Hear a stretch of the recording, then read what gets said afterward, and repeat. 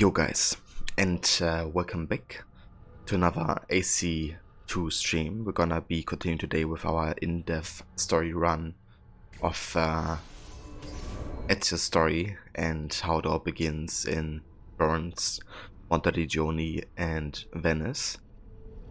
And yeah, we're still pretty early on into the game. We just learned about the assassins, about Mario, and kind of like what open world activities we have available to us. So now's the time to really fully dive into the main game after the introduction, and yeah, really get to introduce it, and of course also take the lives of those responsible for the betrayal that happened to Ezio.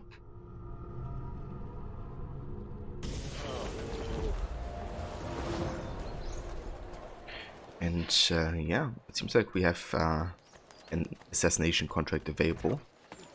As part of the in-depth story run, I will do all of the missions, and that includes assassination contracts, as those actually give you a few clues about the enemies of the Medici, of course. But also there's a few connections to the actual story and what happens in the main story sometimes.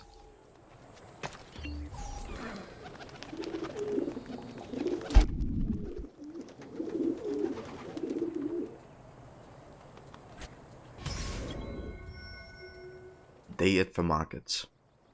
A plot against Florence's supply line has been detected. Enter by killing the merchant at the marketplace in the San Marco district.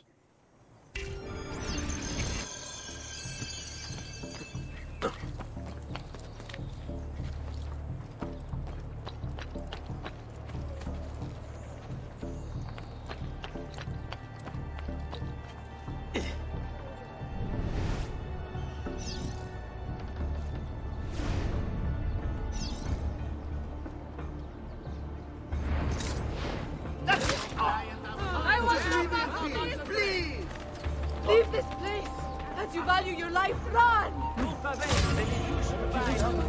This is too much!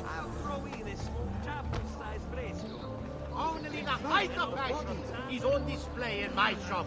Another one.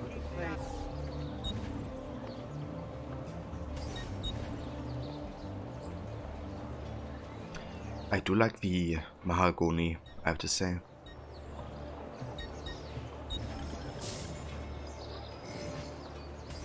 I've more coming in soon. Don't be a straniero. Hurry!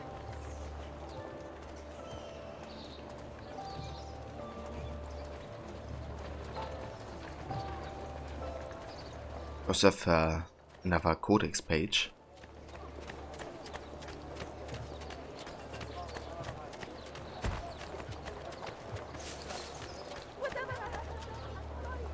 Let's see if we have any kind of distraction nearby.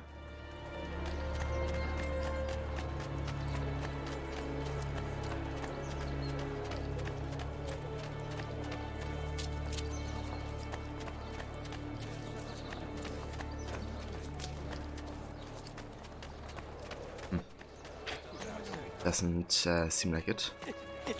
Maybe on the rooftops, maybe some thieves. Never seen a stranger man, truly.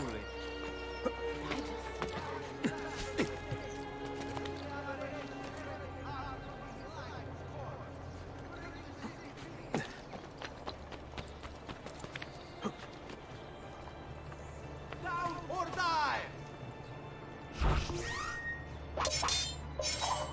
You should not be up!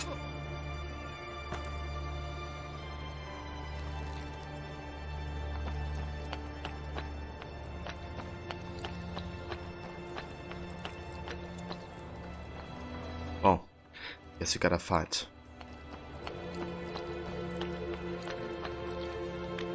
Actually, we don't have to necessarily.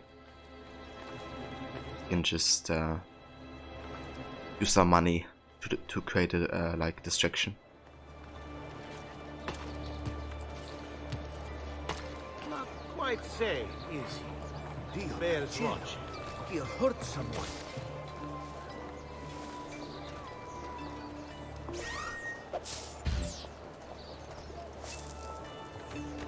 Vai, sempre! Yes!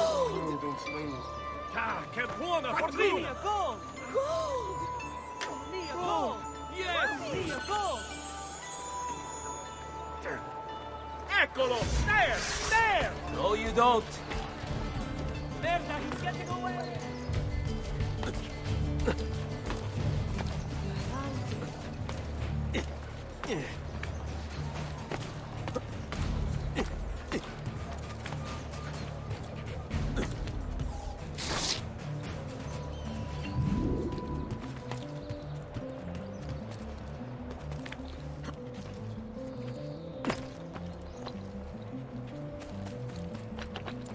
Peasants are not allowed up here. Get down, or I'll throw you down. He's here! You're mine! Ah! God, I found him! Faster! You're mine!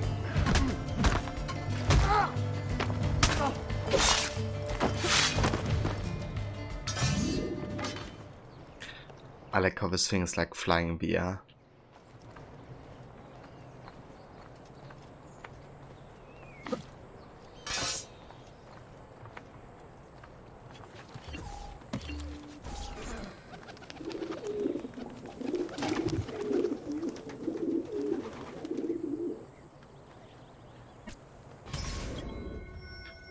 Fallen archers.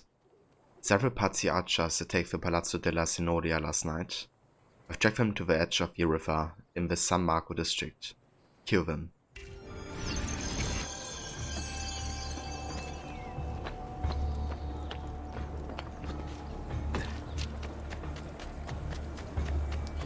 Do business. Do business. Do business.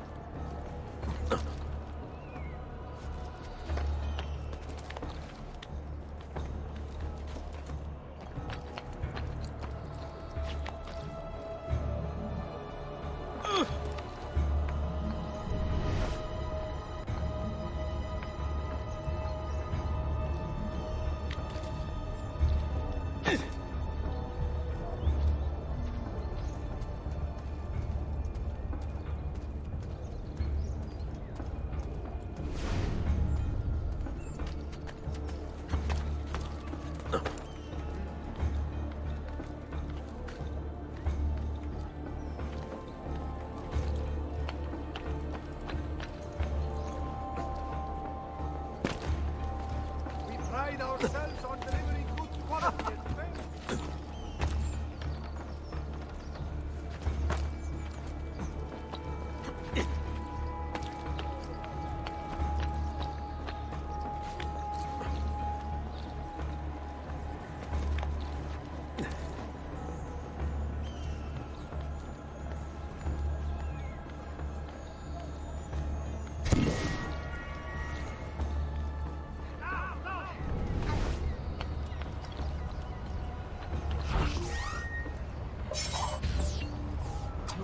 See, we are the best.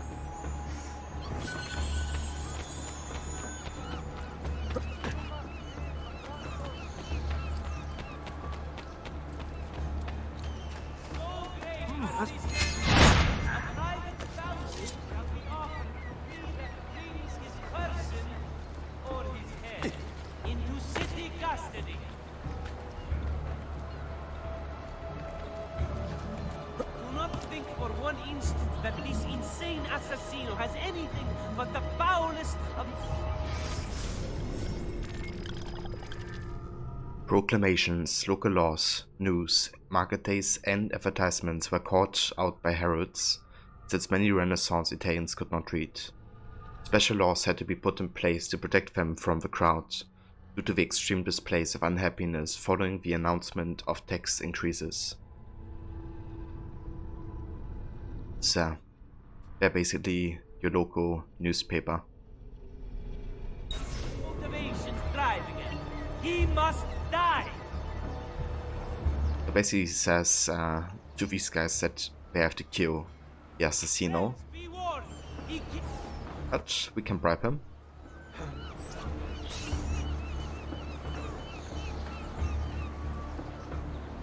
To all ragazzi of suitable age, the city guard is recruiting volunteers for the road patrols and city reserves.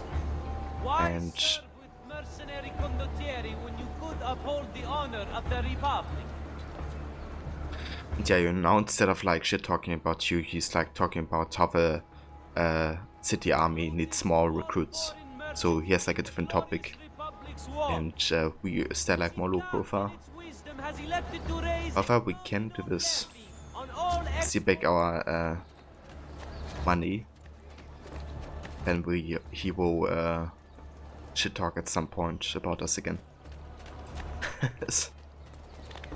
But yeah, in the end, it's always the best trade-off to get your money back, because it's quite expensive, you know, getting that paid at the start of the game.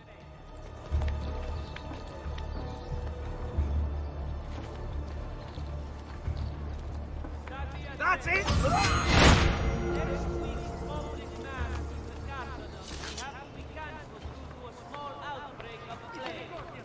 Pray for his recovery and the confinement of the unimportant village he was in.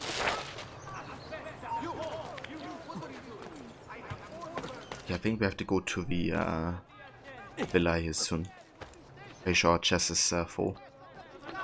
Within the fortnight!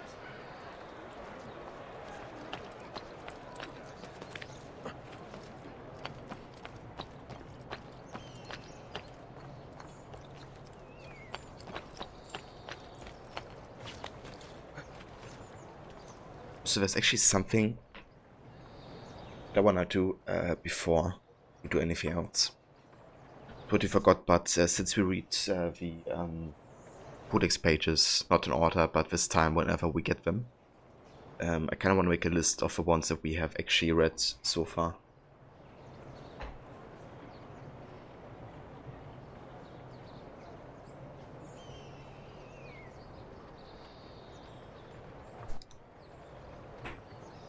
Give me one sec, guys.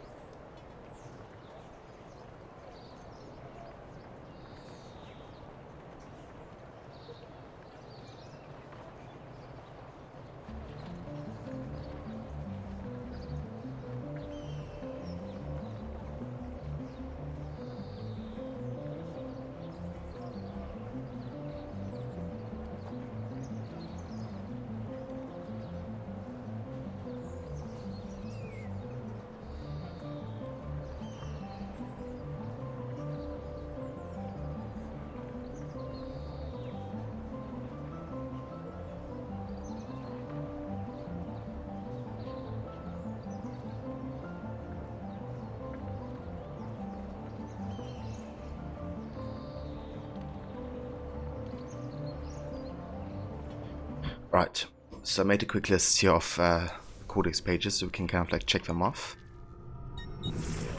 Let me have a look into the database. Codex pages. Right. So I'm gonna check them off. Because we have read all of them we currently have available. 9, 10, 12, 13.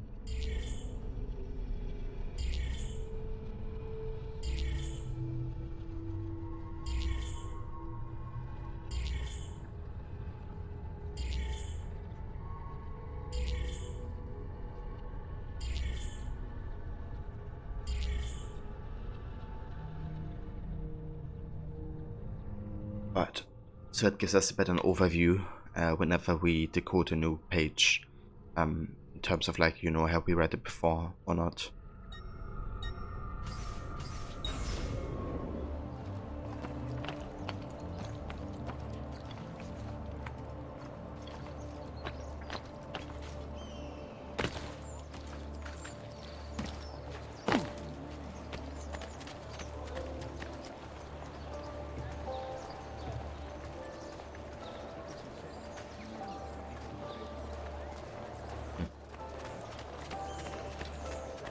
Do we have any distraction nearby?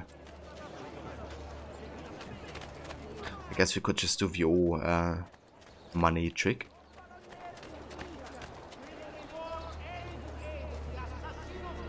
Do you require a medical assistance?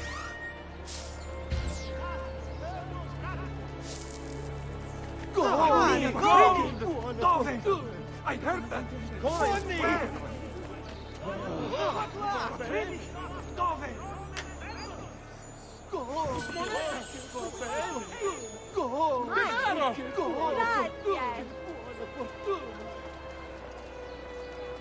Nice. We didn't even attack up this time. For all advanced Stop children! Hear the call! Here's the thing!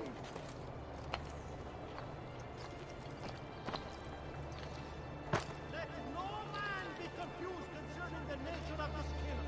You are back. Questa storia è finita, capito? Oh, nice. We have race available. I can outrun anyone in this distretto. I hear you the best. Prove it.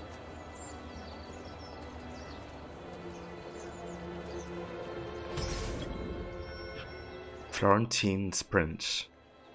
Bet you can't beat my record.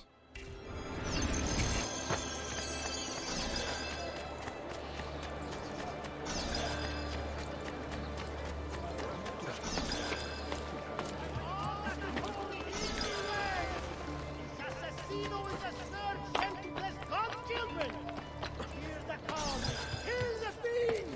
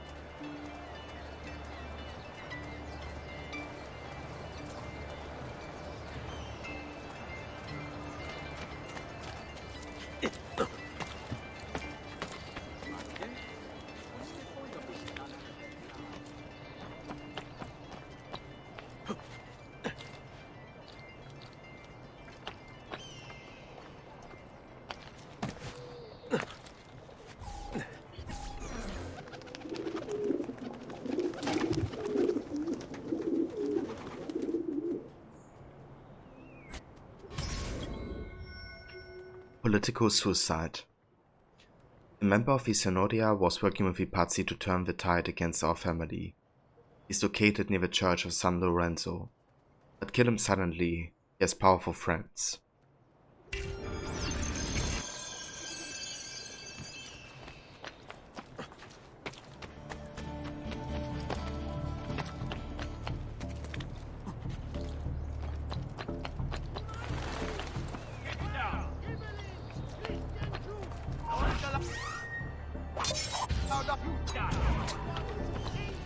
Has not been found and executed.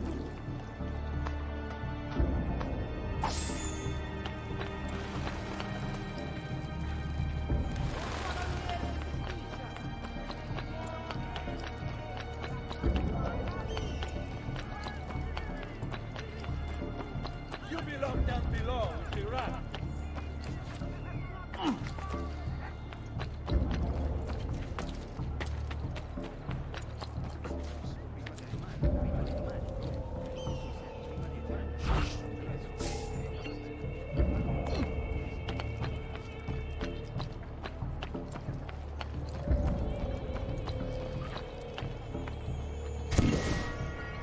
You shouldn't be a get down now! But you! I want him stopped! Ora!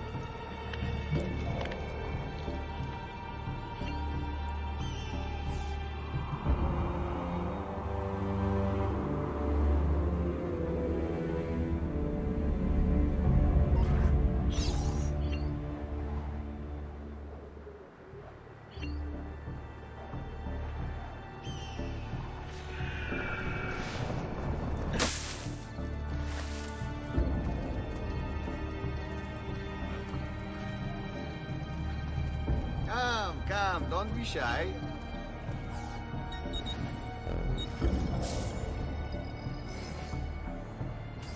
That's better for now. But prevention is the best cure, I always say. Bizarre. What do we mean?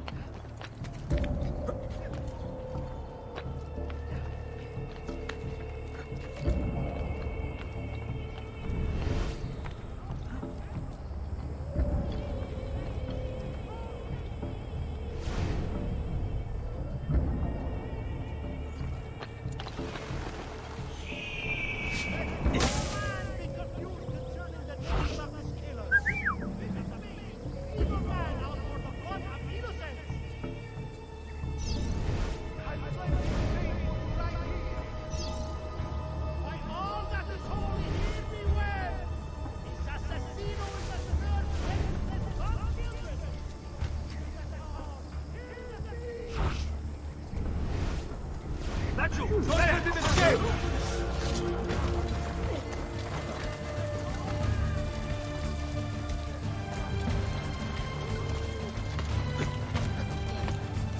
Get out of the way! Fuori da via!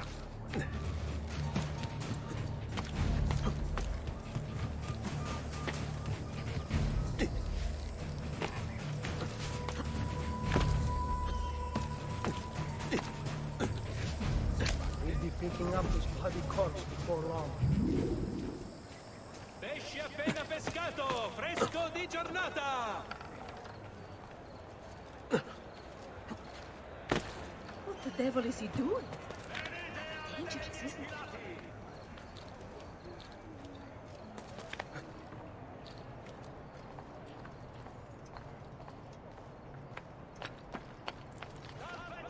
Tappeti da sogno!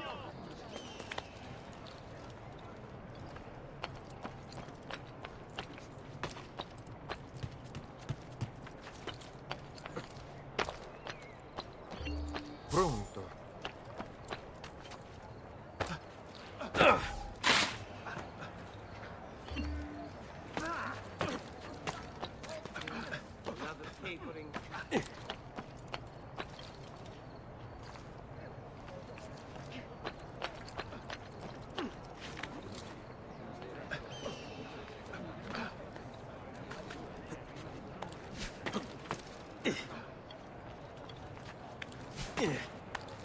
Attenzione!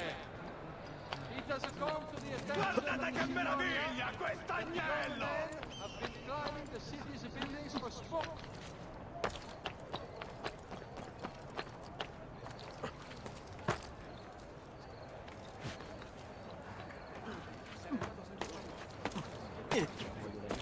Why would anyone carry on like that? Okay, so this is Leonardo's place. We have a main mission here, so let's just do it. Actually, kind of wanted to go for the assassin or Templar tomb, but this is closer. But actually, since we have a faster point, we should go to Monteriggioni first.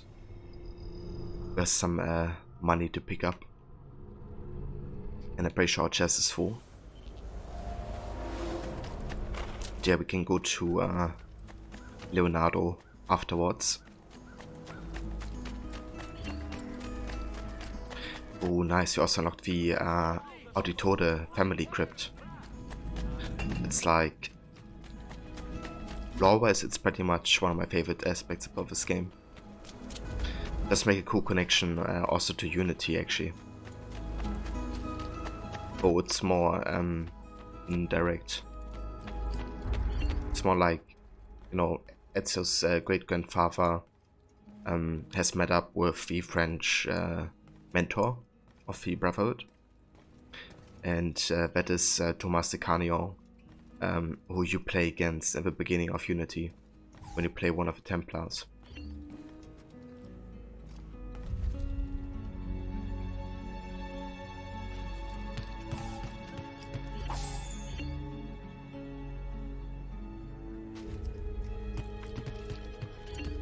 Buongiorno.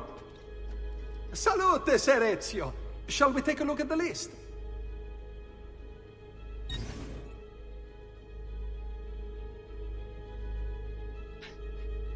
Alright, let's see.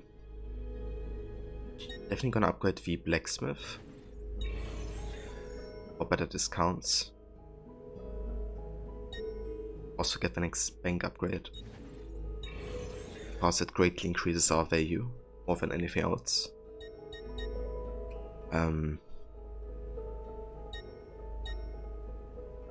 Let's also get the tailor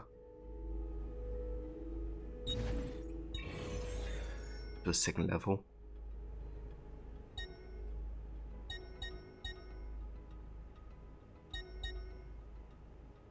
Buon viaggio!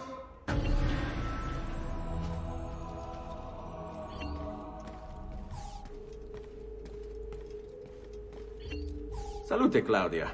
You here to look at the book? I am indeed. Okay, so our income is currently 3,000 per 20 minutes. We have 20% completion.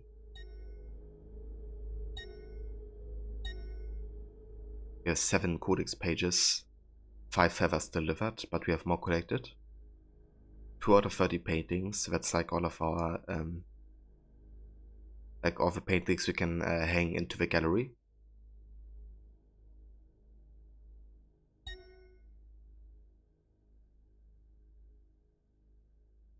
Yeah, I think I'm going to try to get all of the armor and weapons. A presto, Ezio.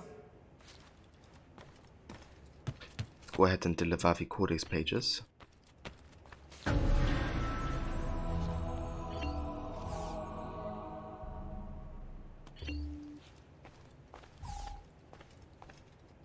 High position, Gere.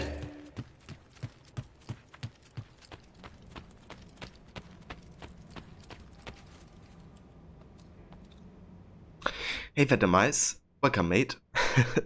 Sorry, had to look at my phone because my Twitch chat wouldn't display who actually redeemed that sound bit. Is I bugged out or something?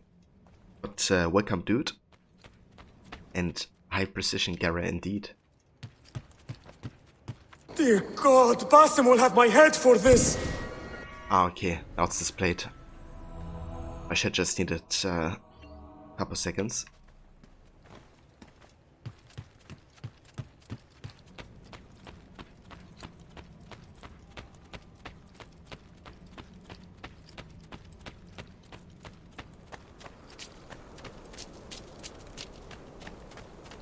Right, let's go ahead and check out the Auditore family crypt.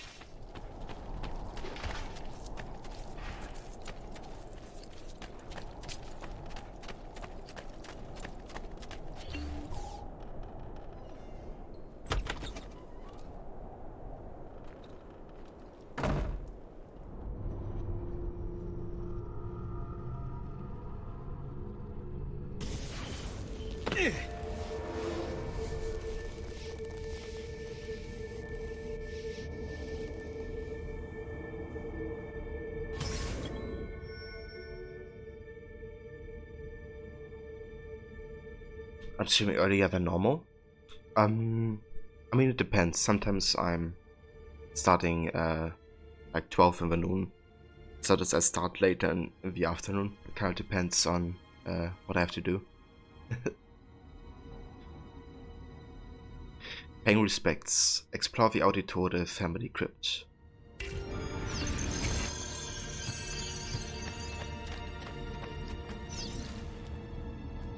Osava rubies. Venice, 1296. I was raised in a small house by the Venetian lagoon, within sight of the rough foam-capped waves of the sea.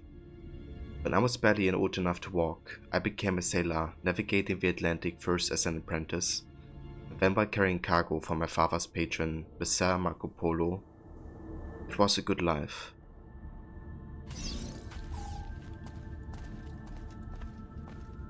So that's at the end of the 30th century.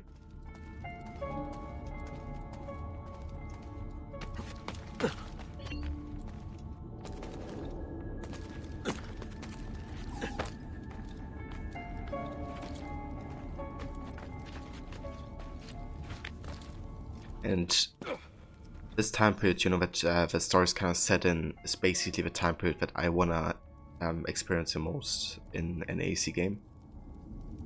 Because I feel like it would be really interesting meeting, like, you know, Dante, also the Polos. Then you could have Domenico Auditore, you know, Ezio's great grandfather. Basically have a codex, kind of like try to secure it. And also build, of course, the Villa Monteriggioni. Like, there's so much stuff happening. Also the connection to you know, the assassin from Unity at the beginning. The shore. One day while ashore on the harbor looking for work, I fell in love. She was barely 20, but when I looked into her eyes, the whole world was reflected back, clearer and brighter than the sun. After that I still went to sea, but my heart remained on land with a girl who had become my wife and our young son.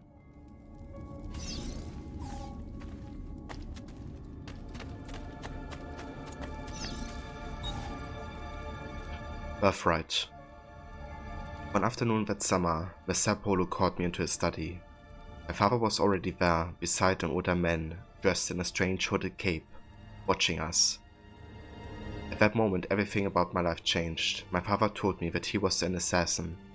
Removing his ring, he showed me a strange marking on his finger, explaining that our family came from an ancient order that protected and defended mankind. He paused, and then when I didn't speak, Messer Polo stepped forward. He told me that the stranger in the hood would teach me, and in return I would carry him across the Mediterranean to Spain. And so began my apprenticeship with Dante Alighieri, one that was to destroy every bit of happiness I would ever have.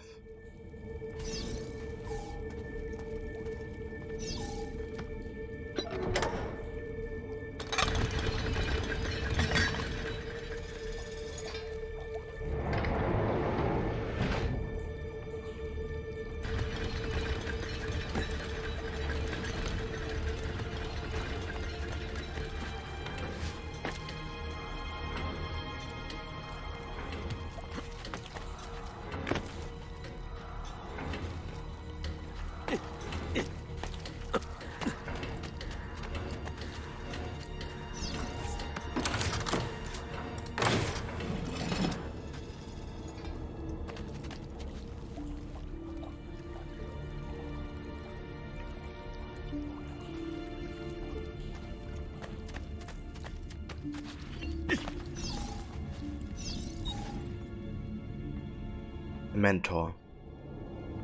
In preparation for our voyage, Messer Alighieri met with me repeatedly. At first, our meetings were about purchasing supplies, but soon they became about higher things, about life, love, honor, and justice. He taught me that society was set up in such a way as to control its members, to stop us from thinking, from seeing. Soon I could look past all the laws and delusions. I understood that mankind was being used by its rulers, that we, the people, deserve freedom.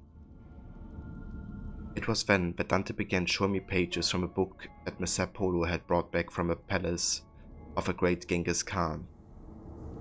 The manuscript, the Codex, was about our order, the Assassins. This is of course also a connection to AC Bloodlines, because Altair is the one to write the Codex. And yeah, it's just kind of great, you know, how this time period could kind of be the connection between AC1 and AC2, I guess. Because the Codex is kind of, you know, what is essential about the connection about the two games almost, I would say. It's kind of something that Altair leaves behind for past Assassins, and, you know, it turns out it's the most important to the protagonist of the second game. And it's just such a great way to kind of connect two games that are, like, you know, set 300 years apart, pretty much.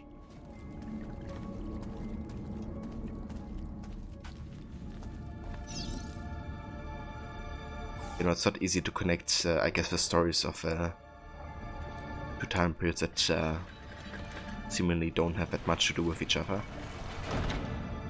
But that was, I think, a very clever way to do it.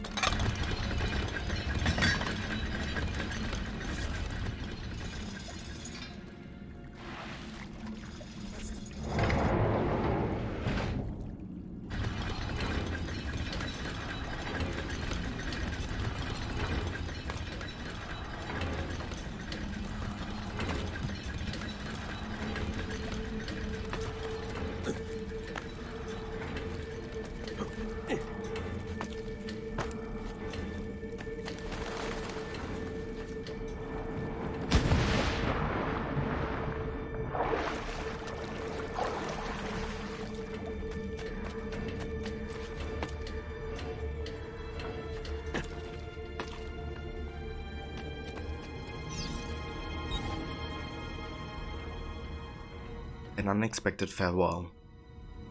Our planned voyage never took place.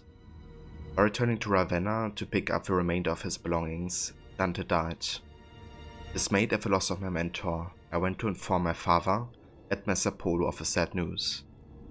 Before I could even speak, I was ushered into the study, and my father, his face white, locked the door behind me. Shocked, I listened in silence as he spoke. Dante intended to take the Codex to Spain, where it would be safe, but he was being watched. The enemy of the Assassins, the Knights Templar, still existed. I recalled the stories he had told me of the Templars, and it all became clear. Dante had been murdered. The Templars knew about the Codex, and they knew about us. Shaking, my father told me to take the Codex and leave for Spain at once with my wife and child. As Messer Polo ushered me out the door, he handed me a small piece of paper with a number on it. With this number I could draw on his credit more ducats than I had ever seen in my life, at any bank in Italy.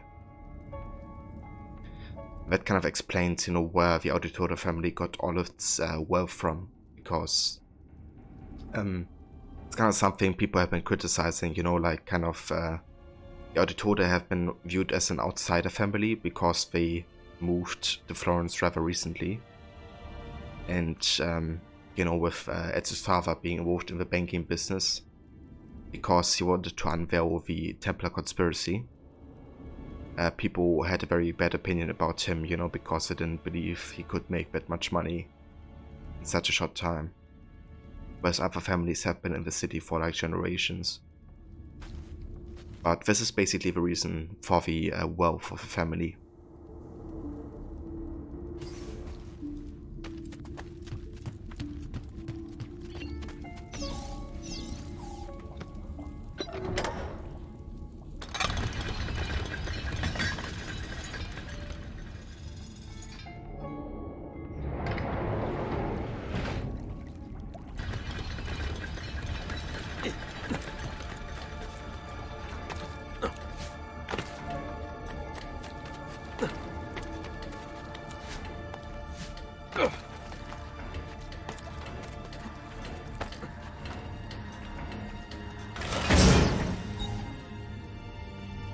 Let's see.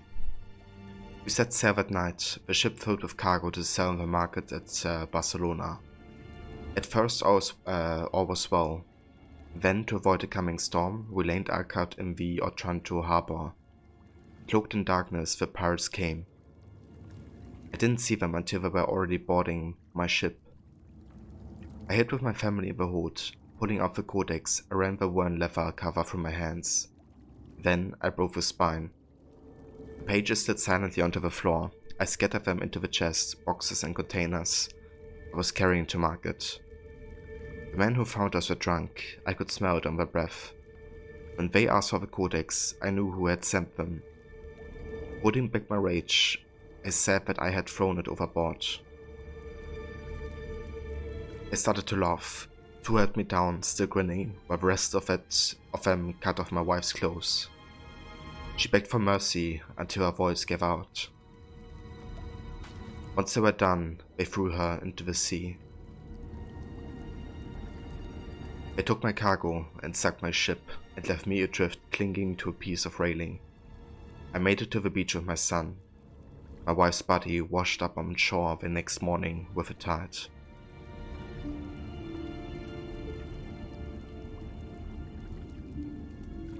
Another story of, the Templars being responsible for something horrible. Because, why the assassins, of course, aren't like the good guys or something like this, because what they do isn't a good deed. Like the deed itself, but, this is kind of the type of stuff or misery that the Templars are known for, The assassins would only primarily kill people who, let's face it, are pretty evil for the most part. The wife of, Domenico Auditore was completely innocent.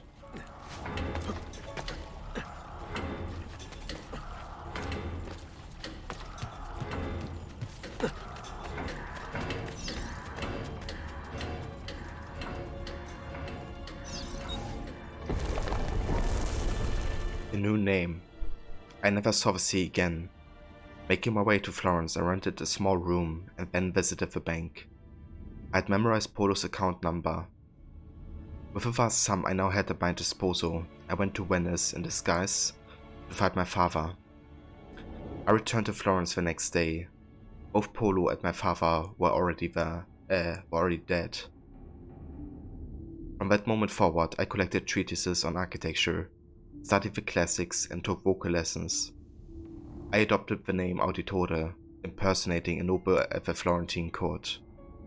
Accepted as one of their own, I took on the trappings of nobility and constructed this villa for me and my son. And then I hunted them. I raised my son to fight, to find the Codex, and to kill Templars. Together we would regain the honor of my wife and avenge the death of my father. Two debts that could never, be repaid. To the Auditore that read this, remember that you are not a nobleman. You are not one of the deceivers. You are one of the people. Avenge us.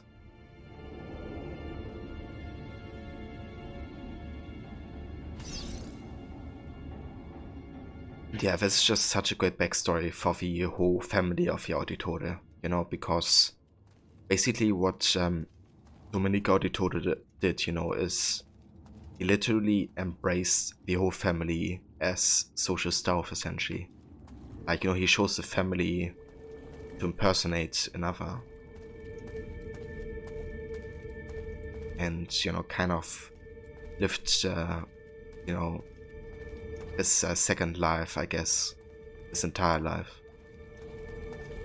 And Giovanni kind of does the same, right? Like, obviously he has this family and it's real to him and it's very important, but to the outside world, you know, what like the world perceived of the Auditore family wasn't exactly, you know, how it was in reality.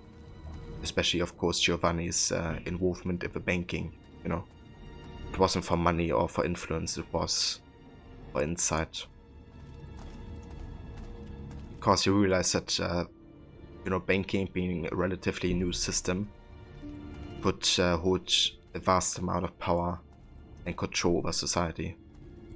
And he knew that the Templars would surely have their hands in this.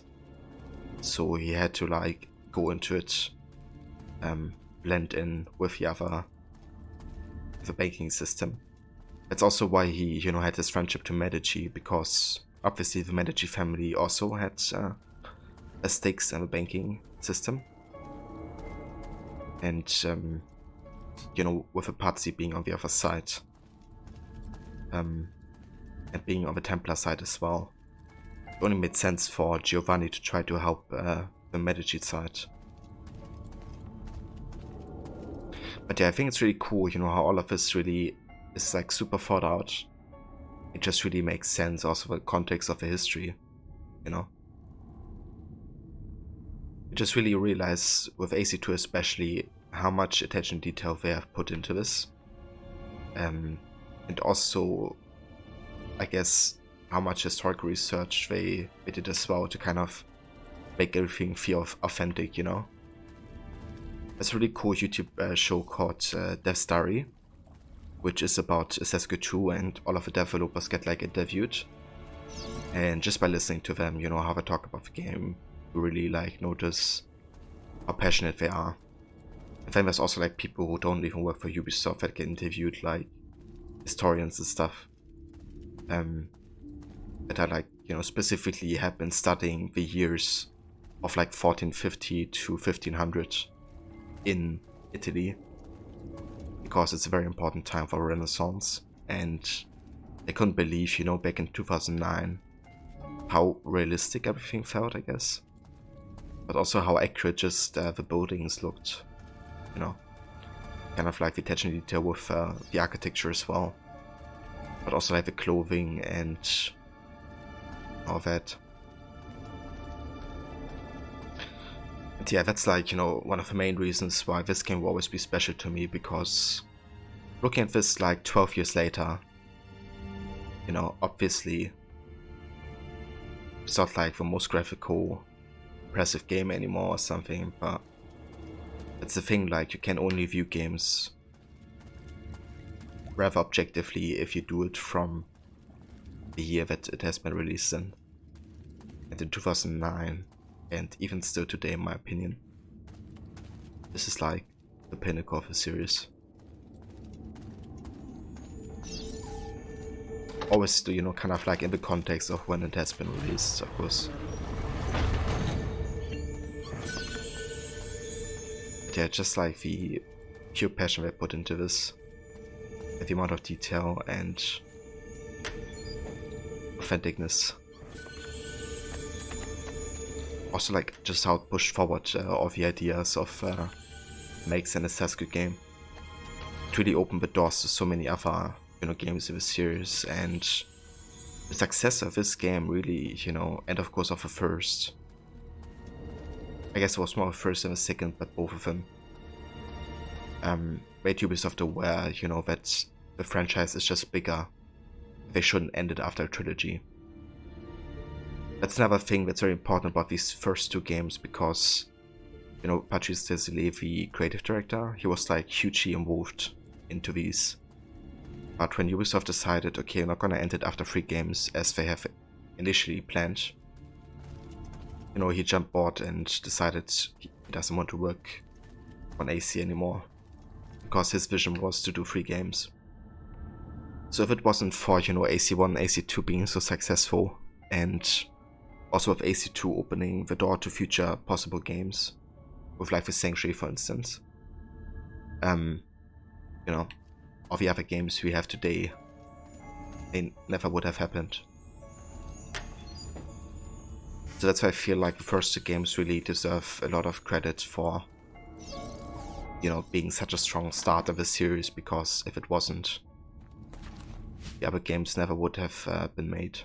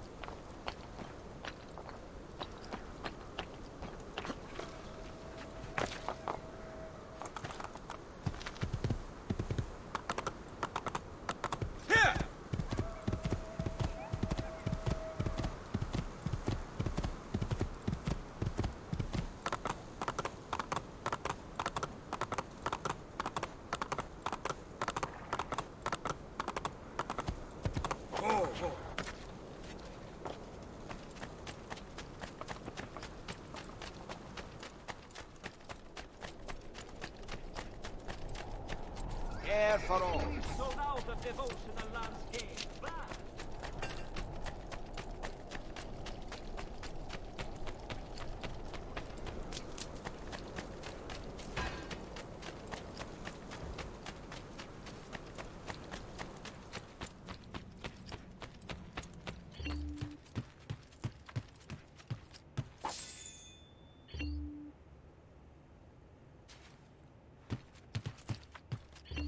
Buongiorno. Salute, Ser Ezio. Shall we take a look at the list? Indeed we shall. I'm gonna get the last upgrade for the blacksmith, since we have enough money. And then we're going to check on blacksmith.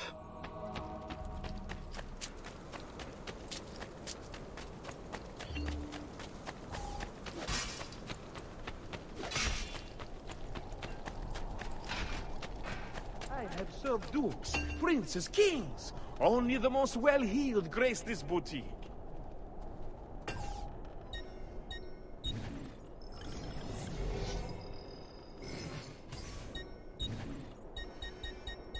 Alright, so we do have a Helmschmied set available, but we don't have enough money currently. So I'm gonna wait until we have like 22k available. We could buy a new sword. The Florentine Falchion would be very fitting.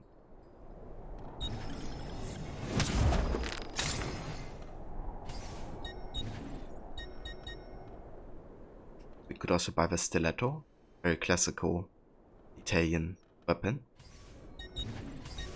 Yeah, let's do it.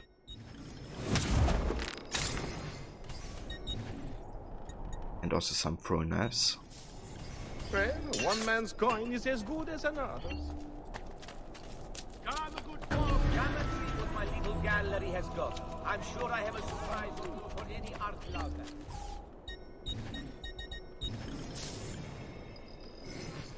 Come again! Forgiveness, eh? I have devotion. Come, amici! I'm fresh.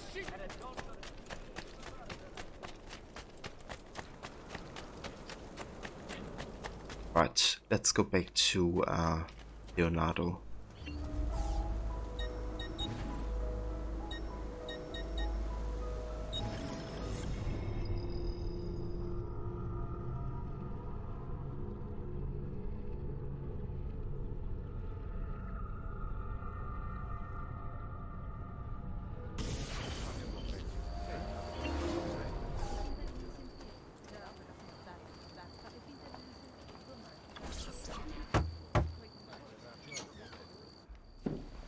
Ezio, thank God you're all right. This madness with the Medici and the Pazzi, is this why you pursued Francesco? Not exactly. Well, whatever your reasons, the city's safe again thanks to you. Now tell me, how may I be of service? Ah, another page. Aha, it's a similar cipher to the last one. This won't take long. Interesting. Oh, indeed. I see. It's another blade design for delivering poison. Can you build it? See, it won't take very long. I just need to find a way to hollow out the blade without sacrificing the... It's all right, Leonardo. Just do what you need to do.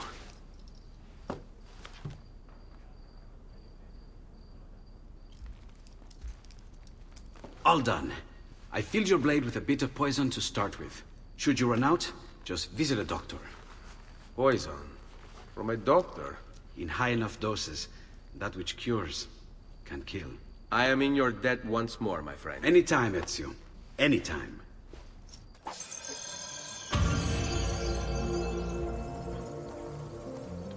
Very nice. It gives us the poison blade. Basically, we can put the blade into somebody and they won't die immediately. But rather, you know, they would like slowly go crazy. They go berserk. And do some damage around them and then would die slowly. It's very good to also like distract multiple guards on another one. Yeah, I think we can do our second assassin tomb actually. Since we're here. Let's do it.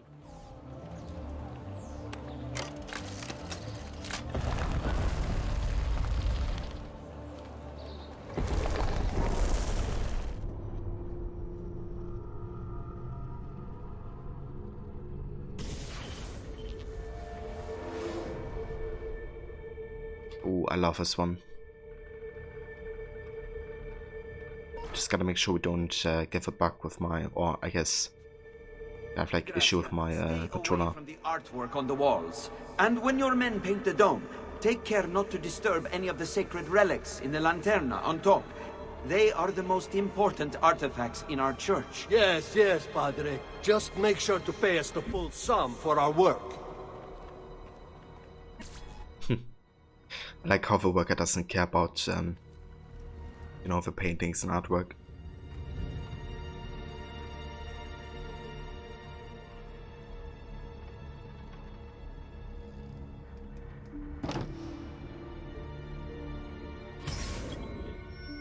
Duomo secret.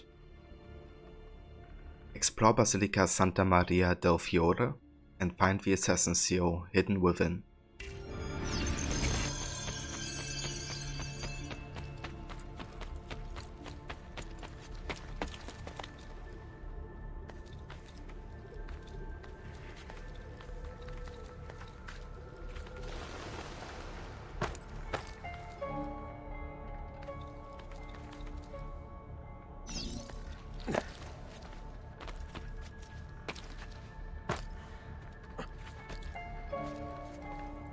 I love the lighting.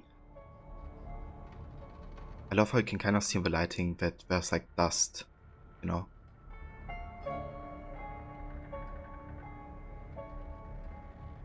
Makes it look a bit more realistic.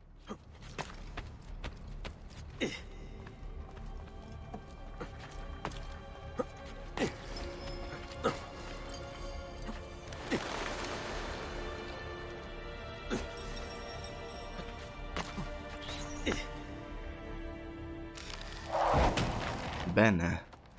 Now I have a way up in case I fall. Bene. Now I have a way back up in case I fall.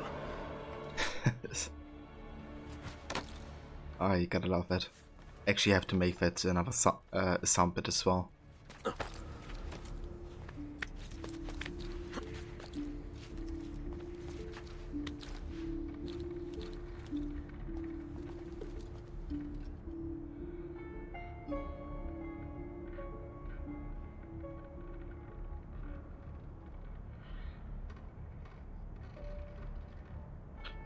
Just wrote it off so I actually don't forget it.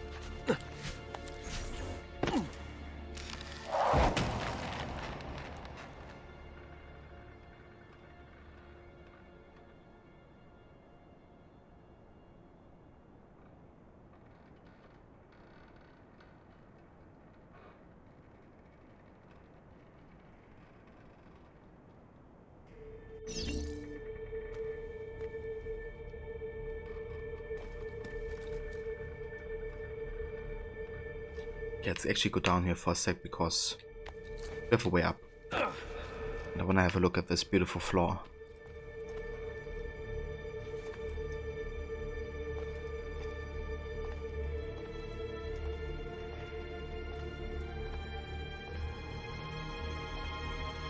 You know, like the amount of detail on this floor, even though you don't even, you know, have to go on this. 2009 is just insane.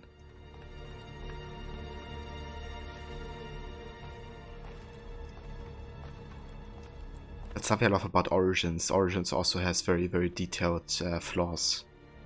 A lot of the time. Especially in, like, you know, important buildings.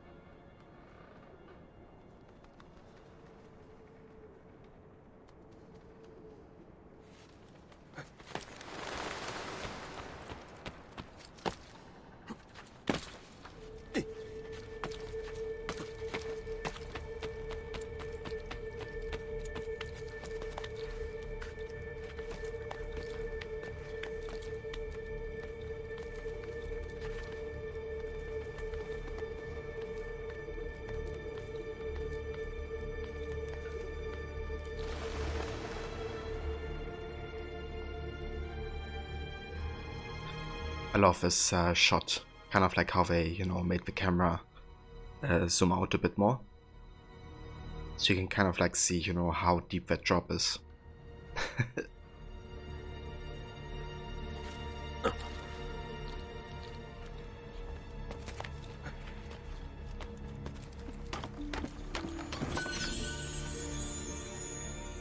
And there we go. Another assassin tomb done.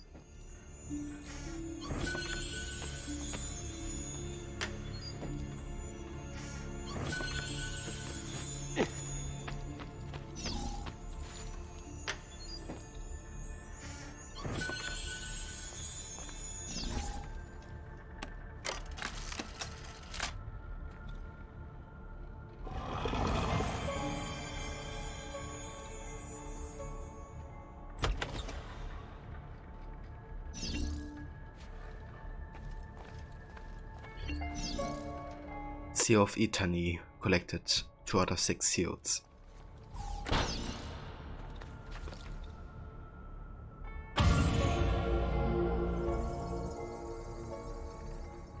Man, I just love this game so much.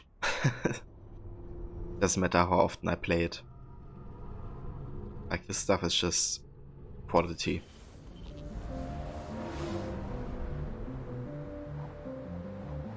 Ah, there's also feather up there. Nice. Let's get these 2 chests here, and then collect the feather.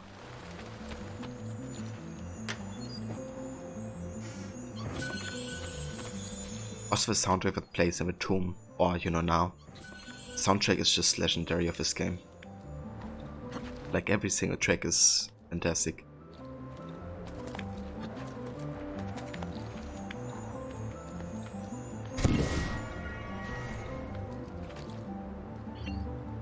But I would say the same about a couple games of this series. Like Origins' entire soundtrack is fantastic. Also, Valhalla has like mostly really awesome tracks. But doesn't, you know, surprise me of course, because it has Sarah Schachner and Jesper Gitt.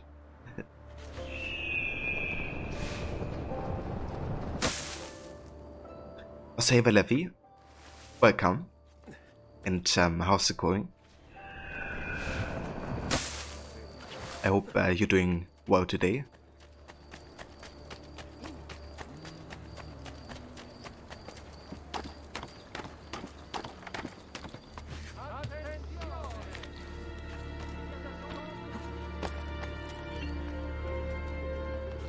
Oh good, that's good to hear, Levy.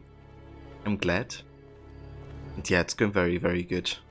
We're back with more ASC2 today, and it's some really awesome stuff so far already.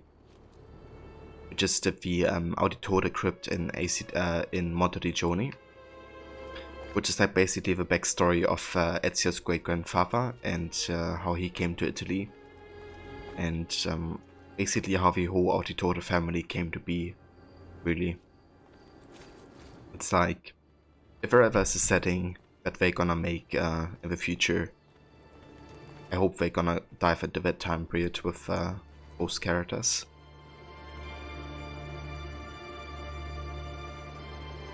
So hey there, Assassins 80. Greetings from Germany. Greetings back from Germany as well. How's it going? Gonna lunch break at the moment, and then you have a long meeting, but you'll be here until 1. Sounds good, Levy. I definitely hope you enjoy your lunch break. Even if you're probably not eating anything. Or do you have something for lunch today?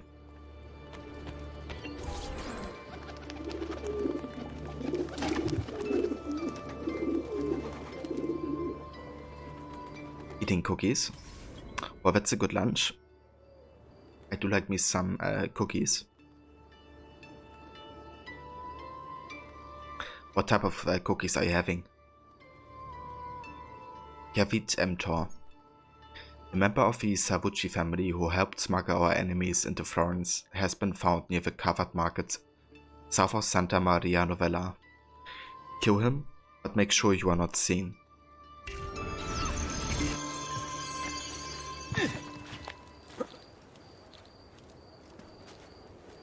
Ah, Oreos.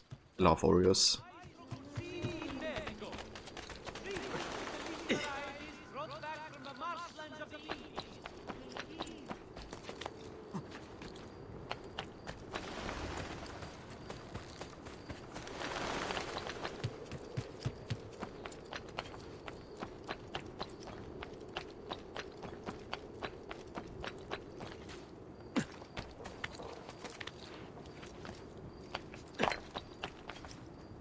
State attenti!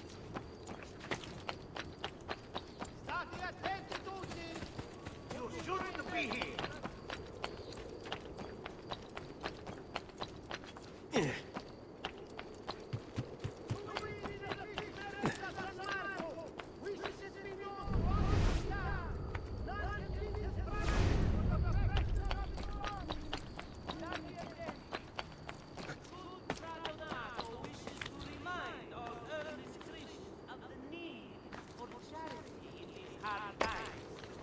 Offerings can be brought directly to the priory entrance, all days save feast days.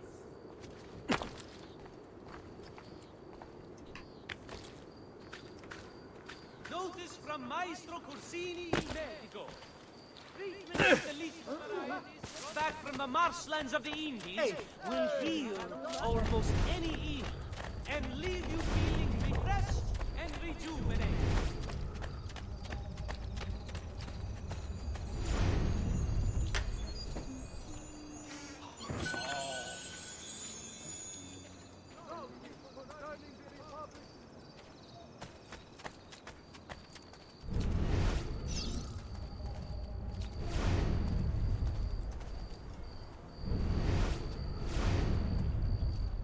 Okay, so we can't be seen hitting this target. I wonder if he's like moving or something, or if we have to distract the guards.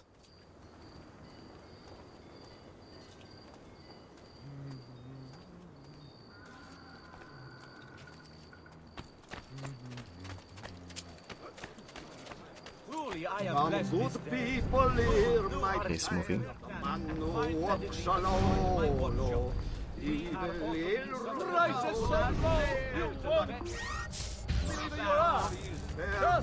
Take a look! I promise you'll be satisfied! My coins! Va bene! Gold! Mi piace. Va Gold. bene! Mi piace. Come, people. I have scores of new works from exciting young artists. You may not know the names now, Money. but you will. Hurry before they become luck. ensnared. Come on, guard. Take the money. Another. Another condottiere. Money. Come and see what my Where do you think he's father from? Praise be to Napoli. God. With an oddly cut cloak. Any art lover. Money. With an oddly cut cloak. I have the Yeah, it's a bit tricky if I don't have a smoke bomb. an adulterous, thieving murderer. I had like courtesans or thieves. Listen well! I also have over... Because you can't be detected doing this. Very attractive Come price. and see what my little gallery has got. I'm sure I have a surprise Another for any condottiere. art lover. Or Another seeker in condottiere. the forgiveness, eh? I have Where do you think he's from? Napoli. Where do you think he's from? Easy Napoli. way! Così mi piace! Easy way! Così mi piace! Yeah, he sees me with this.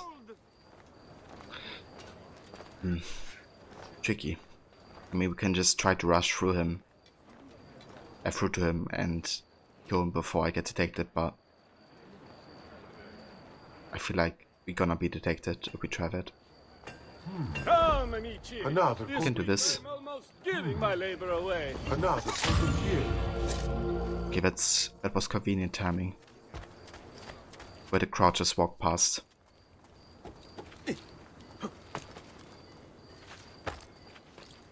Laggiù! Merda! I've lost sight of him!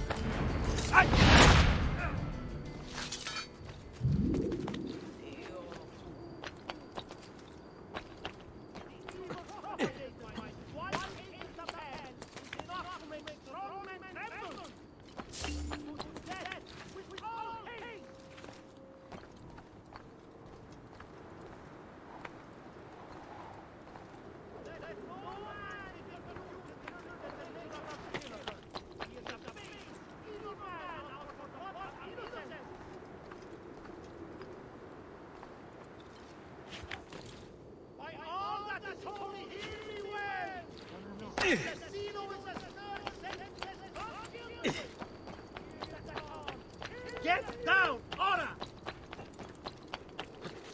Get down, ora.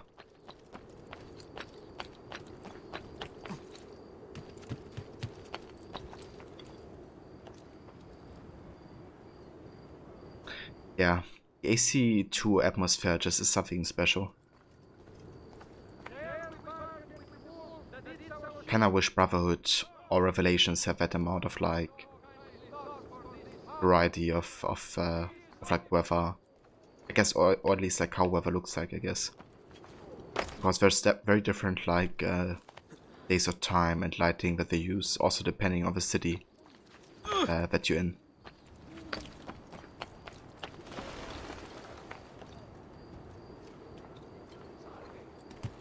Laju, let them! I'm losing him!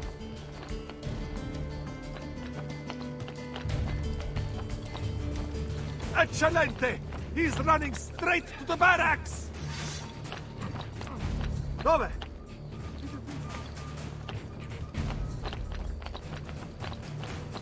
There! After him! 5 florins to your 1. I can take both his ears while he's still breathing. I don't like it. It's a fight, Fesso. Try fighting for a change. Puttana. I'll feed you your own liver for that. You can't eat me. Sai, le armes... Don't be shy. Chiudiamo questa faccenda. Enough! Die! Ora! Sbrigati! Devo incontrare un'amica. You'll regret that. Stavolta, tua madre. Are you afraid?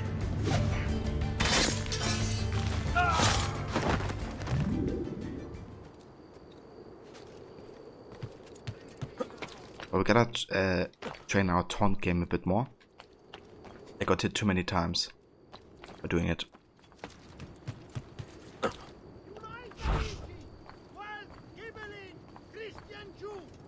There! You will not get up!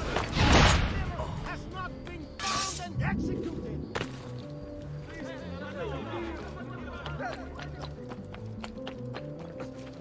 By all that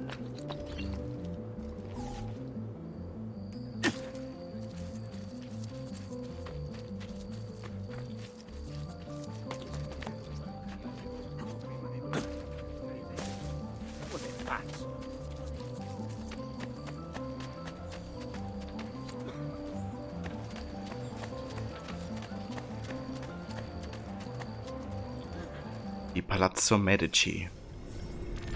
Completed in 1455 by Cosimo de' Medici's Philippine architect Michelozzo di Bartolomeo Michelozzi.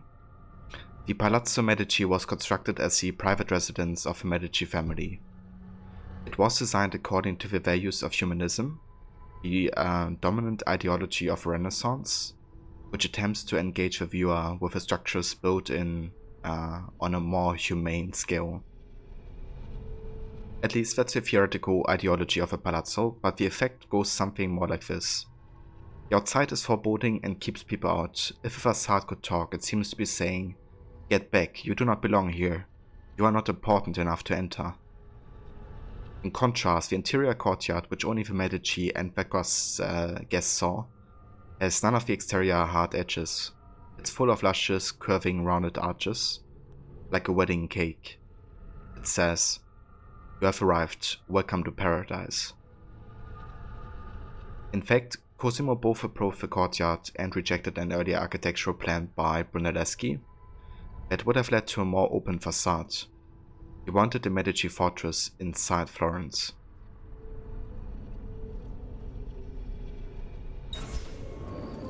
Salute!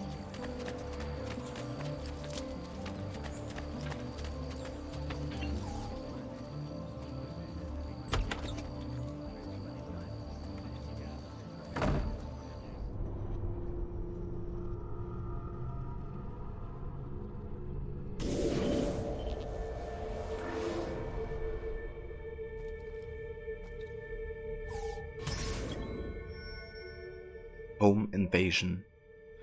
In 1479, infiltrate Palazzo Medici. and save Lorenzo from the Templars.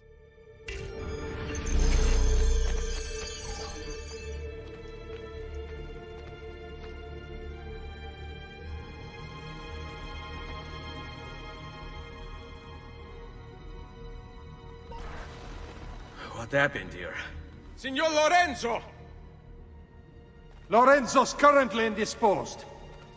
Hey, you're the one who killed Francesco de Pazzi. Get him. With pleasure. Not you! He's there on him! Don't be shy!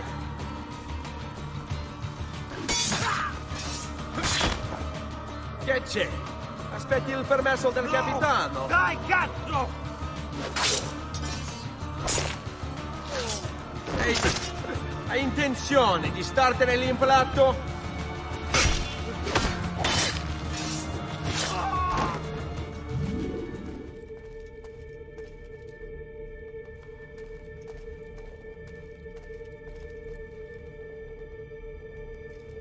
Ezio walks like a man. Ja, wie Ezio walk ist keiner Swagger.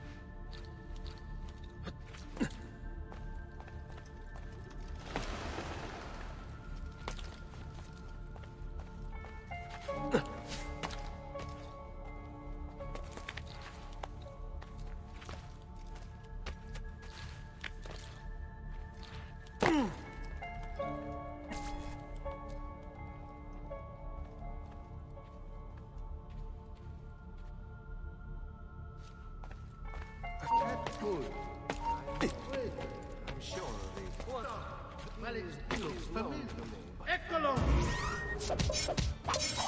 Get away! There! Dannato, I've lost sight of him! There he is! Get him!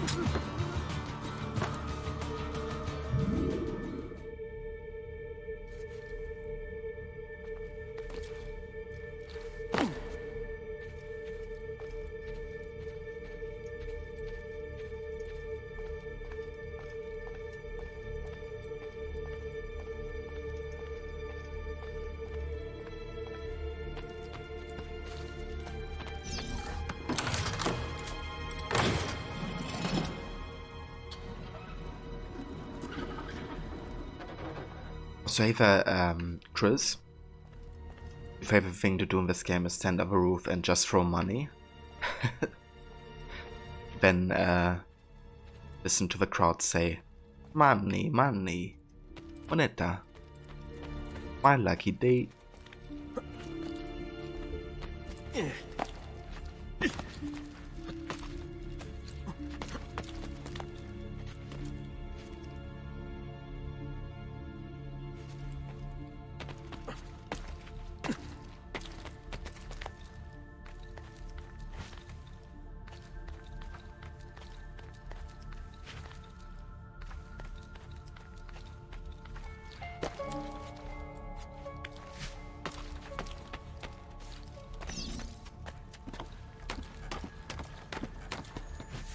Citizen!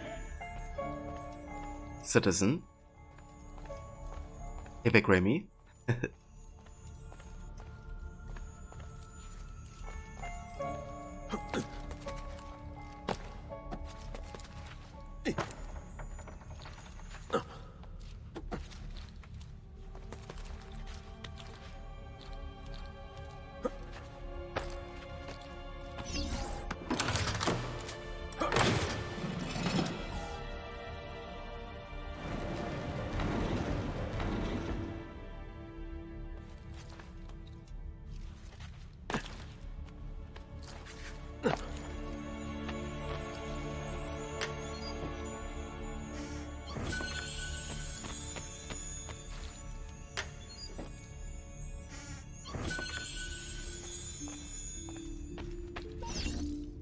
I know I heard a noise down there.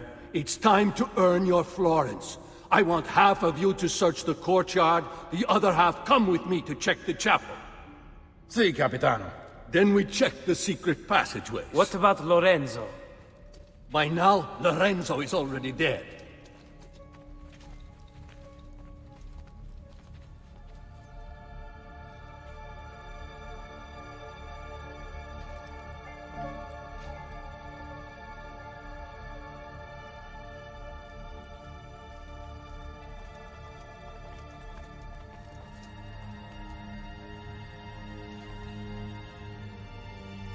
Well, it's a bit awkward. Ah shit, I didn't have my double blades equipped. Want to do like a sick double assassination there.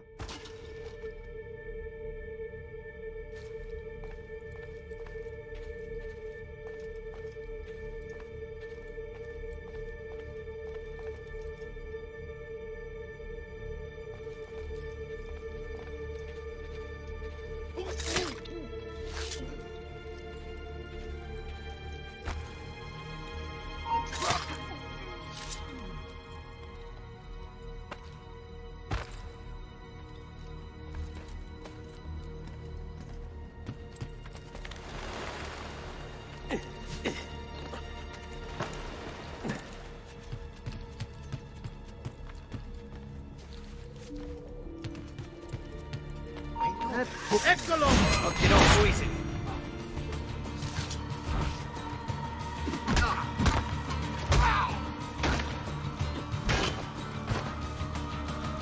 Non amo che mi si faccia aspettare.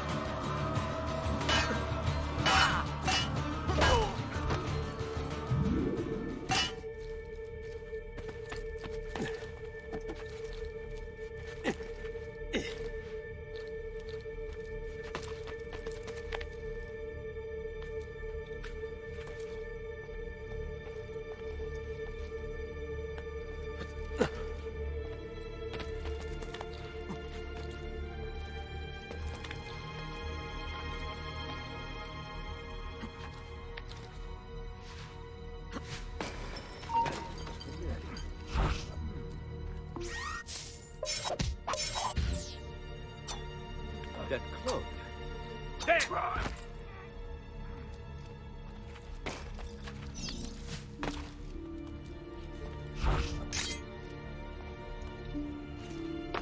is known. Laggiù! Ha! Nice try!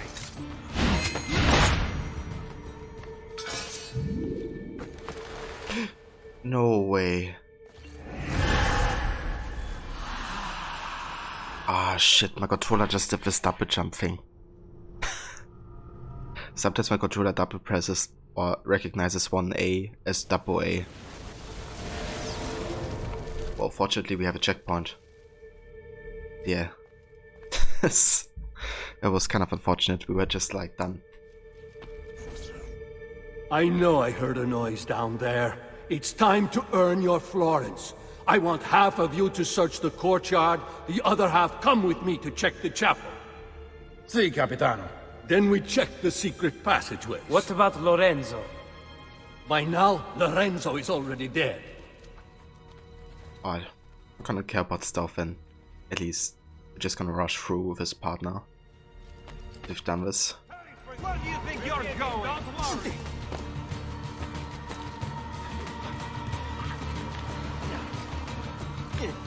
Where the hell did... Eccolo! There! There! You're not alone, brother! Cats! It's getting clear!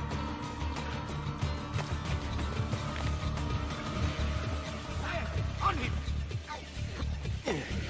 Where did he... Merda! There he is! On him! Danato! We'll lose that Jew! Guide him! Now! Where did he... Merda! I see him! Cats! It's getting clear! That Jew! Guide him!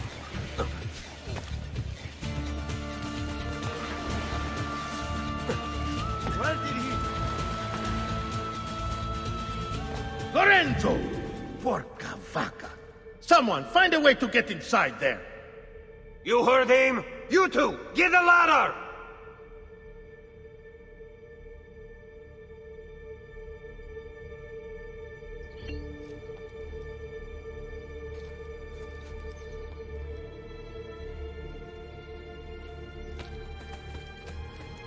What are we doing with the ladder?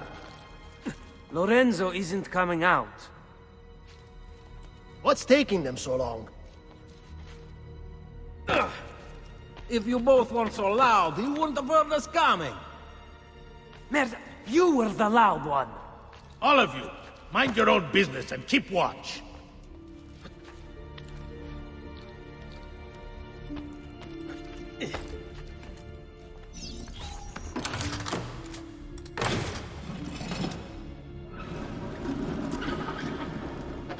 It opened. Did you hear that? It came from the bedroom. Whoever opened it must be in there. There's an intruder in the bedroom! Go! Kill him! Sì, capitano. Oh shit.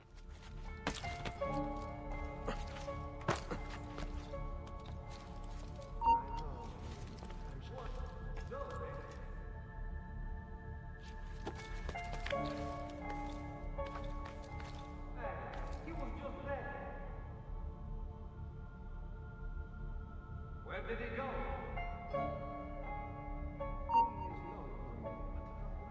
You, stop the moment! Aspettate! Just a moment of your time! Hey, do I know you? Hey, hold on! Who's he talking to? Is that seeing me?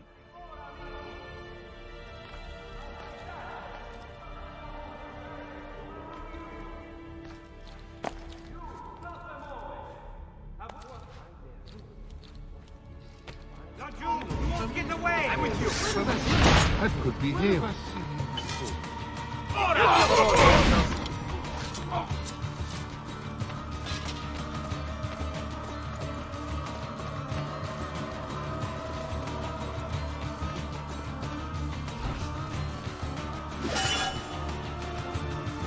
How we took after Paisan trash?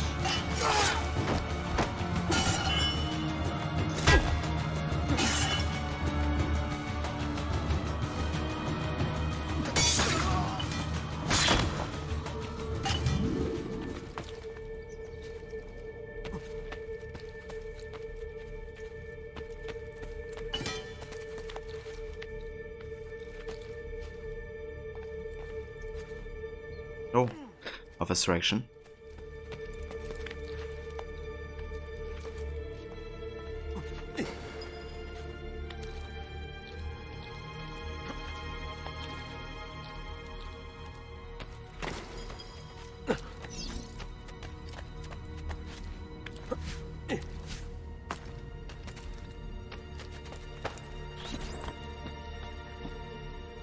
Get back!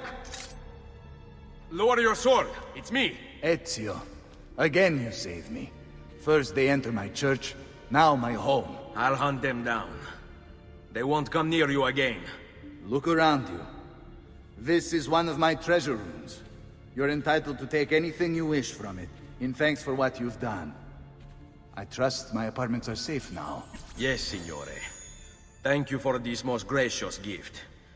I must go, but I will come to you again when all the Pazzi are dead. I will not forget what you've done for me. Buona fortuna. Buona fortuna.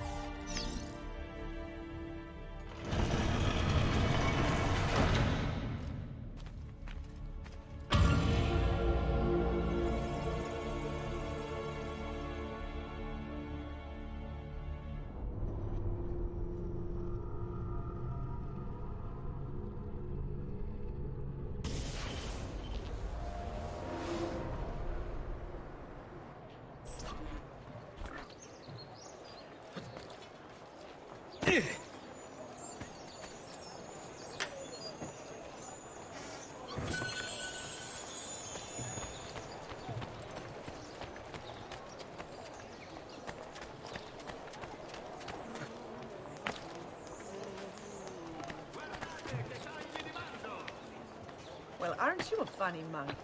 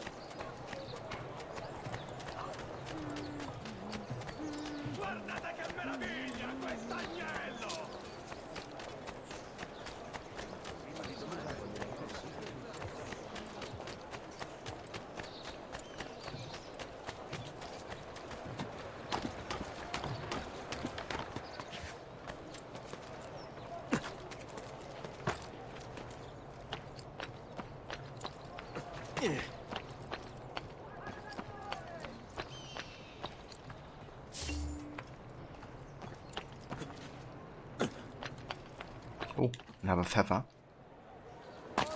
Also, this is the location for another glyph. The Ospedale degli Innocenti. Designed by Filippo Brunelleschi and opened in 1445, the Ospedale degli Innocenti, the Hospital of the Innocents, was an orphanage for unwanted babies. Apparently the Florentines were a feisty bunch, since it was the first of its kind in Europe. Babies are typically abandoned in a basin at the front, although later transactions were facilitated by the introduction of a rotating horizontal wheel, which moved infants into the building without the parents being seen. Some parents weren't just ejecting their love child, they were making money off them. Many a mother abandoned her baby in order to be hired by the Ospedale as a wet nurse, so she could be paid to feed her own child. Boys were tutored in various professions by the Ospedale staff, while girls were usually trained to become nuns or wives.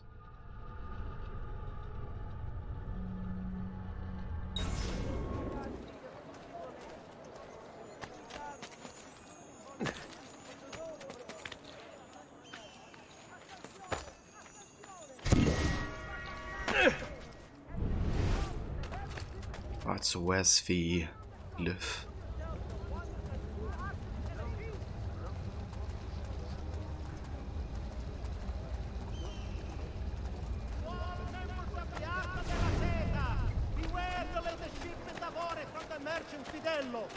Several members have cast inferior bronze from it, suspecting impurities in the copper delivered.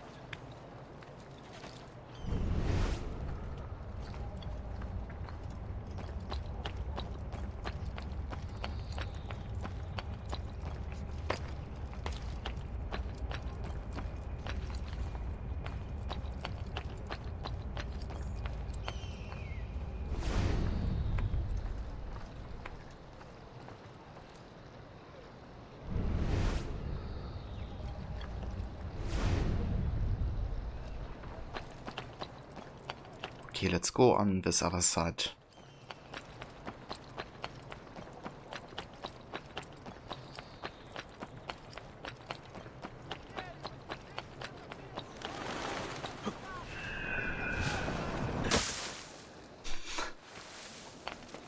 Yeah, that wasn't quite what I planned there. Isn't that dangerous?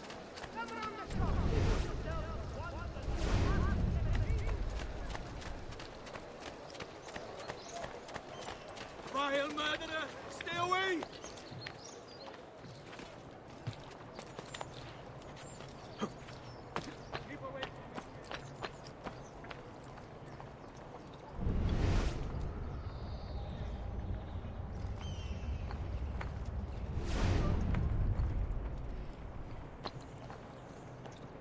Levy, you gotta go. Talk to you in an hour or so. Have fun and please stay safe. I will, Levy, thank you so much for coming by and joining already. And yeah, I hope your meeting goes well as well. I will see you later.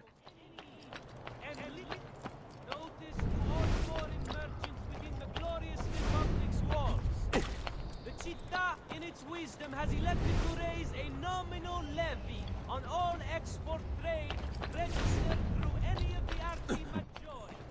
Curious.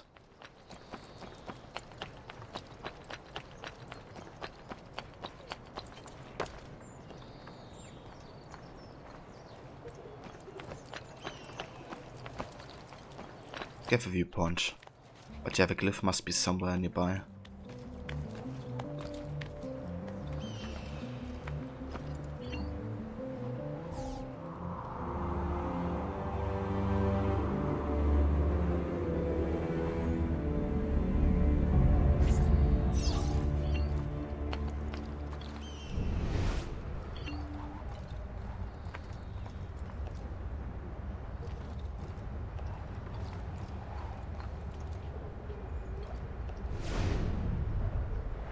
So there are 2 chests.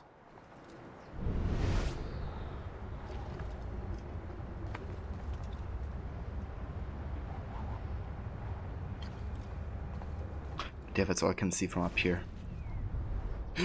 Okay, I thought I could grab the ledge there. But wasn't quite in reach there.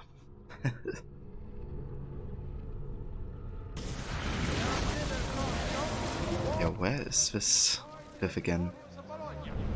Can't believe I don't remember this.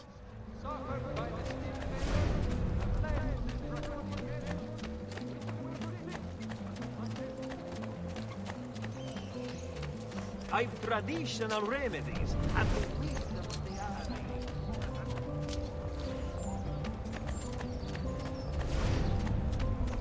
Might be that the whole complex is a bit bigger than I thought it would be. Maybe I also have to go back here.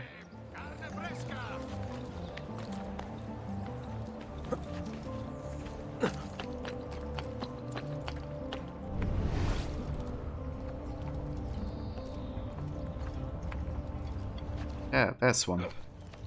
Okay, this is like way off where we got the database entry. It's getting easier and easier to hack into Abstergo's mainframe. It's like I know what data I'm looking for.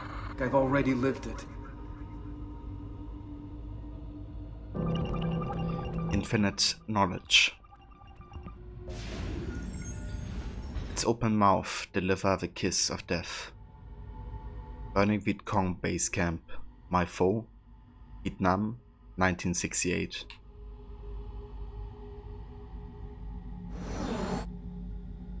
Leading the young to the end. Members of the 2nd Infantry Division advance under machine gun fire into the outskirts of Brest, France, 1944.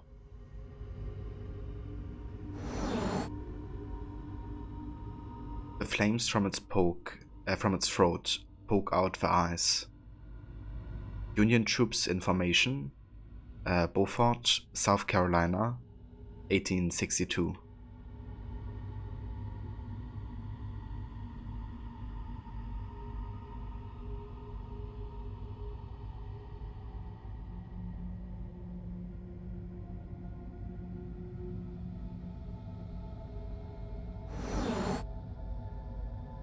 This monster did not come from man.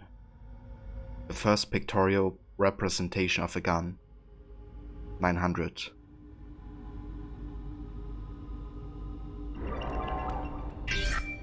Piece of Eden 4, the Abo.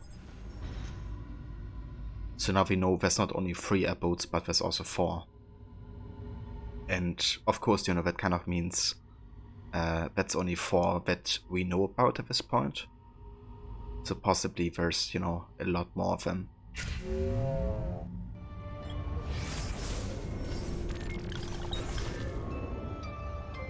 Yeah, this is also interesting because I'm pretty sure this is the Eye of Anubis, which is actually part of the Assassin's Creed Origins logo.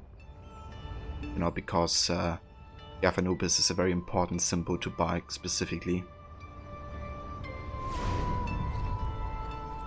Given that it's kind of like, you know, the god of death, I guess, or the one you meet before you die.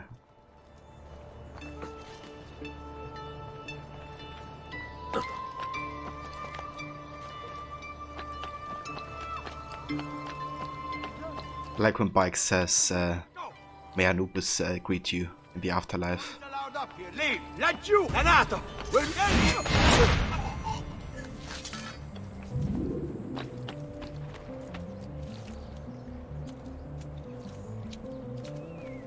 Okay, so I wonder if we have more side activities left in Florence. We do have assassination contracts, so I definitely wanna do this.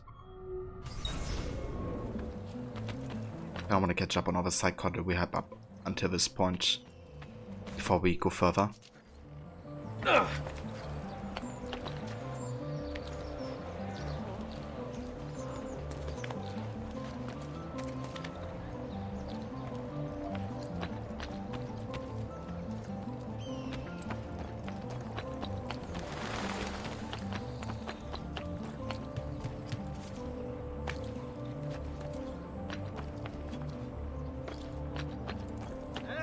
Get down! Now! Down! At once!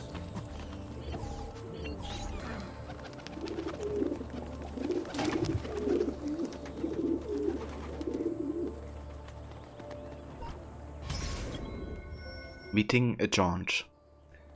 Our enemies are trying to reorganize. They are planning a meeting somewhere in the city.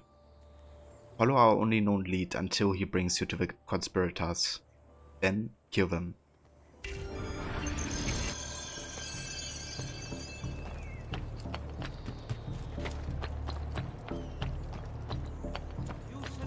Be up here. There! Don't let them get away!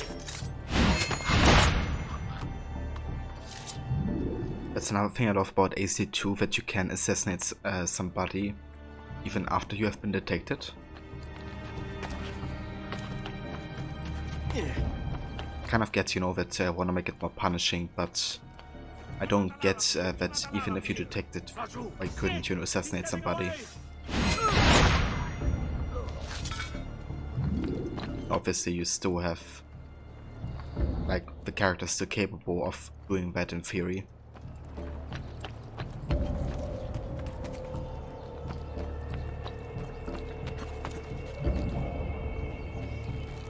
Also means, you know, you don't get forced into combat as much if it's only like one person seeing you.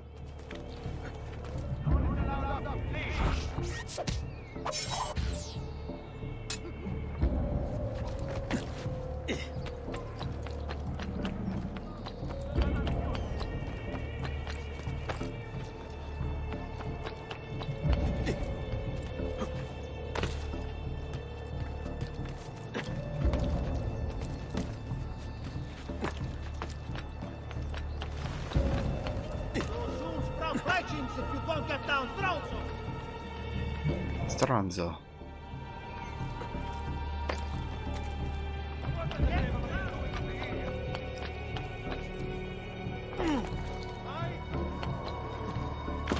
Va bene.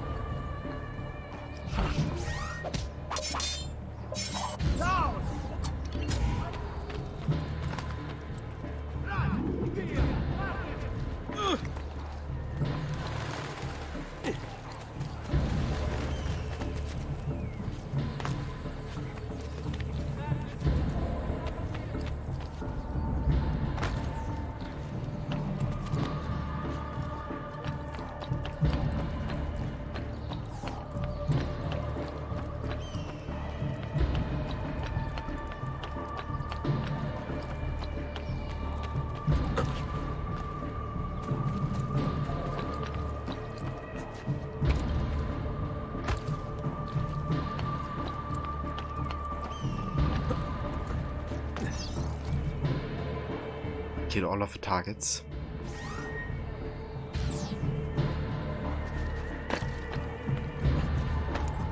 Well, let's do it.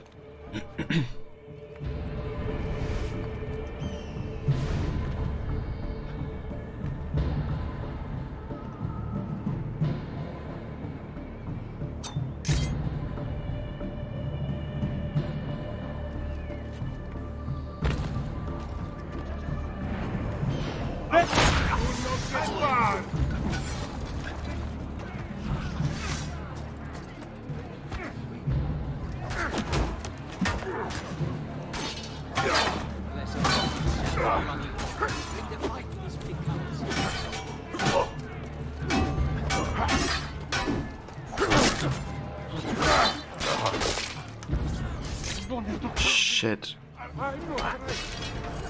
One of them just started running? Are you kidding me?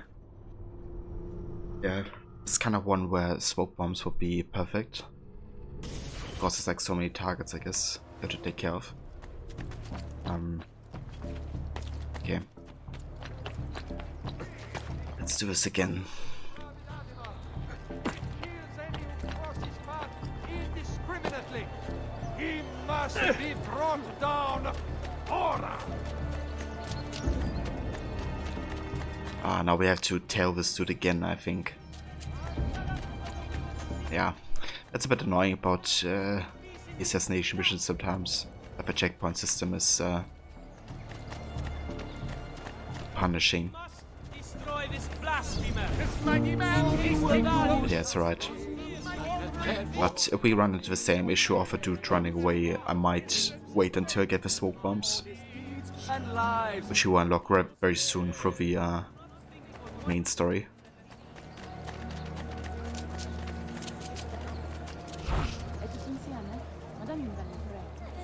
Oh, I got the notification that Valhalla has finished downloading. Come, friends! I've fresh caught leeches today. Apparently there's a patch that came out today that fixes some issues, but also adds new abilities and new side activity called River Raids. I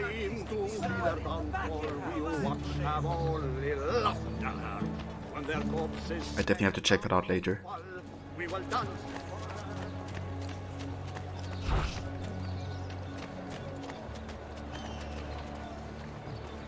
I think a good idea might be to try to stand at the entrance.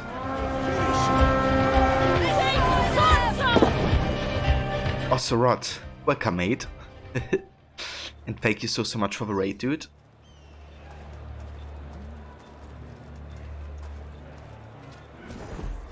How's it going, everybody? I hope you had a great stream today. But we might check that out later. Yeah, some new abilities, like kind of like, for example, you can like slide into enemies and that will like stagger them or something. And a couple others, and then there's like new side activity, River Raids, that's like repeatable, apparently. So I definitely wonder what these new events may like, you know, offer us.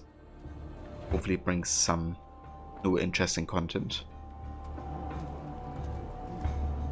Also, hi Vitalian, welcome and good day to you. Hey Varrot. It's going very good, thank you. Yeah, having a good time so far with AC2 today. We did the Auditor Decrypt today, which was fantastic, of course, because the lore in there is just, yeah, you know, amazing. And yeah, currently we're doing some assassination contracts in Florence. Kind of catching up on all the side content we currently have available. How was your stream today? I hope you had a good time with the medium. Let's get ready! Stop! Ora!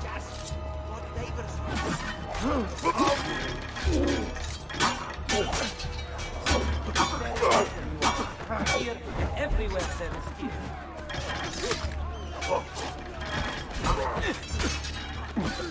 You gotta take care of these guys.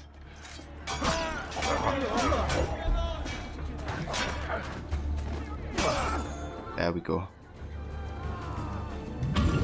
it works.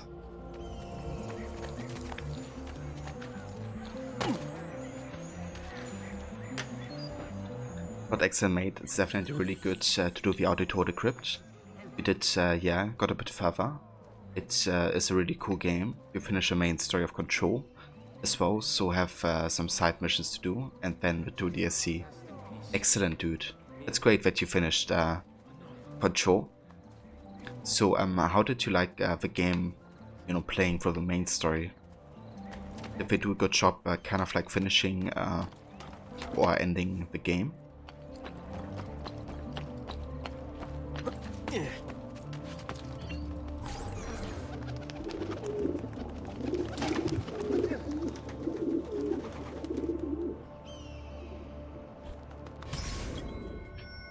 Dido in a haystack. We're so close to eliminating all those involved with the attack on Florence. Find and kill the conspirator near Santa Maria Novella and make sure he doesn't spot you.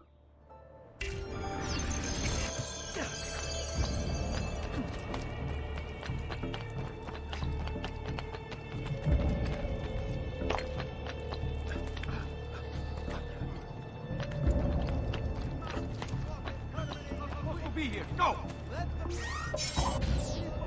No one is allowed up here. Leave!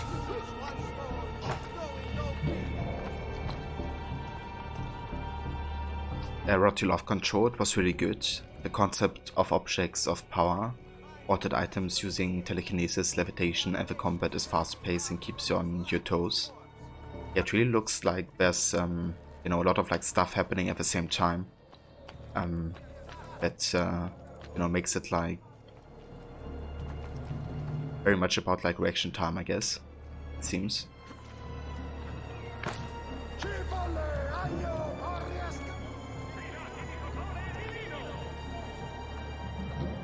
And the music is amazing, especially the songs by the band Poets of the Fall as well. Is that the track that played yesterday, where they literally like sang about Control? Or you did the headbang action? Because yeah, that was like a great track. I like that one. Which was one of your favorites, Talion. Yeah, I heard like lots of good stuff about it so far. And I do have got it for free on the PlayStation. Because it's like free PlayStation Plus this month, I think. So technically I could also try it at some point.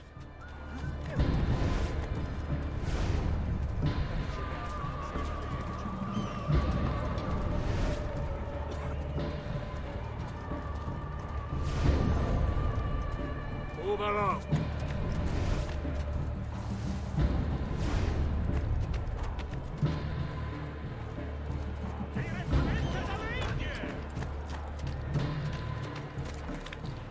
Yeah, what I liked about the song, it's also it had like a good variety of like, you know, headbang music, but also like really good like space guitar riffs, I guess. Or like psychedelic guitar, I guess.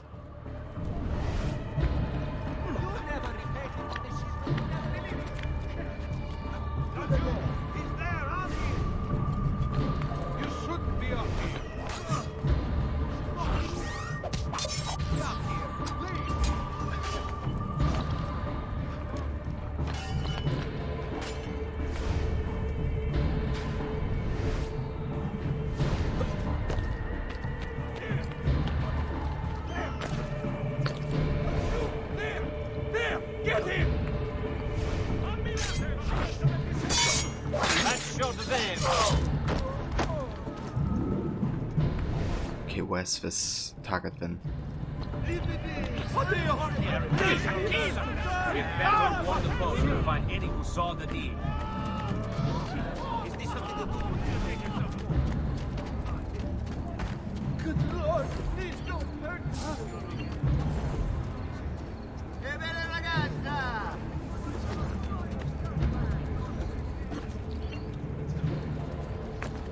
Hey, you heard someone. You remind me of someone. real stroll. Once a All girl, you I remind to me buy of something down the front of my dress. Gentlemen. You will contain. You need Yes, to relax. what more is to say?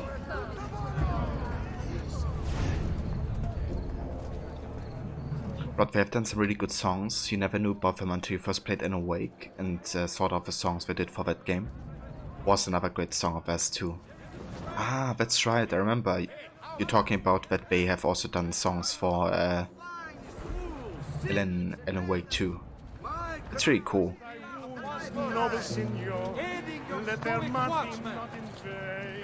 I really have to get around playing Alan Wake sometime. It's been on my list for a good while since I first seen him play it. Probably would make sense to play Alan Wake and then Control, I guess, instead of the other way around. You have no reason to be here. Go!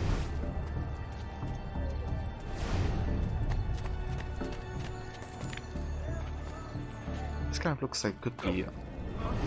What's happening here? What's the matter with you? Why are you guys guarding this place?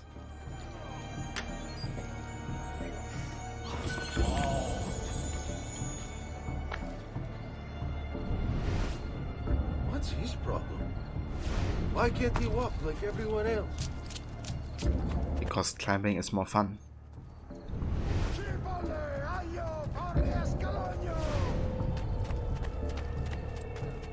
And how difficult is this target to find? Why are you hiding? It's like looking for Chardsley. Move along.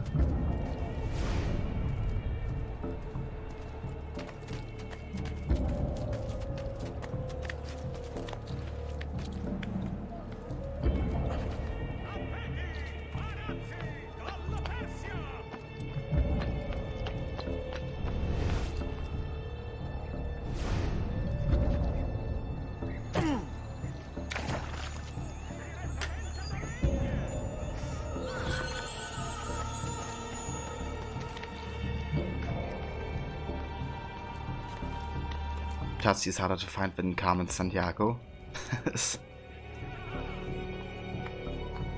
Oh yeah. So satisfying when you actually find him, finally. Also like how it's like, you know, such a simple answer all of a sudden. It's like, oh yeah, he's at the docks in Boston, didn't you know?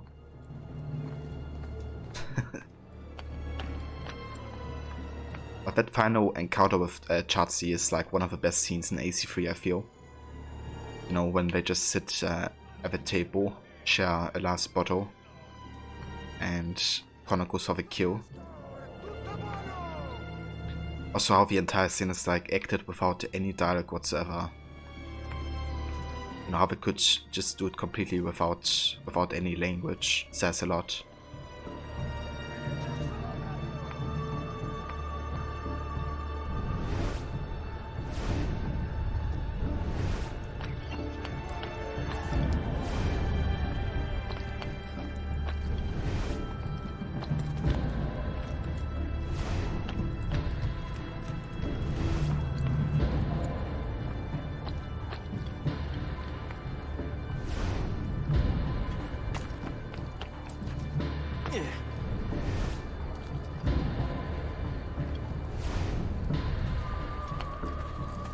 You just love how subtle it is, and it's very dramatic, and you think that not having it to be one of the one-on-one fight to finish him off was a good change. I think it really was, you know. And it also just didn't happen out of nowhere. It was like a really long chase that, you know, Connor kind of made for chance, and they met multiple times. So for it to come or end in such a way was very fitting, I feel.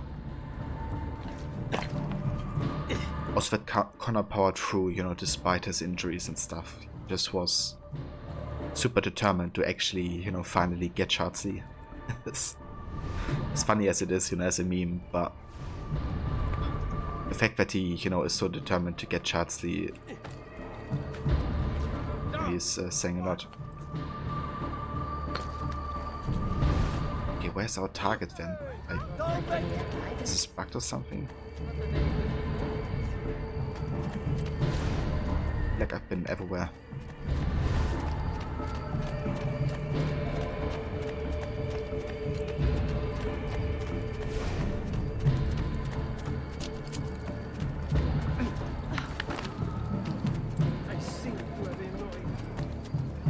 It's true, yeah. We already have a one-on-one fight with Haven.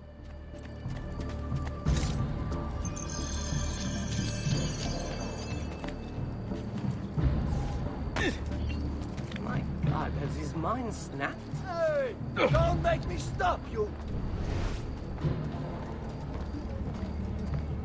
Nothing to see here. I feel like they should be guarding our target, but they don't.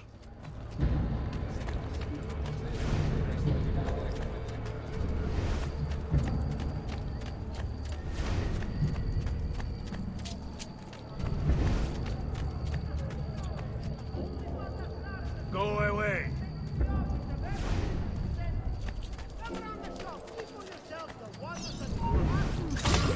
Jesus. Finally. This was like so hidden. I think I searched for like almost 10 minutes here.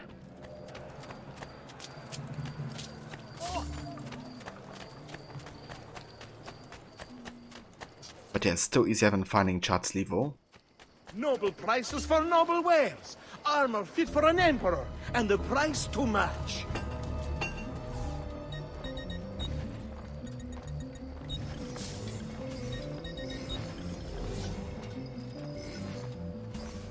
No offense, but I didn't think you had the money. Yeah, no offense taken. Elixir of lead and pomegranate, ideal for the liver.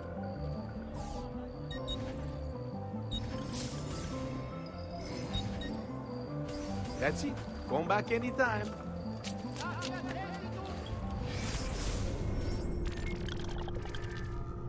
But we still have assassination contracts.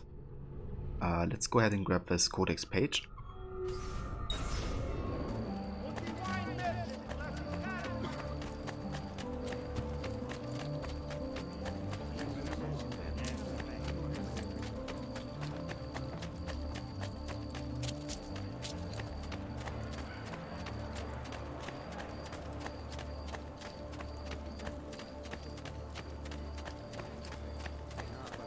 The height of the smithy arts are available here. If you've no stomach. Sì, buona fortuna! Sì, denaro! Mani! Che buona fortuna! Buona fortuna. Che buona fortuna! Moneta. He's here! Fine, suffer! You're mine! Come,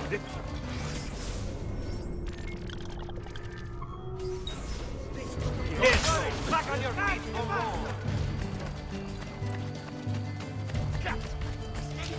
There he is!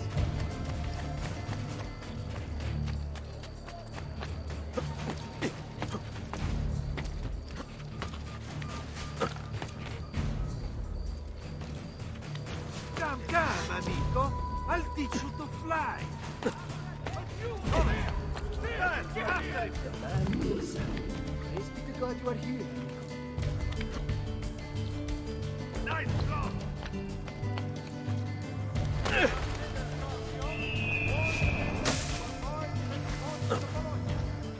Important defaults suffered by an esteemed member have led to this draconian measure, which will persist until satisfaction is received. But Mario comes along and just collects all of the coins and then runs off. It's me, Mario. From this year's harvest has pushed the price up 6 florins per hundred, and the art has again flooded near Castel Sant'Angelo. Alright, Rod. Ich werde es ein allerletztes Mal sagen. Dieser Mann ist dein Feind. Und er wird nicht stoppen, bis du tot oder enterbt bist. Cities and buildings for sport, while not illegal for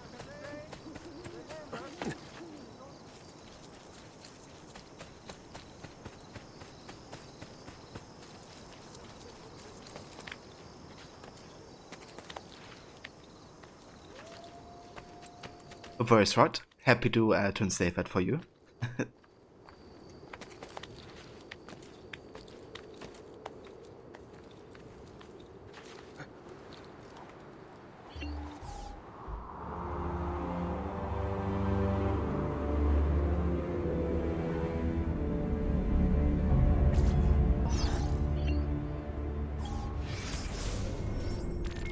Yeah, such a good quote as well.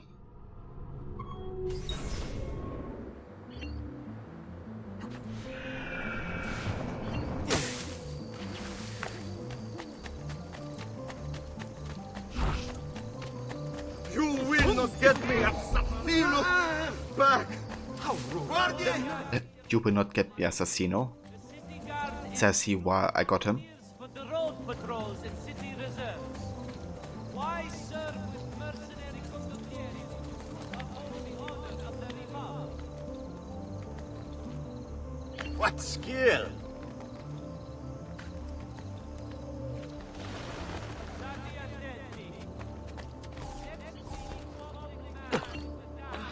Where do you learn to do that?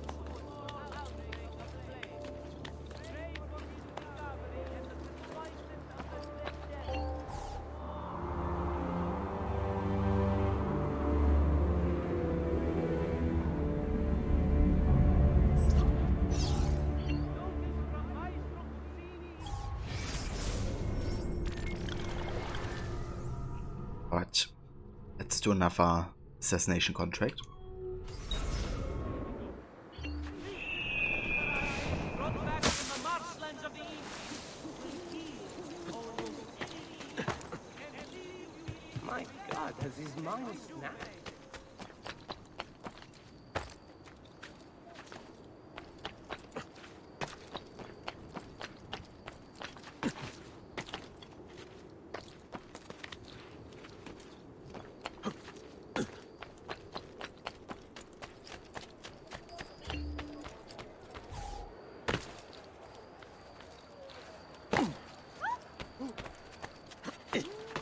Have you been drinking?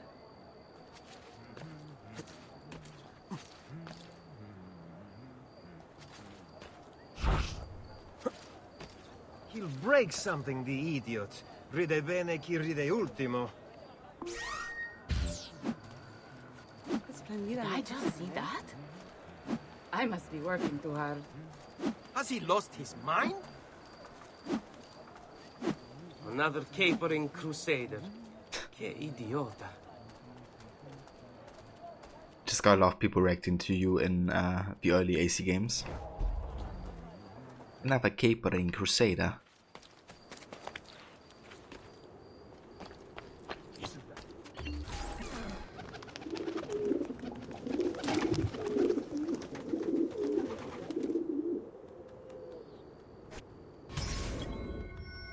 Peacekeeper.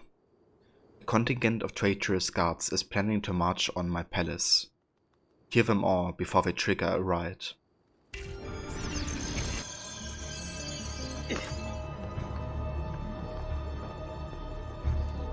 So we have 10 minutes for this. 1 minute for 10 targets. Alright. Again, smoke bombs would be really useful here, but we haven't unlocked them yet. Indeed, Rod, that was like a bunch of classics.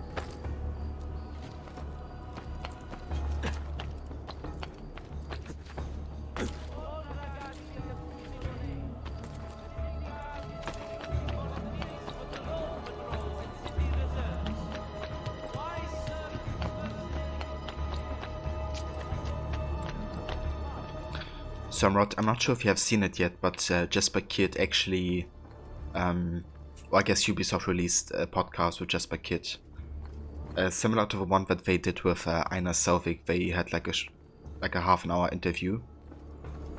I think 2 parts of it as well.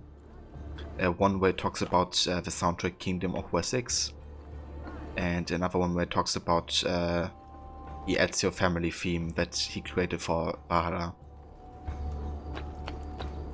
So if you're interested, you can find it on Spotify.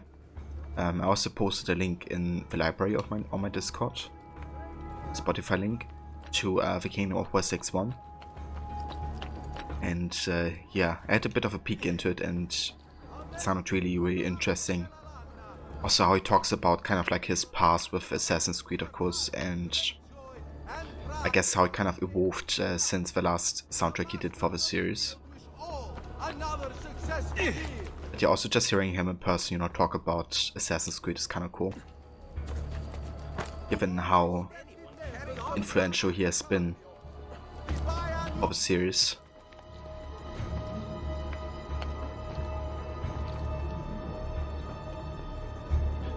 Yeah, he said that he's very, you know, happy to be back with Assassin's Creed, and he said he also feels home.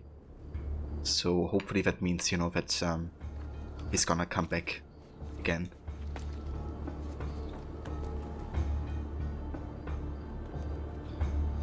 Okay, 10 targets in 1 minute without smoke bombs.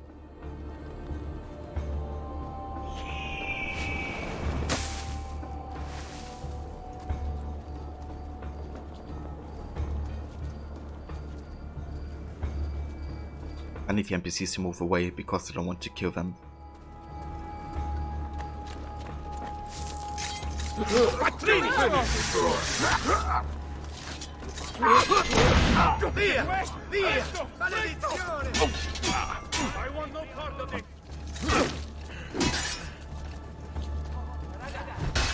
Shit. One. X.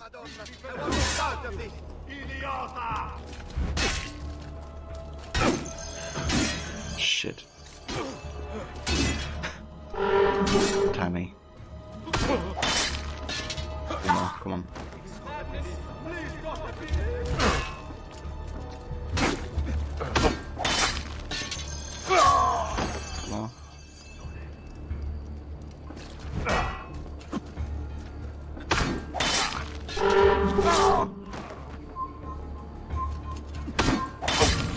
There we go. Close one. Yeah, this is a lot easier if you just do a smoke bomb, because you can just go ahead and assassinate everybody. But in this case, you gotta, without smoke bombs, assassinate them with the hidden blade. At least time-wise, it should be the fastest way.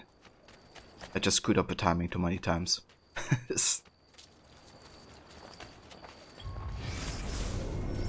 Yeah, it really was. I was happy to hear it as well, Rod. Because yeah, like him coming back was kind of like a dream come true.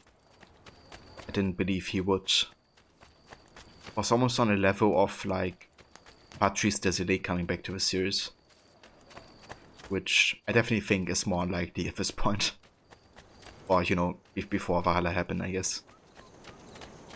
Yeah, I don't think he will ever come back to the series, but Jesper Kyd, that's awesome that he did. And yeah, I definitely hope he's gonna keep working for future games. You were watching a review of PS1 game based on the 1999 Mummy remake, lol. You had only played a demo of it, but what a terrible game it was looking at it now. It's kind of funny when you look back on games that you played, or you know, you haven't played since like a really long time.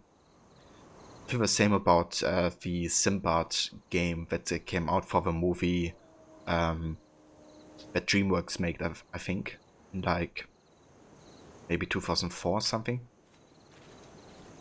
And that game I played to death when I was a child, but when I watched like some gameplay recently, I was thinking, okay, this is kind of like basic.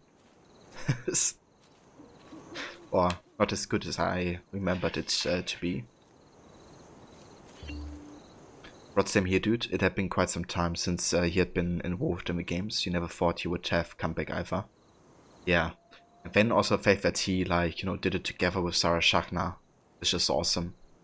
Also that he was willing to do it, because I feel like they have a lot of mutual respect to each other.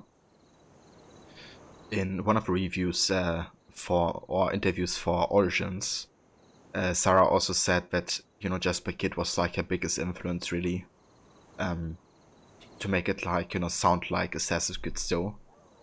And there's one track particularly in AC2, which is the carriage chase, I think, where she really tried to adapt the drums that are used into the Origins soundtrack.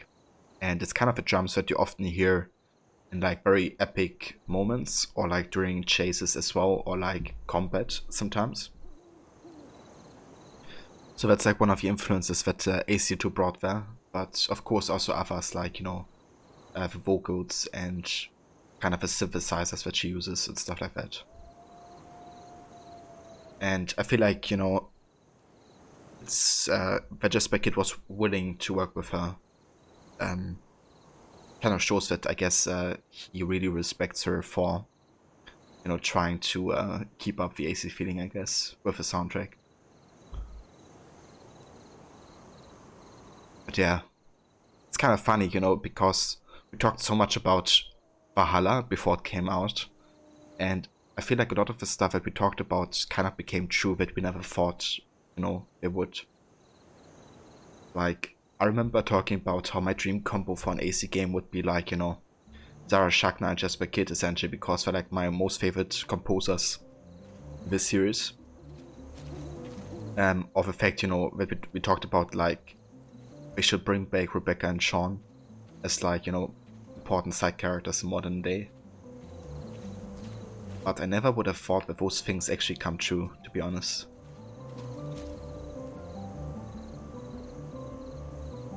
But also, you know, how we talked about that Valhalla has to fix a lot of the issues that Odyssey caused, which they really did, you know. Like, I was kind of hoping that that would happen, but my hopes weren't that high, to be honest. Like, Odyssey really crushed me in a way. But yeah, like, you gotta give it to Montreal and Derby. Like, they really pulled off the switcheroo.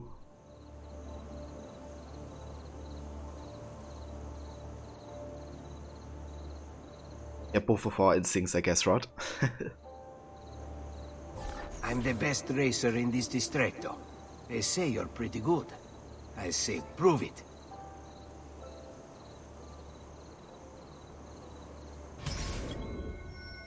San Marco Scuddo. I'm the fastest thief in the city. You think you can beat my best time?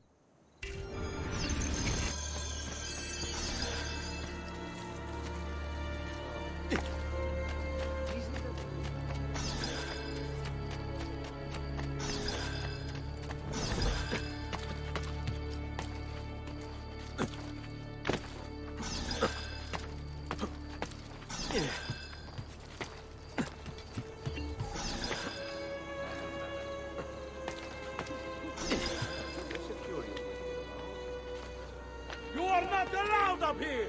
Down or I shoot!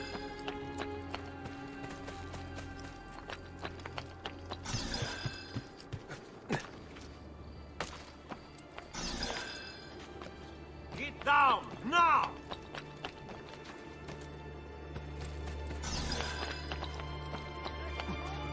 He is a base, evil man out.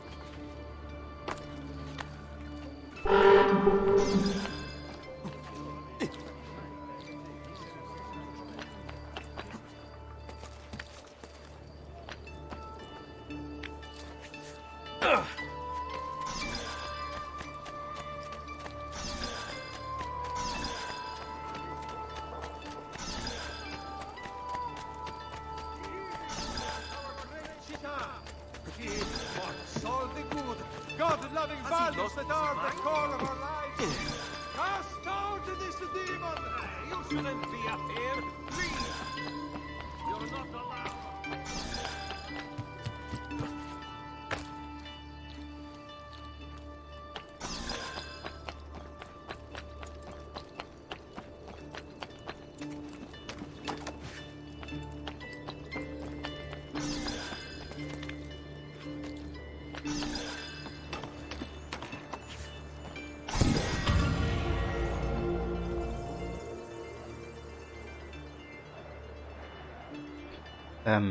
But they have done such an amazing job. Speaking of Odyssey, since they tried to make any playthrough of it as some kind of continuity, consistency, you're thinking of looking at which aspects are referenced in Valhalla that can confirm certain things from Odyssey, or that are fixed by Valhalla, and then make your choices of the game accordingly.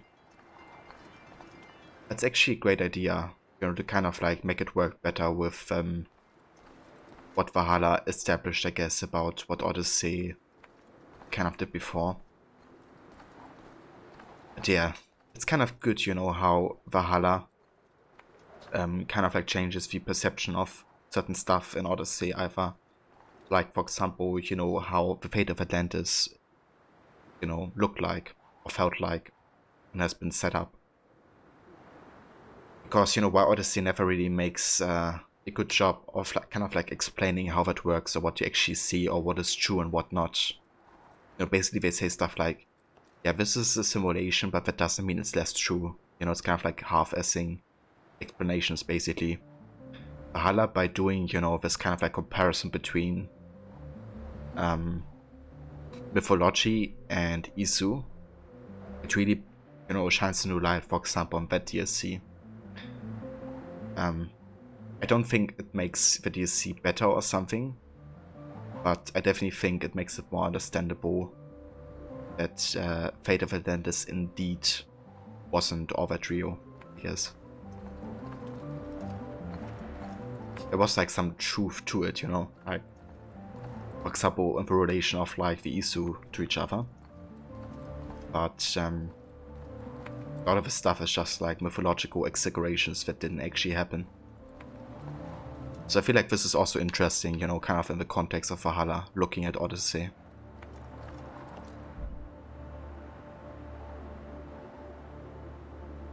But you like how there's 2 layers going on with the Isu stuff in Valhalla, which Odyssey didn't bother to really try to do well. Different perspectives or filters of the same events.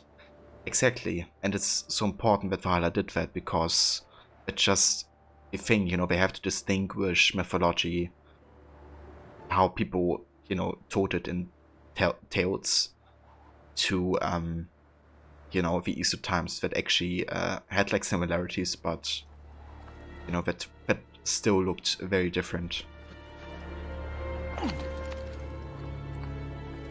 And it's just important to kind of clarify that, you know, Assassin's Creed isn't fantasy.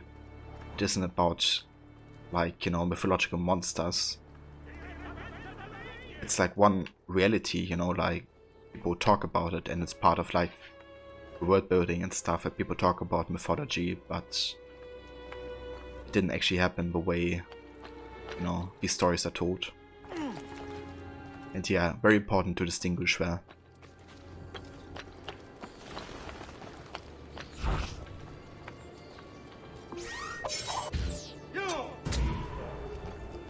Kind of keep the sci-fi aspect intact about Assassin's Creed.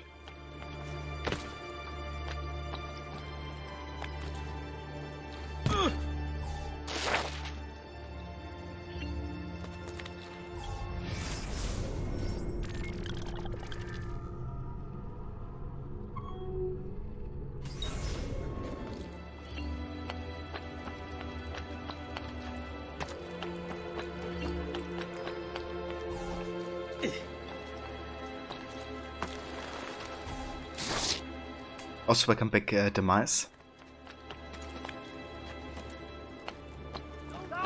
Ora stronzo! Laggiù, stop!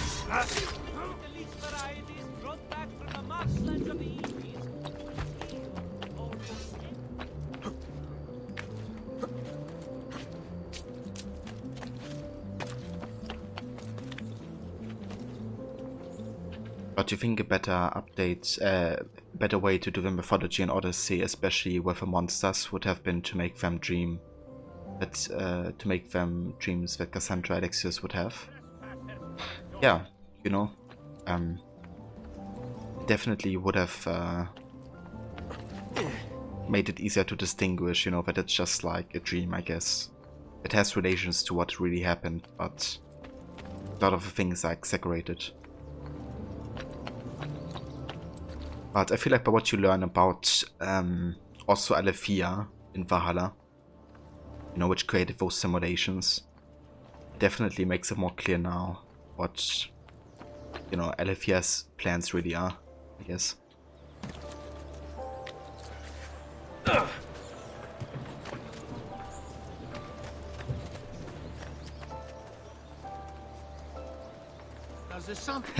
Also, cheers for the shout out, Rod. I appreciate it. But yeah, guys, if you haven't checked out Demise yet, he's also been playing Assassin's Creed quite a bit. Recently played Valhalla, pretty much completionist, and really enjoyed that game. But also played Unity, Origins, and also AC3 and a whole lot of other AC games. They currently is doing some Mirror's Edge and also Red Dead Redemption 2.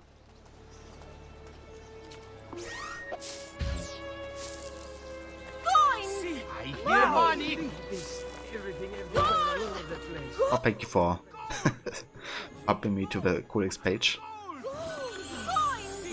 Wow!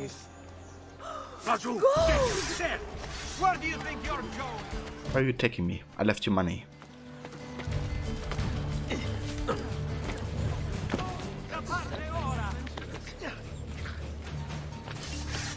Bastard! You have to show us some of your tricks, Sior!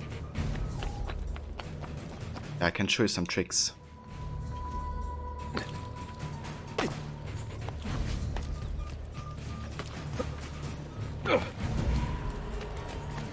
Ha! There! After him! Hurry! I'll put your eyes out for him. Faster! We're new! There he is! Raju! Raju. He'll hurt someone. You won't get away.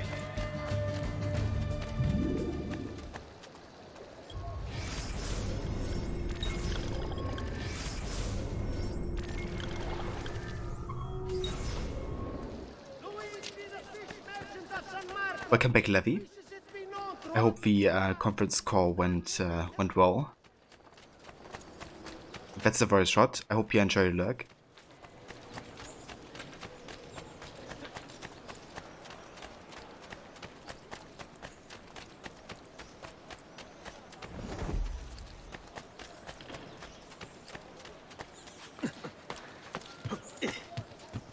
What the devil is he doing? Dangerous, isn't it?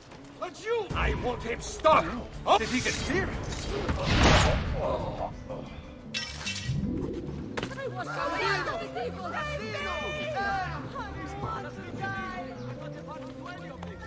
I think you had to do a test and you did not great, but also not bad, so you don't know.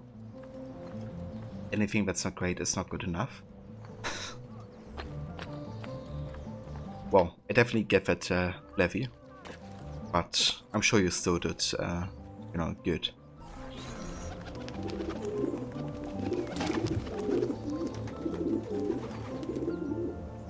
Assassino! Assassino. Leader of a pack. Small group of the Condottieri who attacked your palace have been spotted and seem to be regrouping. Tear one of them to the garrison and kill the leader.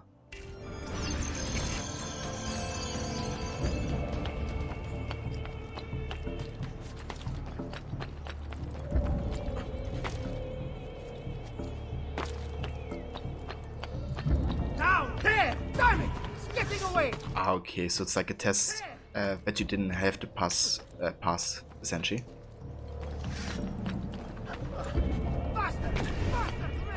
Oh, look at this.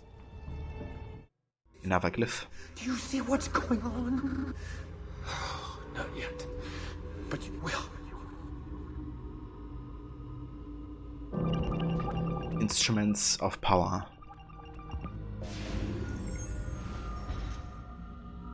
But that's unacceptable. Or it depends, Levy. I mean, you know, if you weren't supposed to pass. Power Fate wielded cut down their enemies. Otto von Bismarck, Germany. Perseus, Greece.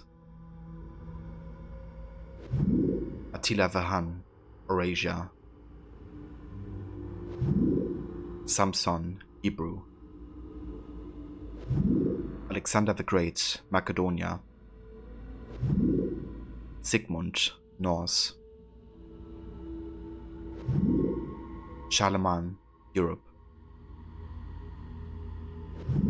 King Arthur, Britannia. Joan of Arc, France. And Aeneas, Troy.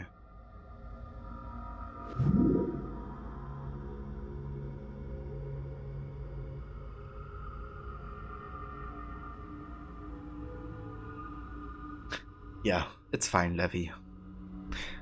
You don't, you know, have to be an expert in everything from the get-go. Although I think it's possible. So, yeah. If you don't hate too much on yourself. Okay, so looking for something that cuts. So obviously a sword would cut. We have Perseus. Attila the Hun is having one.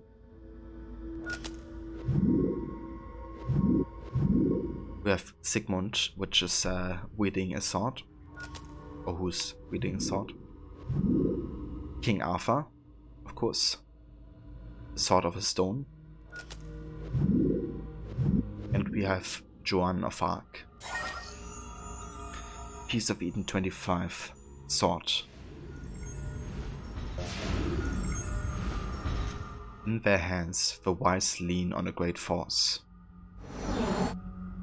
King Louis XIV, France.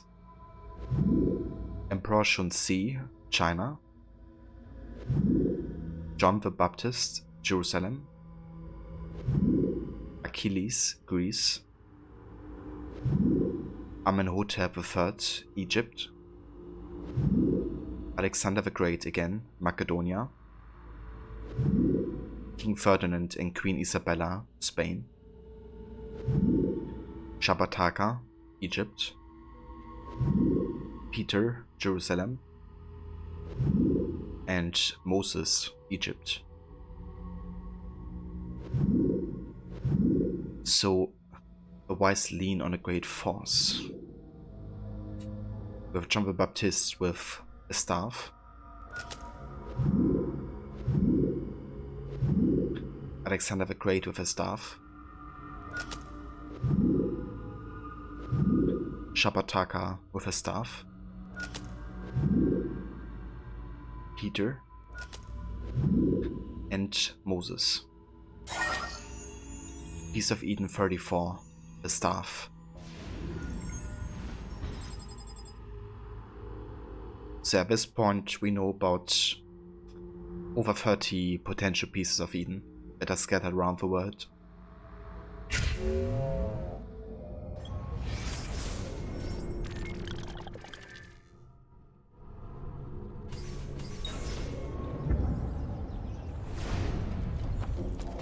It's also important about AC2, you know, that it establishes that, you know, it's bigger than just this one apple from AC1, which is one of many.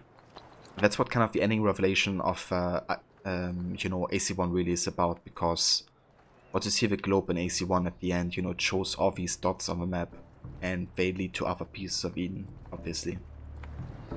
So that kind of showcases that it's bigger.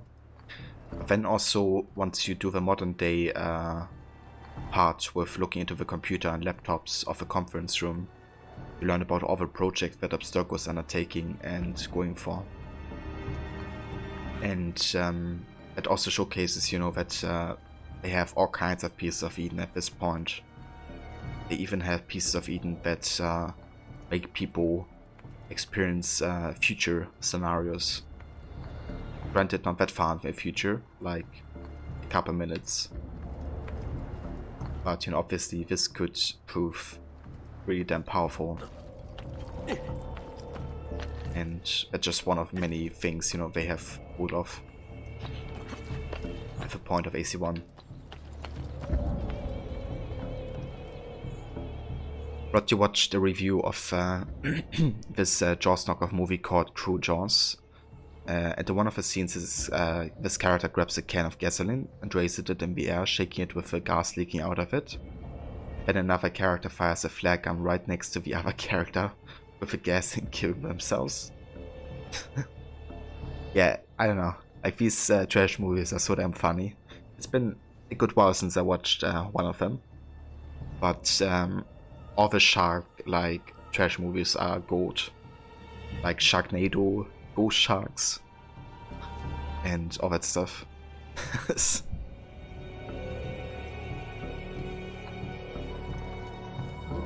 Yeah, trash movies kind of are something special, I guess. Like intentionally making something, you know, bad, I guess.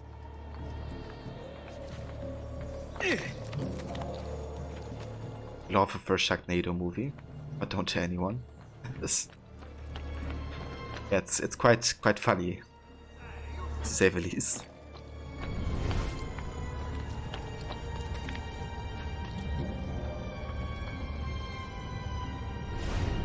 But there's been so many of those shark movies, you gotta wonder how some of them actually got made. Yeah, I don't know. They must have taken a lot of drugs or something. Coming to the ideas and actually shooting it.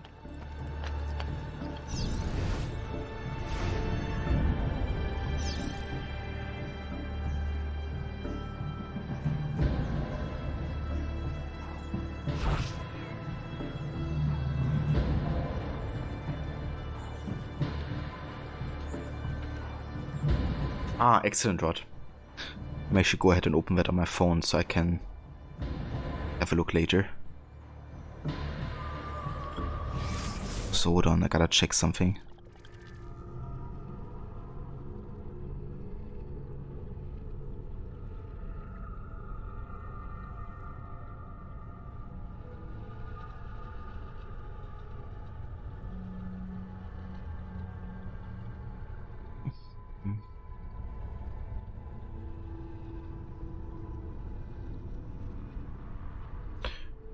Right. Cheers, Rod, for sharing that.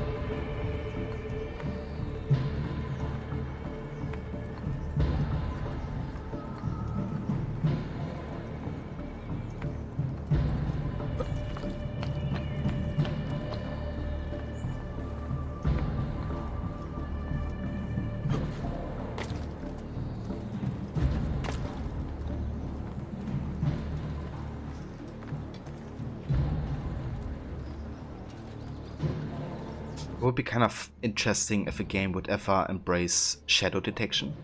Like, you know, if your shadow is displayed in the vision field of an enemy, They would be like, huh? What's happening there? Who's behind me? Like, that stuff would be really cool, to be honest. Like, that situation, they could easily have seen my shadow, of course, because it was directly in front of them. Would bring like another layer of difficulty to like stealth, for instance. Being careful about how you cast your shadow. Not so well, anyway. I'd also love like a more sound-focused detection system as well, you know. We can kind of like play around with sounds to lure guards or I guess be detected in a different manner.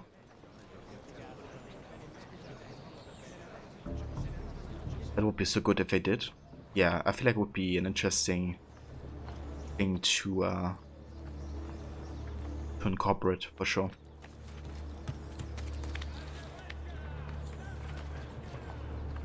In my Nightmare enemy visibility mode. Yeah. Stealth mode.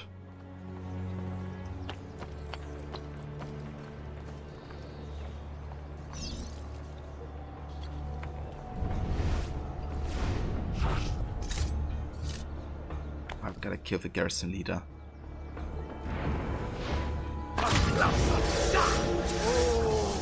You don't have the stuff. On him! Merv! I've lost sight of him! Kill me! I'm not afraid. Just let me go. Yeah, there! What? Oh, that's just running away. Yes. Okay, that's funny. I cannot see. Where is he?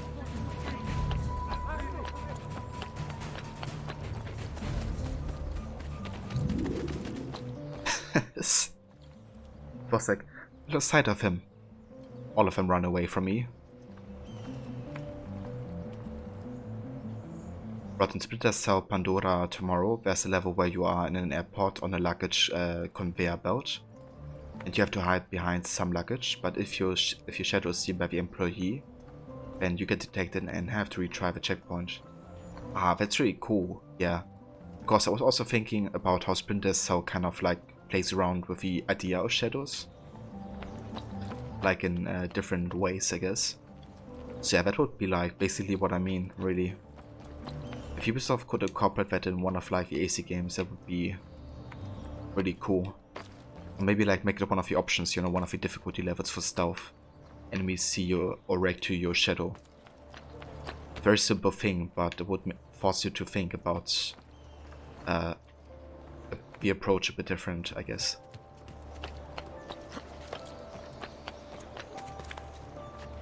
Because it's kind of funny, you know, like people did a comparison between the stealth difficulties in Valhalla, and they couldn't really spot any difference, to be honest, between all of the difficulties.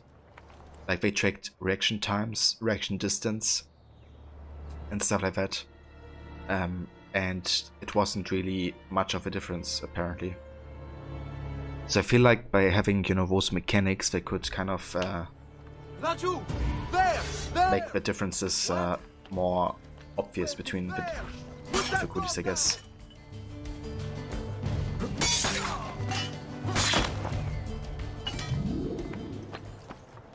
So apparently the Valhalla like stealth difficulty is more like of an illusion, apparently.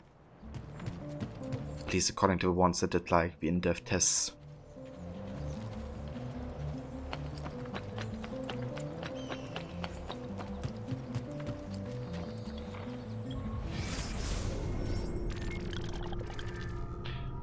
Okay, so it seems like we did all of the missions we currently have available in Florence. So I'm gonna go to the fast travel station here. Power to Monteriggioni, pick up some money, get the Helmschmied set, and then we're also gonna go back to Leonardo to decode some of the codex pages and have a read on them.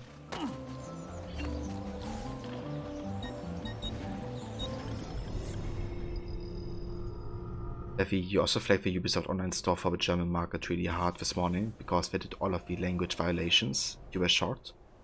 Oh, they did? What type of language violations did they do? Rod, you agree? Adding stealth difficulty would be a great idea. We also would like them to bring over some husband-style gameplay into the modern day portions of a future AC game, by having you go on an infiltration mission or two. I would definitely love that, Rod. And it's kind of a thing where you wonder why they haven't done it before, right? Given how obvious the connections seem between the two. So yeah, definitely agreed. I would love to have them incorporate some of that into a modern day. You may not know the names now, but you Might just read this on a news update. Prepare your Yoms Vikings crew for this new highly replayable mode that will take you to unexplored regions of England, which is full of raiding opportunities. New loot, rewards and challenges await the Raven clan. Does this mean that we get a whole new area of England? I'm not sure, Demise, to be honest. They say unexplored areas, so to me that could mean either areas that didn't have activities before, you know, where you didn't have to go if it wasn't for you actually wanting to explore. I didn't really think they would add like a whole new area, to be honest, but who knows. If they did, that would be like really cool. But I didn't think they would. I just thought, you know, they would do it like the Yule Festival, like make it part of the existing map.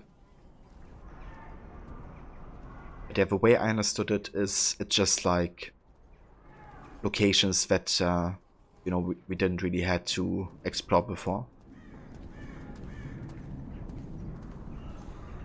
Descriptions, cookies and features. They were all in English and the rest was of the site was in German. And you were like, stop, why? Well, that's good that you know, could make them aware of the language violations, Levy. The update was 18 gigabytes, so that's pretty big. That's true, Demise. Definitely true.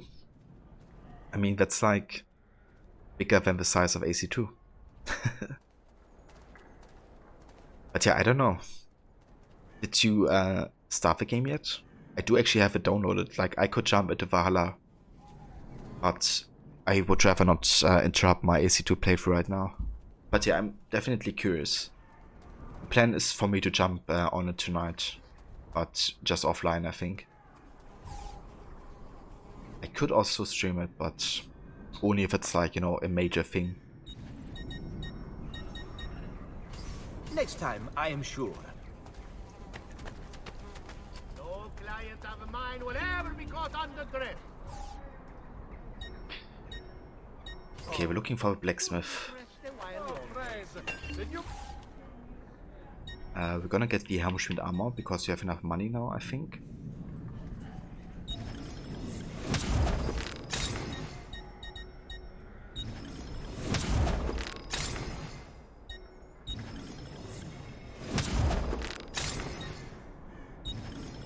Citizen! Yeah, there we go. That's the entire Hammerschmied set. A pleasure. Do come again. So hey there, Eric. Welcome, mate. Citizen. Dear God, Basim will have my head for this. Indeed, dude. And like watching you, Morrow, and Jay and AJ play Valhalla, I already want to replay the game. You want it? I have it. My recent good fortune finding new suppliers has paid off. And I have... Okay, let's go ahead and grab some money. Bravo!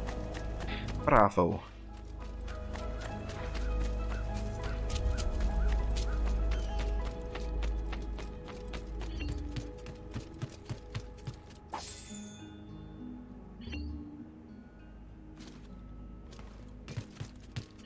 Buongiorno. Buongiorno. Serezio. Shall we take a look at the list? Yes, we shall, Dr. Grammatica. Okay, we're gonna get the last bank upgrade. Forward income. And also get the last tailor upgrade.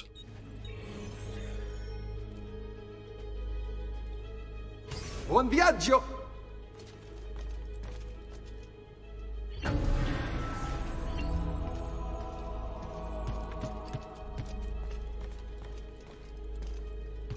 Ezio!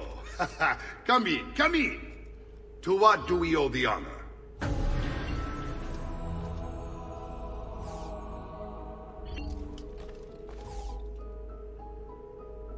But you think from what you hear, the Wrath of the Druids DLC may not be out until April sometime? If not then, it should be May, as that's the last month of the spring season in the US. You still got a lot of regions to get things done in, and not just in England but other places too, except Norway. So you think you will stick with 4 Hours of Valhalla every weekend until the DLC drops? You should be able to stretch things out. Yeah, that's understandable, Rod. Like, with the amount of content there still is for you to do. And you know, April or May come around faster than we think. So definitely makes sense to get a bit more time going.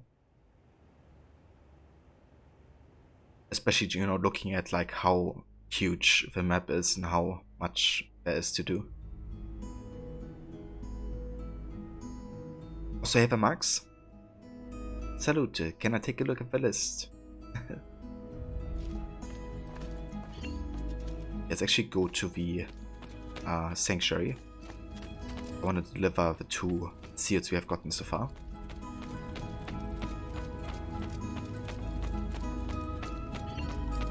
So we got Darius.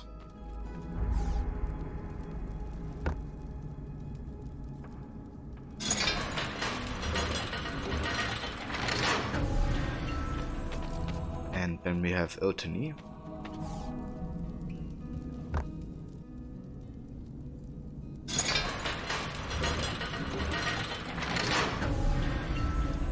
And that's all of the seals we have currently.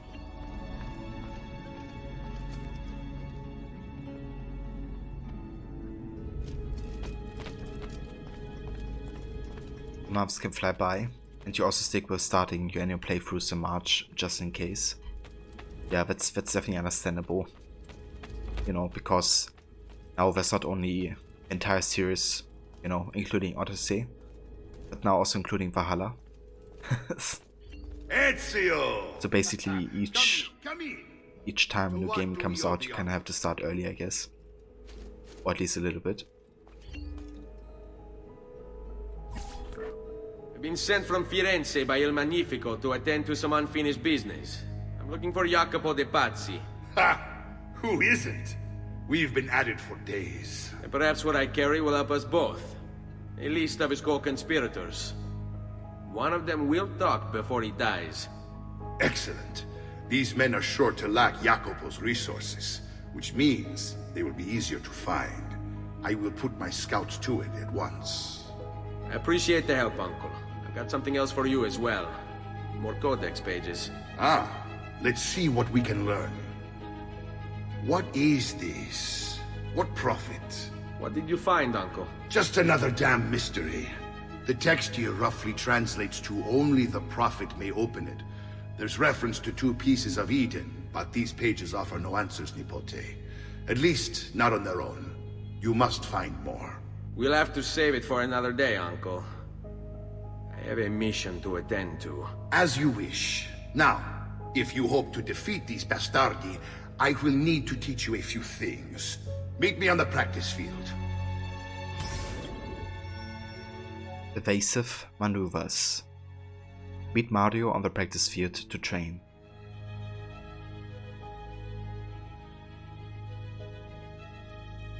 But only the prophet can open it, as Lost cannot. Yeah, Rodrigo, you know, thought about it wrong the whole time. He doesn't have to be the prophet, he has to make prophet.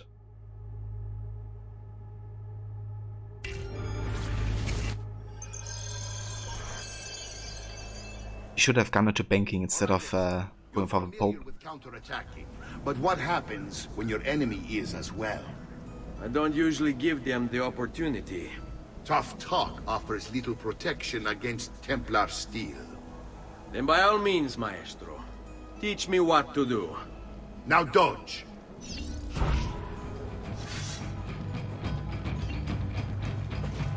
Bene, bene. Now do it again. Much better. One last time now. Bravo!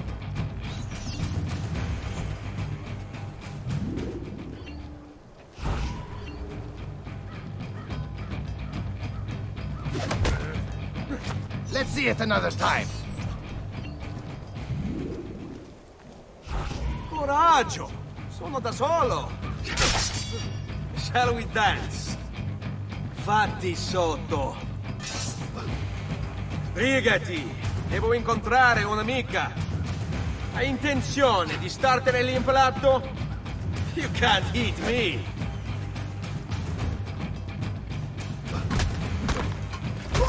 But you would love to stay and watch more Cine, but you're going to get some sleep. Hope you enjoy the rest of the stream, dude, and catch you again soon.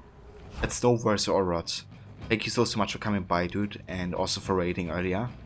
That's definitely understandable. Like, you know, it gets late in Australia and all that, so I definitely get it. Magnific! But yeah, guys, just wanna go ahead and give a shout out to Rod here. So if you haven't checked out Rod's channel yet, he's a huge fan of Assassin's Creed, as I am. Also playing for various Assassin's Creed games on the weekends. Currently that's Assassin's Creed Valhalla. And also Assassin's Creed Syndicate with a stealth challenge. Then he's also playing horror games, which currently is The Medium.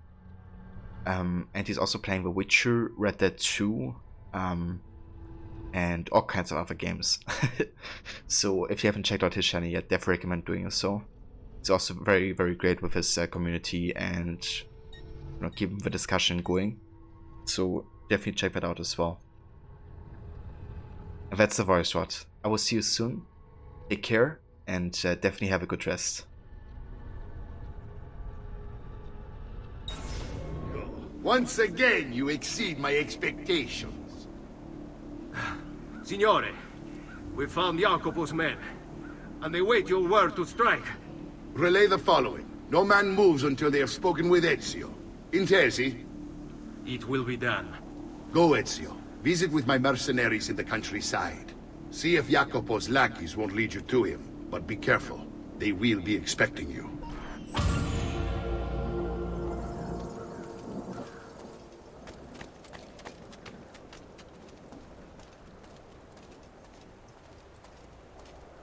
Nice.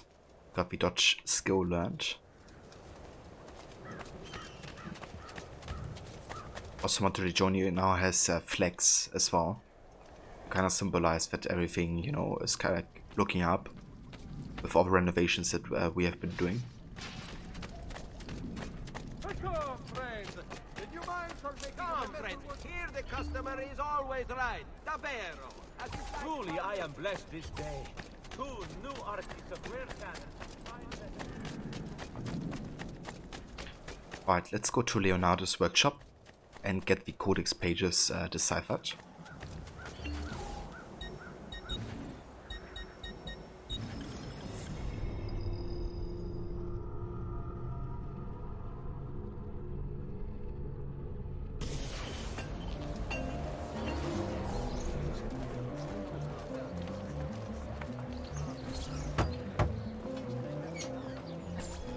Leonardo! Ezio, so good to see you. How can I help you? Haha! You found another one! How exciting! Is this an inverted Caesar shift? If I just substitute these letters here, I've got it.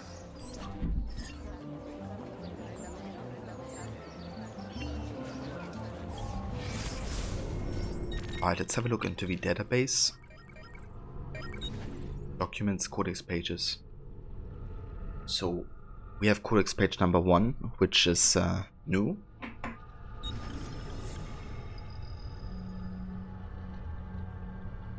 I have spent days with the artifact now, or has it been weeks, months? I can no longer be certain. The others come from time to time, offering food or distraction. They say I should separate myself from these studies. Malik has even suggested I abandon them entirely. But I am not yet ready to turn away. This apple of Eden will be understood.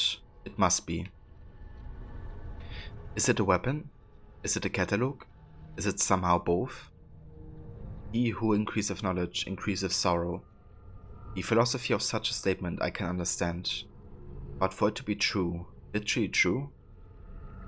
A society that waged wars with ideas and information in place of steel and swords. Its function is simple, elementary even. Dominion, control. But the process, the methods and means it employs, these are fascinating. Those subjected to its glow are promised all that they desire. It asks only one thing in return, complete and total obedience. And who can truly refuse? It is temptation incarnate. I remember my own moment of weakness when confronted by Al-Mualim, my confidence shaken by his words. He, who had been like a father, was now revealed to be my greatest enemy. Just the briefest flicker of doubt was all he needed to creep into my mind. But I vanquished his phantoms, restored my self-confidence, and sent him from this world. I freed myself. But now I wonder, did I really? Or here I sit, desperate to understand that which I swore to destroy. This is why the apple has a tale to tell. I sense the flickers of something great and dangerous. We are all at risk. It is my duty to do something about it. I must not, I cannot turn away until I have found the truth.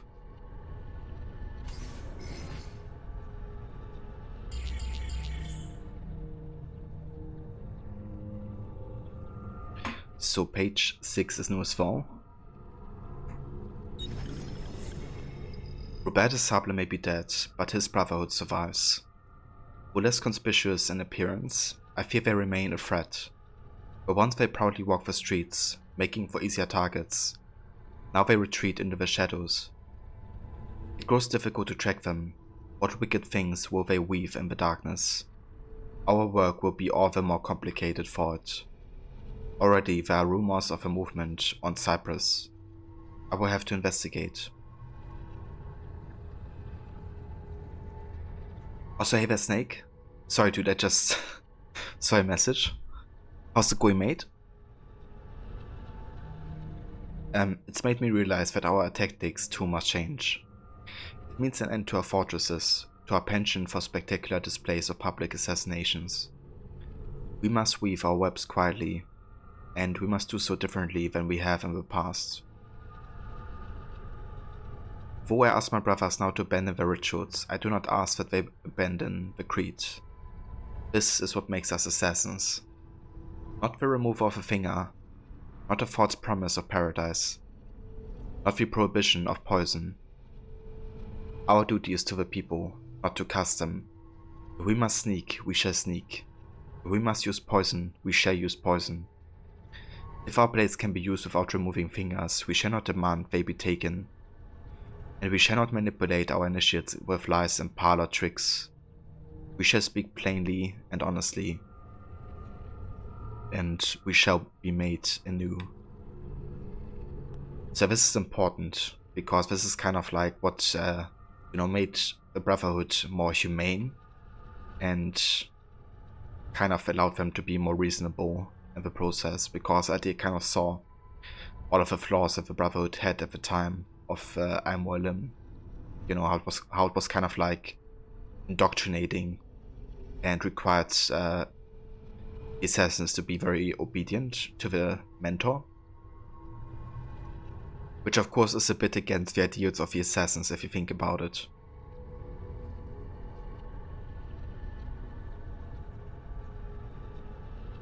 Snake, it's okay, just got done with English and playing Star Wars, starting to really enjoy it, and it's such a good game. Or the person who did the level design was on crack, cause it's also confusing sometimes. I see, dude. Yeah, I heard it's a bit Metroidvania-like, where you have to like come back to certain places and kind of backtrack things. But that's good that you enjoy the game so far. I definitely want to pick it up at some point as well.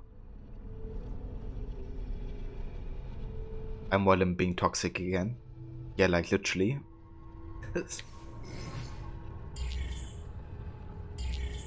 Did have page 9 and 10. Page 11 is new.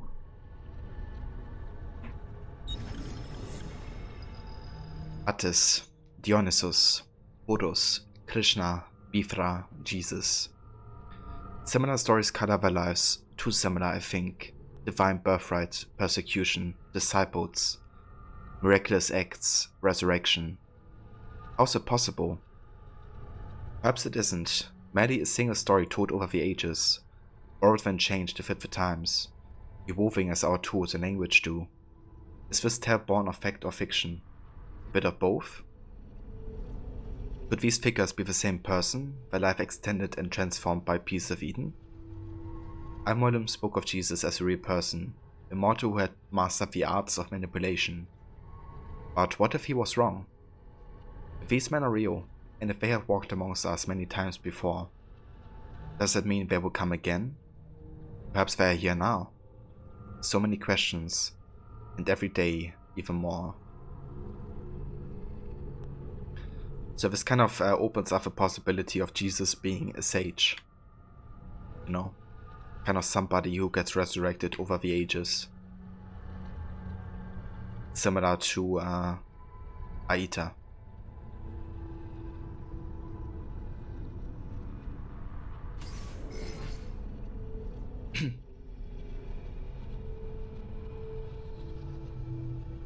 I might just watch a video on it, and it seems it takes you to smaller maps instances. It is not part of a main map. It looks very cool. Also a new set of armor from what you've seen, and you can't wait to play some of it. Awesome demise. Well, if that's the case, I will have to stream it tonight. Do some more AC day, or AC night, I guess.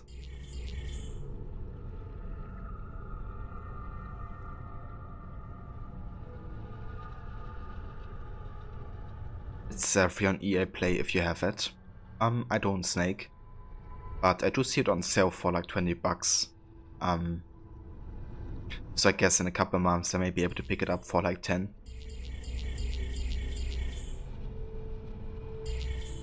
We did reach these pages. 20, 23, 5. Okay, yeah, so we did read up everything.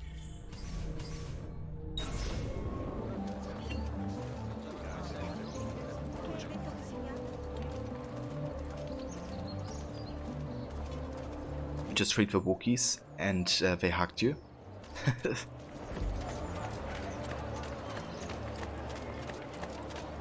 Yeah, the Wookiees are kind of interesting creatures. Also their language.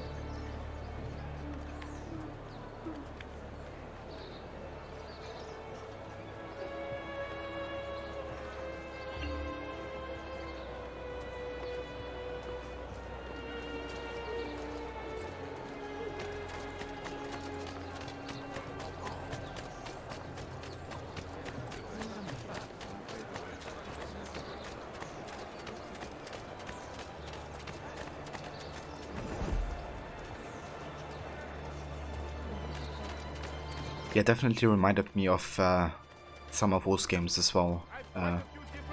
Snake. And I guess those games have kind of been part of the influence, I guess.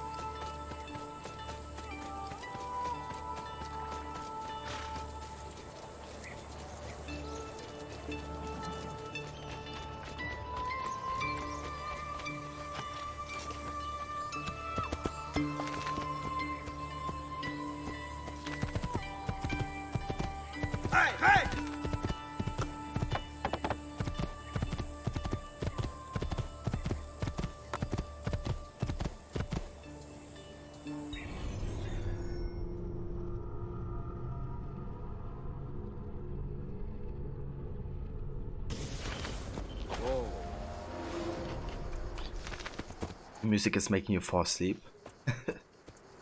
It's so calming. Just a very, very peaceful piece of music. What's great is it's kind of like connected to Ezio's youth in a way, because in Brotherhood, whenever you have these Christina flashbacks, that music is often played whenever there's like a happy moment about Ezio's youth. It's very, very fitting, I feel.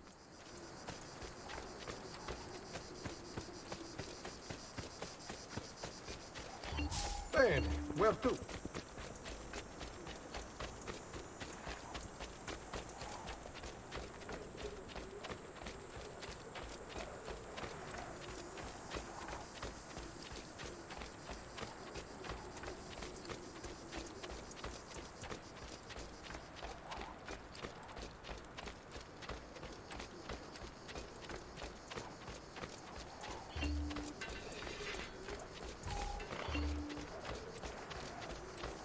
Foul creature!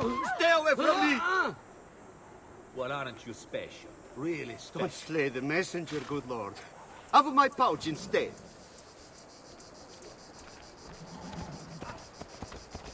What's mine is yours. I am just a servant.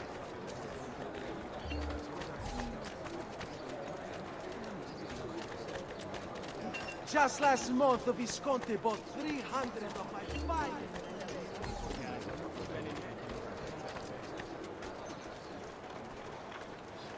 Only the best of raiment here, friends.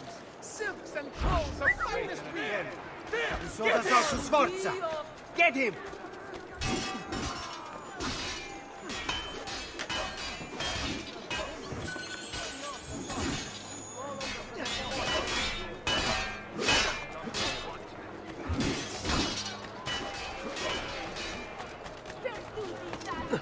Oh, we got Santa Maria Assunta. Referred to as the Duomo by locals, even though it doesn't deserve the title because the town has no bishop. Santa Maria Assunta was built in the 12th century. Shockingly, it has no tower, although in San Gimignano, the city of towers, such an act of celibacy coming from a church was probably a smart move. And this also has a glyph, so we're gonna check that out.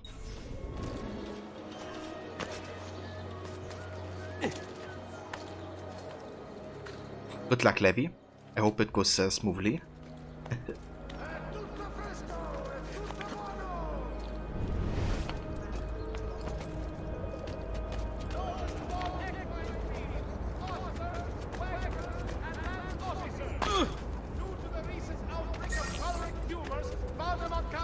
Also, we got the Torre Grossa.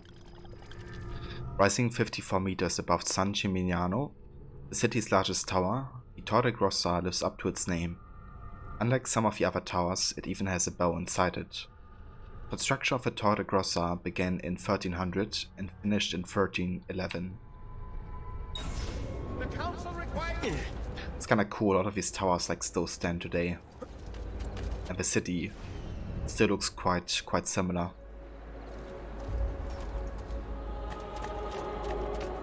One of my great cousins, he actually went to San Gimignano, and he was actually really impressed. Like, he actually played Assassin's Creed 2, and he said to me that the city looked like so much the same. Also, like, you know, architecture and like placement of the towers. I was like really impressed with job that AC2 did with the city.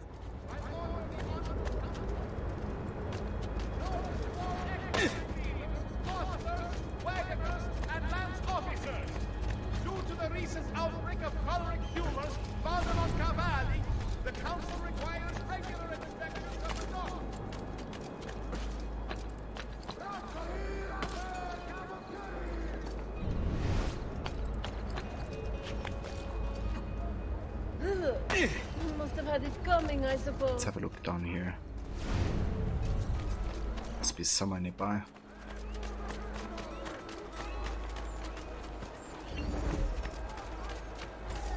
Come and see what my little gallery has got. I'm sure I have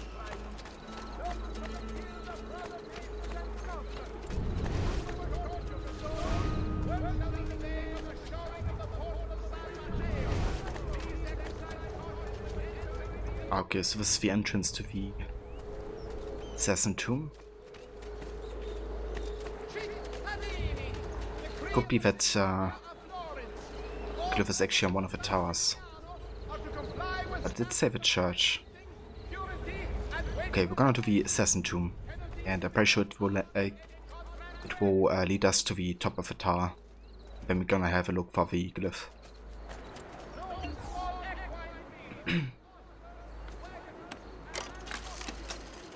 Levy, thank God for language violations in the CO, because you can just abandon everything but still get full productivity.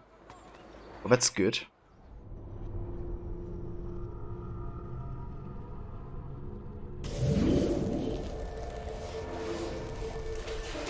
You know that you don't get like punished for that or something.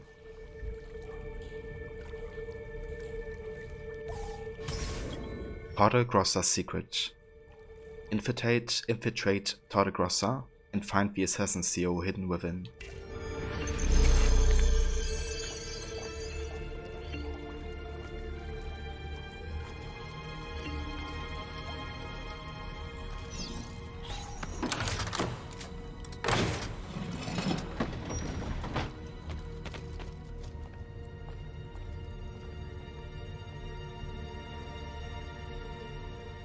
No very snake.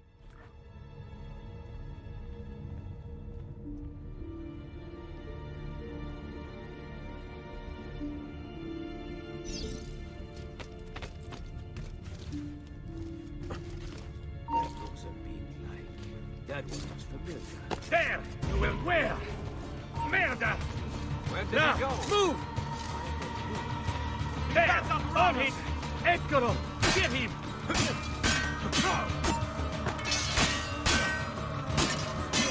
Which way did he go? Now, move!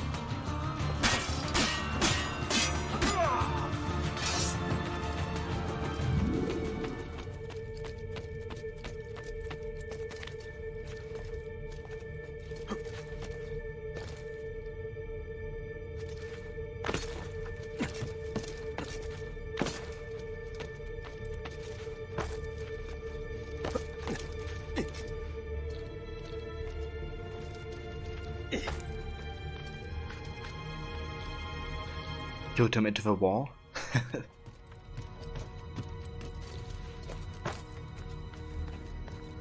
Yeah, he died by rumbling into the wall or something.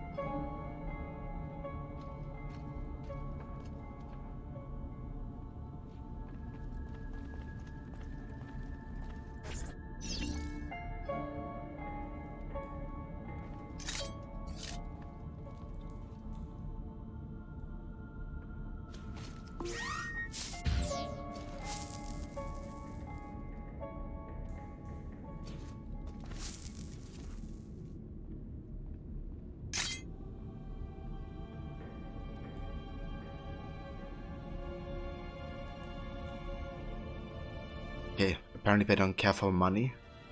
They just like looking at it.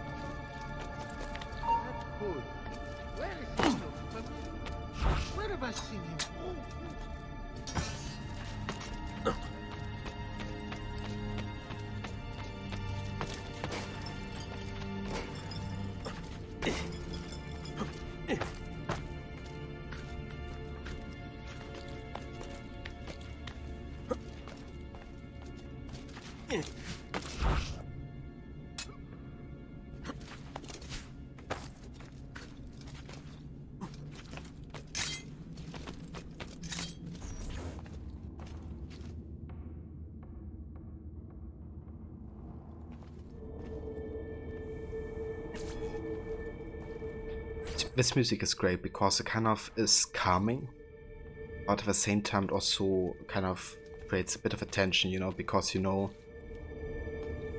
once you detect it, it's gonna stop, you know, and kind of want to avoid that happening.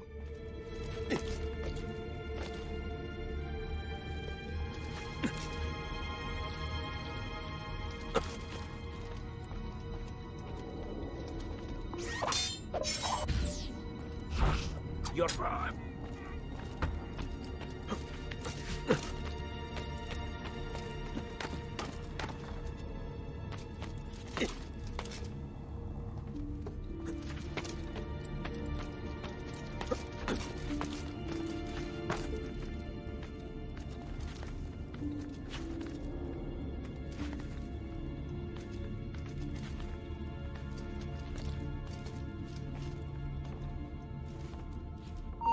Eccolo!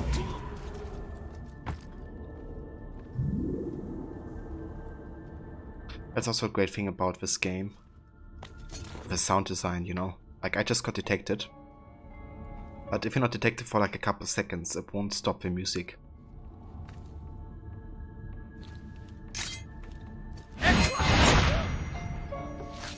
You know, instead of like interrupting every time you get like detected for like a split second.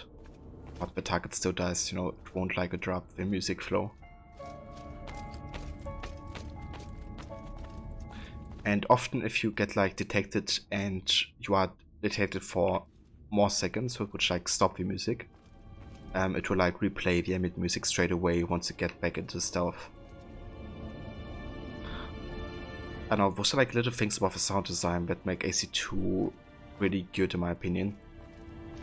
Because, you know, kind of showcases how they care, I guess, about holding up the atmosphere that the soundtrack creates, you know, instead of being it silent again.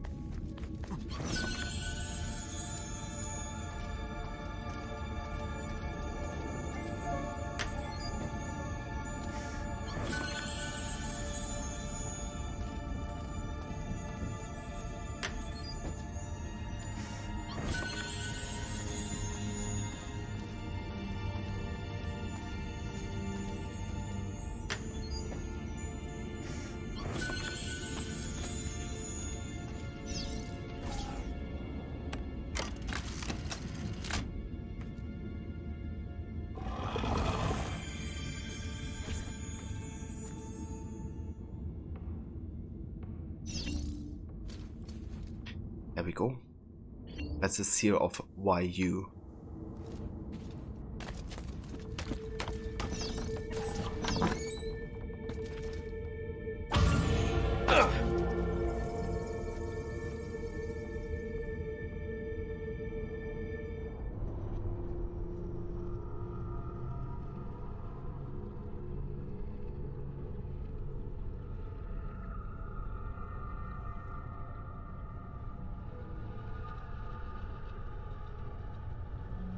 Alright, so now we have to have a look on top of a tower to see if a glyph is actually there.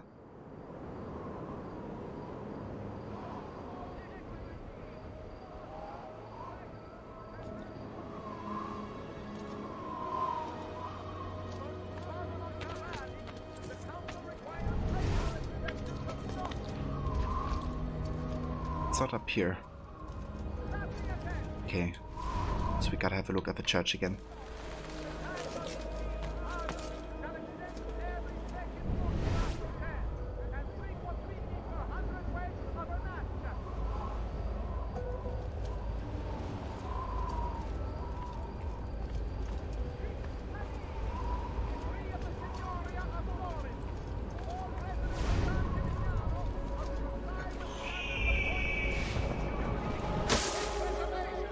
Ah, it's down here. I see.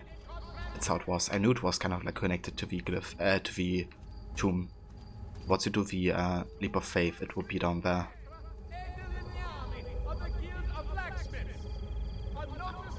You just did 6 mistakes in a row. It's fine, Levy. It's fine. Also, welcome back, Snake. They were mostly heroes. See how the lineage is disrupted? The web of history traps the good, and the evil take what is not theirs.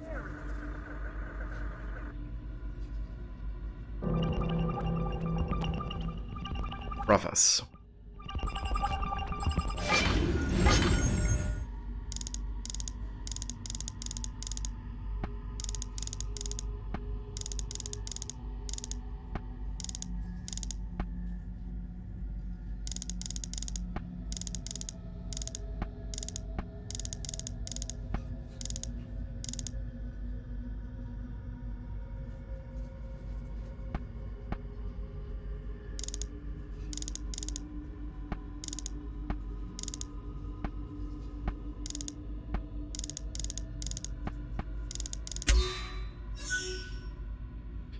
And Satan said unto Cain, Swear unto me by thy throat, and if thou tell it, thou shalt die.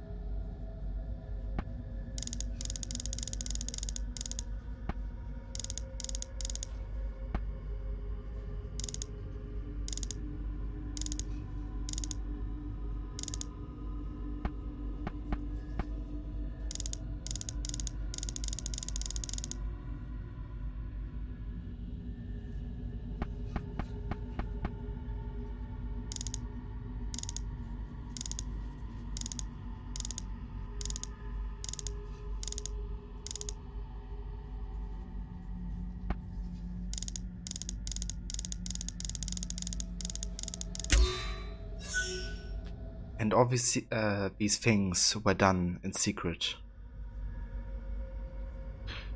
So of course the Cain and Abel story, you know how one of the brothers got killed because of greed for power. And basically, I guess Satan kind of represents the temptations that the pieces of Eden are. But also potentially, you know, one of the Isu that you know, try to use them to manipulate people.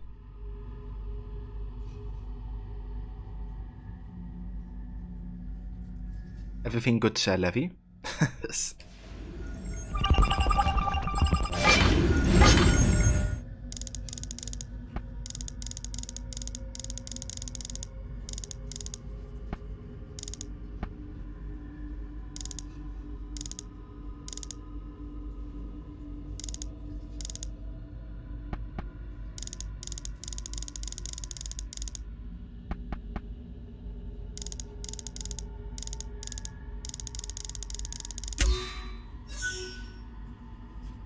And Cain said, "Truly I am Mahan, the master of this great secret."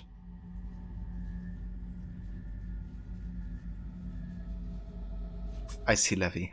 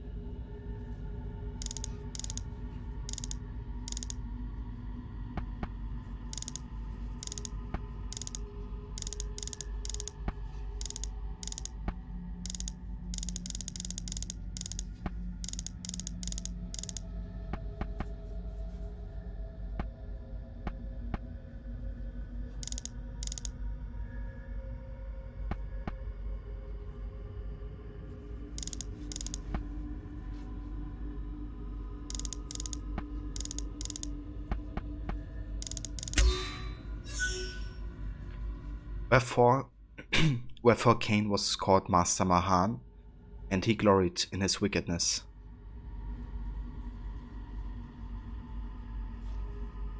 Well, that's one way just to see it, Levi. But yeah, I'm sure it will be fine, Levi. Behold, the mark of Cain.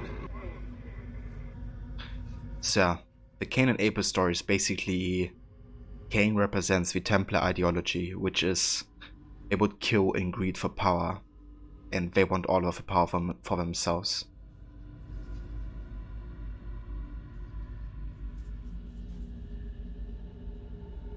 So the mark of Cain is a mark of the Templars, essentially.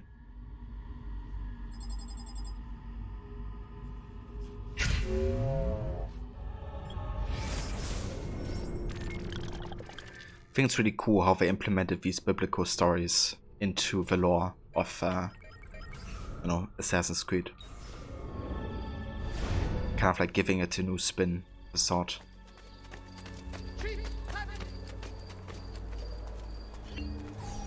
Salute, Ezio! Antonio Maffei has sought refuge atop the city's tallest structure, spouting scripture and arrows in equal measure. The man has clearly lost his mind. Making matters worse, he's posted archers all around him. You do well to clear them out before approaching. Grazie for the information. Town Crier. Assassinate Antonio Maffei on top of a tower in San Gimignano. Advance officers! Due to the recent outbreak of choleric tumors found among Cavalli, the council requires regular inspections of stock. Torri dei Savucci. In a city famous for its towers, the Savucci family, in a display of 30th century might, erected not one but two.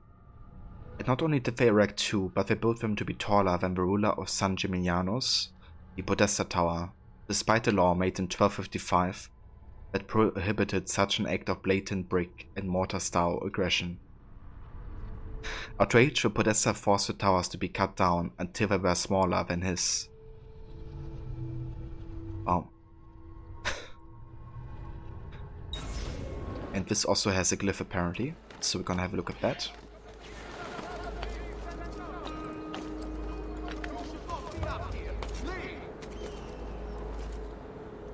Ah, that is.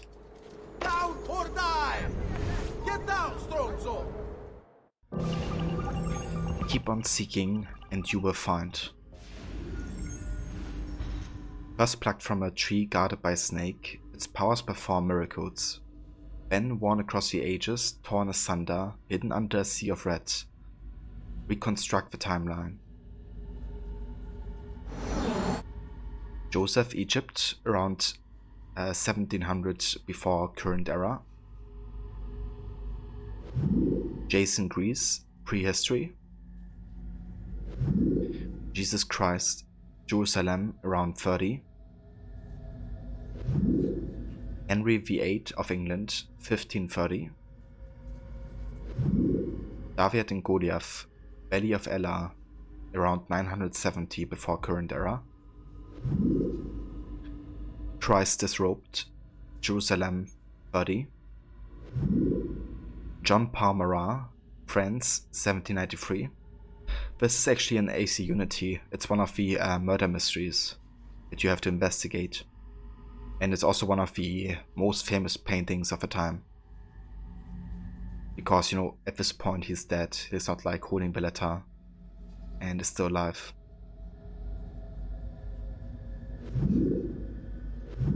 Yeah, it's really cool. Because it's a very historical death. That usually if you like have like a French Revolution in history class, it's like one of the deaths that definitely is talked about. And yeah, it's really cool how in Unity you can like investigate it. And how you even see the painter painting the painting, essentially. I think you can even talk to the painter.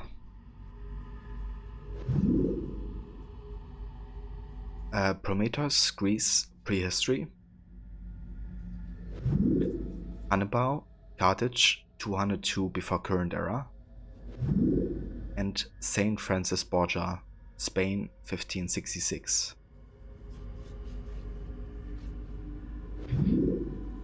Right, so first plucked from a tree guarded by a snake.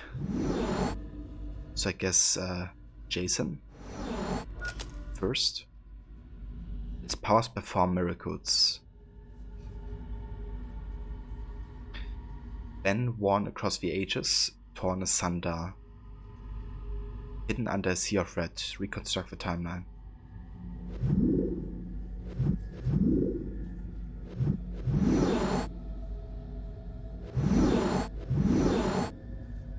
So we're looking for red. Where's Eric? Take care of your things, dude. I appreciate you coming by and joining, and definitely enjoy your luck as well. And also want to give you a shout out here.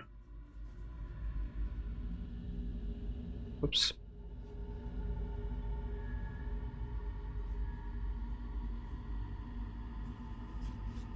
There we go. So yeah guys, if you haven't checked out Eric's channel yet, definitely recommend doing so. He's also a fan of Assassin's Creed, currently playing some AC Valhalla on the Endless project. But he's also playing Fallout permadeath challenges and retro games on his main channel currently. So definitely check that out too.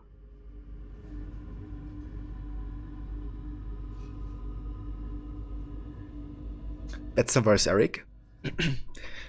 I will see you next time, dude. So I think the next would be...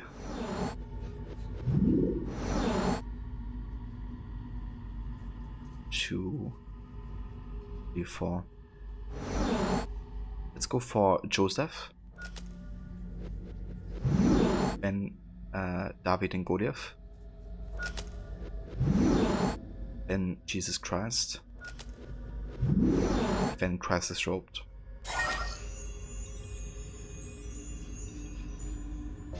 SPQR, Senatus Populus Quae Romanum, or something like this.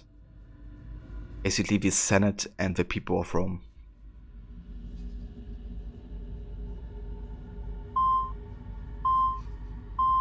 They took it.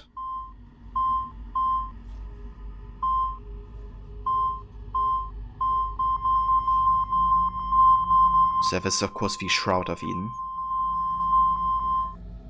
And this is Jesus Christ. Also the cross of course represents kind of, you know, the Templar order again. The mark of Cain. Just so well done, you know, because you have like there's like a entire story with Cain and Abel.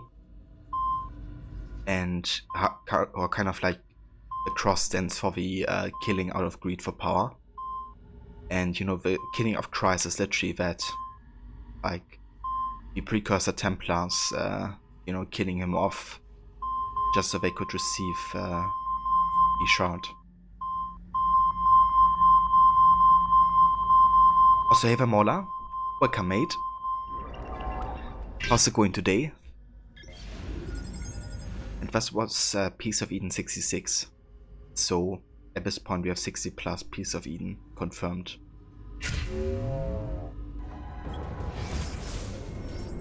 and, you know, possibly a lot more than that.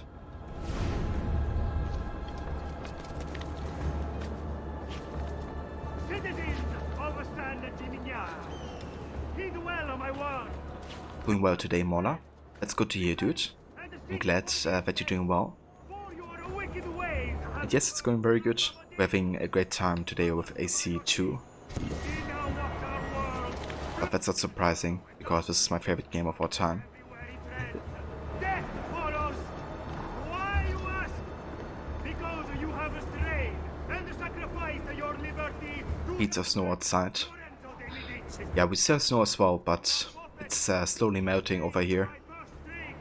I'm honestly a bit sad about it. You have lost your virtue. You have lost your dignity. You have lost your faith. And this draws the demons in to feed. And feed they will. All whilst you wander, lost in ignorance. Know that good men have died, protecting you from evil. Men to save these lands, to purify them. You're done, Levy. That's good to hear. But yeah, I definitely hope it's nothing too bad with your mistakes. Hear, O heaven, and I will speak. And hear, O earth, the words of my mouth.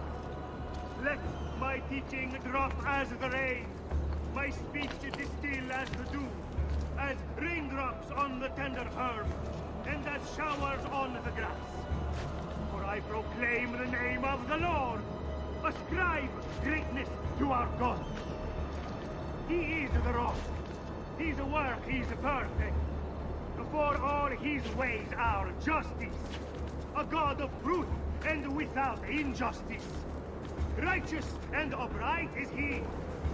They have corrupted themselves. They are not his children because of their blemish. A perverse and crooked generation. Do you thus deal with the Lord, O foolish and unwise people? Is he not your father, who bought you? Has he not made you and established you?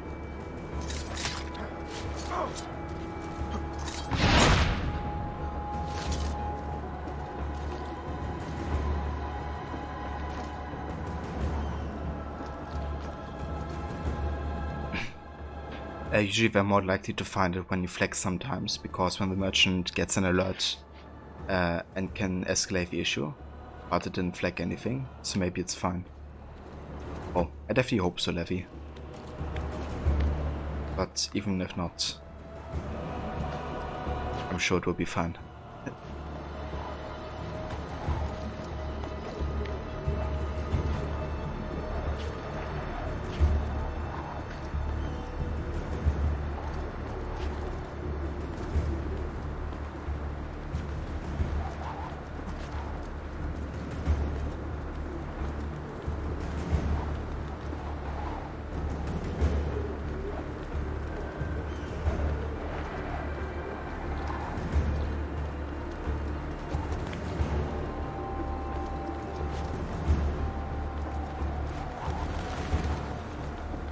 Not you, idol!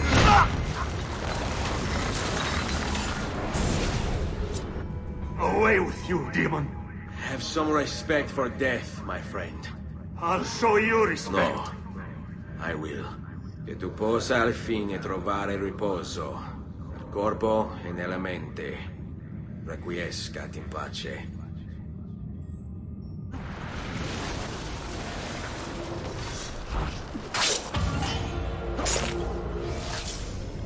Maestro, it's with fear in my heart that I write this letter. The Prophet has arrived. I feel it. The birds don't act as they should. They swirl around the location. I see them from my tower. I will not attend our meeting as asked. I can't expose myself like this, or the demon might find me. Forgive me, for I am only listening to my voice. May the Father of Understanding guide you. Guide me, Brother A. May the Father of Understanding guide you and guide me into the hidden blade of the assassin. Levy, anyways, you'll be lurking while making food. That's the worst, Levy. enjoy your food and your lurk. And see you in a few.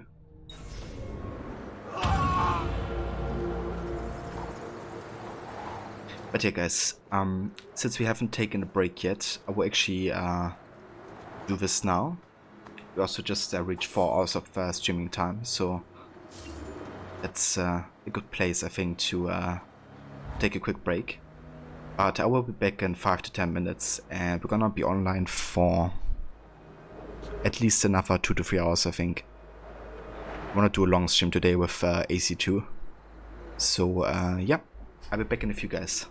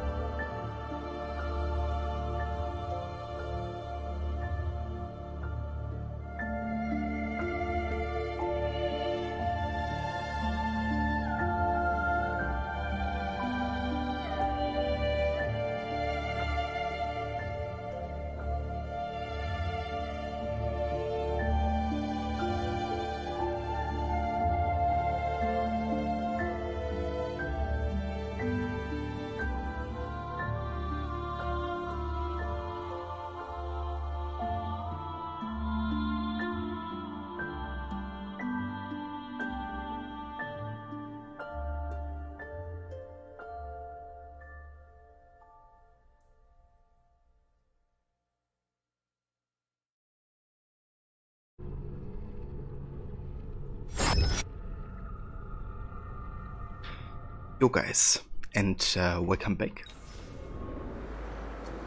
Thank you all for staying tuned, and yeah, let's play some more AC2, shall we? Still have to take care of the Pazzi Conspirators in San Gimignano. So the next target I want to go for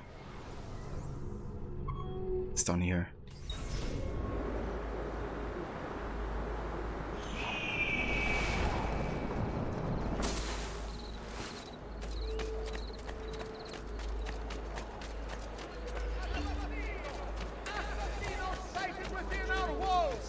Trust your watchmen! Take no chances! He... Cheers, snakes. Welcome back as well.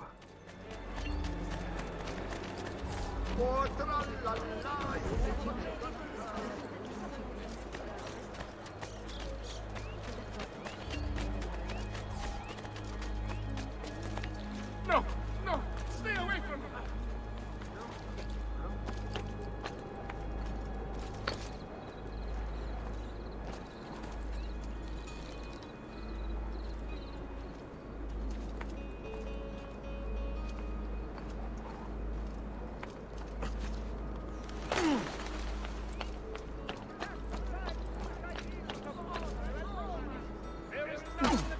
Oops.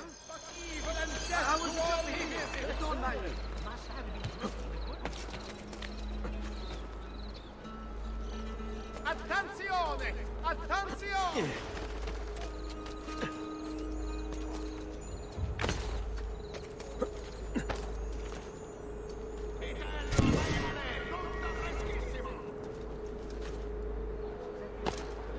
Some creatures!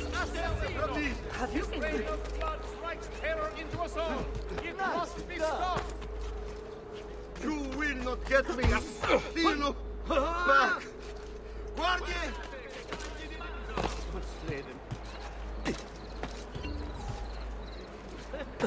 Prescott Leech! Who requires bleeding?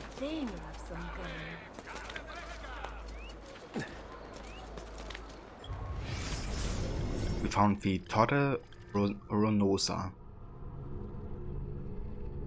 Connected to the 30th century Palazzo Vecchio del Podesta, the Torre Ronosa rises 51 meters above San Gimignano. Podesta, power in English, was a title given to the appointed head of the many Italian cities. The Palazzo Vecchio was the residence of the Podesta of San Gimignano for about 100 years. Until in 1337, he moved across the square into the Palazzo Comunale. Why would the Podesta simply abandon tradition like that? Perhaps because the Palazzo Comunale has the largest tower in San Gimignano. Tower envy. Do not underestimate it as a force for change.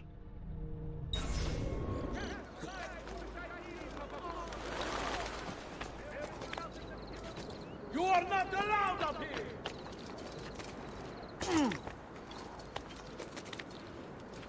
Why are you here? Get down! You are not allowed up here! You are a...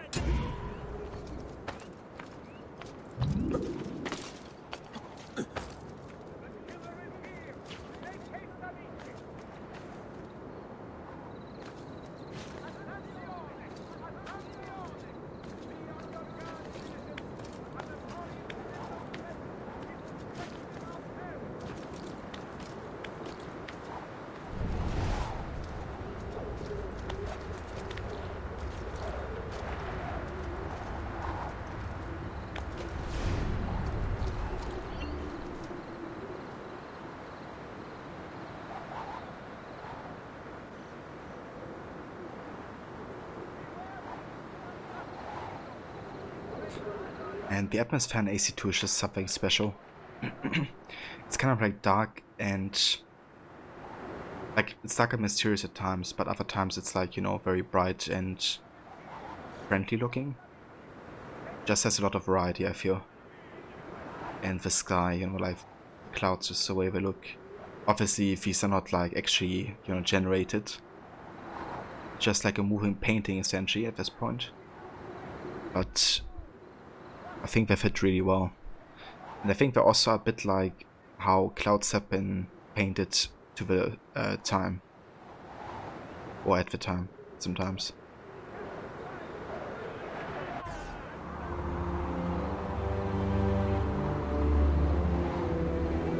Definitely sorry painting looking like, I guess.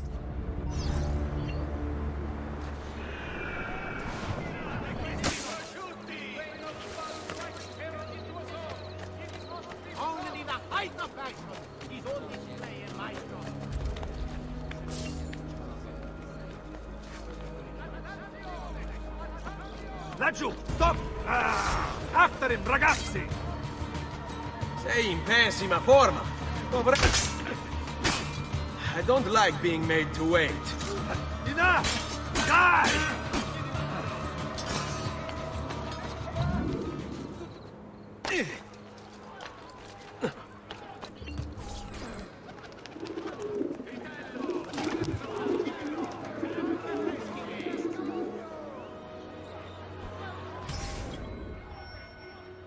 Reap what you sow.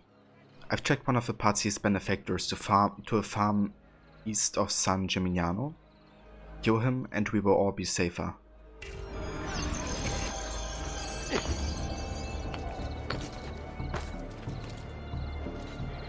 You are nasty, and I'm sorry. I'm sorry. Can we talk about it? Take no chances. He must be stopped.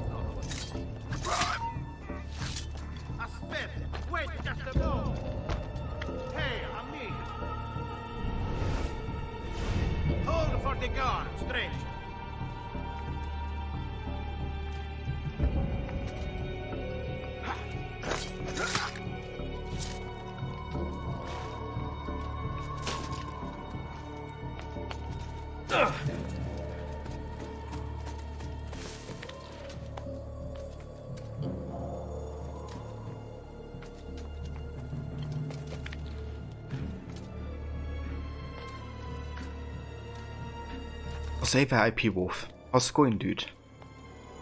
How have you been? It's definitely going good here. Cheers, dude.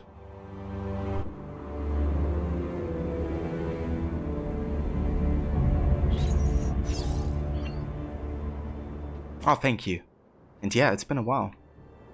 I hope you've been well considering. Well, it was quick and easy.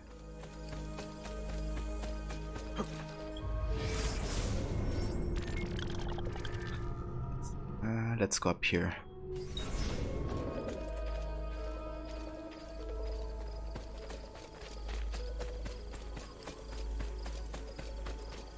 Things have been rough a bit, but things are getting better. It's good to hear, IP Wolf. I'm glad that's the case. Are you still playing League of Legends?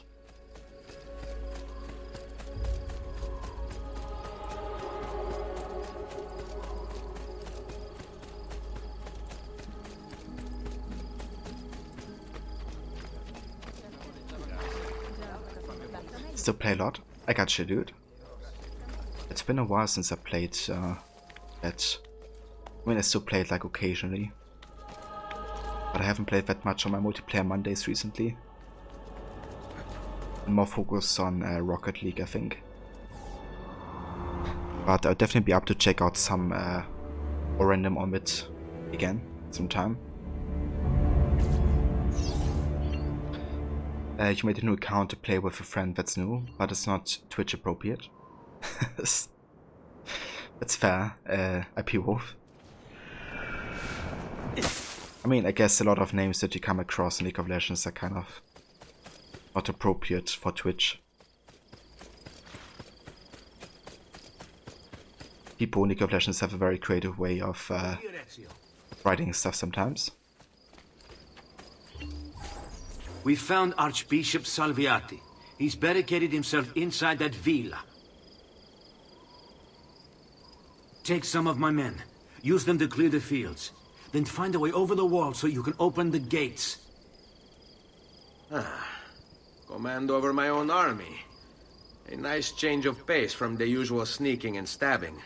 I like it.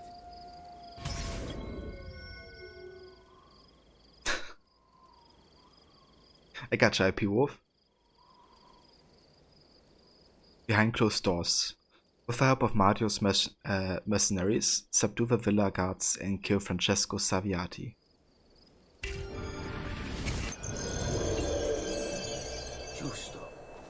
One of Wookiees got killed by a stormtrooper snake? That's unbelievable. I mean, the stormtrooper never landed a shot.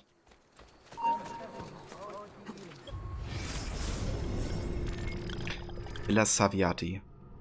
Made wealthy through his connections to the Pope, Archbishop Francesco Salviati purchased this Tuscan villa in 1475 in anticipation of becoming Archbishop of Florence. He spent the next few years having it renovated in the Tuscan style, while plotting with the Pazzi family to invade Florence. Sadly, this left him very little time to enjoy it before his inevitable demise. After the conspiracy went south, archival documents indicate that Salviati swapped his archbishop outfit with one of the residents of Florence, who was then lynched in his place while he escaped to his villa. Damn, that's dark. I see you there, assassin! These walls have stood for 100 years, and will stand for 100 more! Stop wasting the lives of your men! Vatene via! All little wasteful here, he's dead! Get back! Oops. I see him! Got you! Ha ha! Now you die! I shoot! There! Kill again!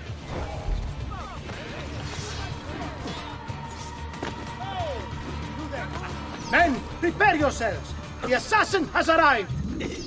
I need to find a way to open the gates.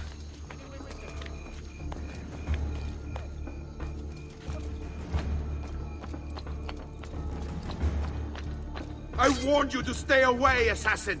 You should have listened!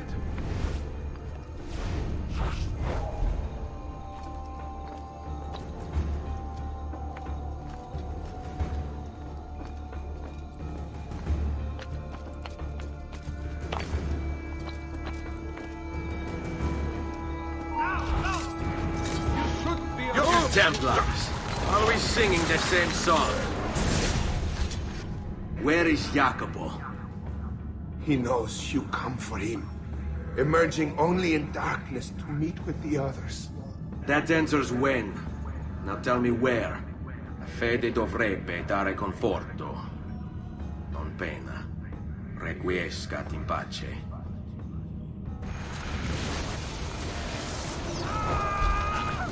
Not on my watch! I'm sure.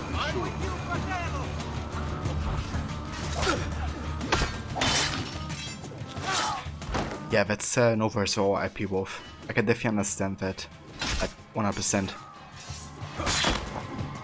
You know, like I would love to support my channels on Twitch as well, but I don't, have the time all the time to like, tune in.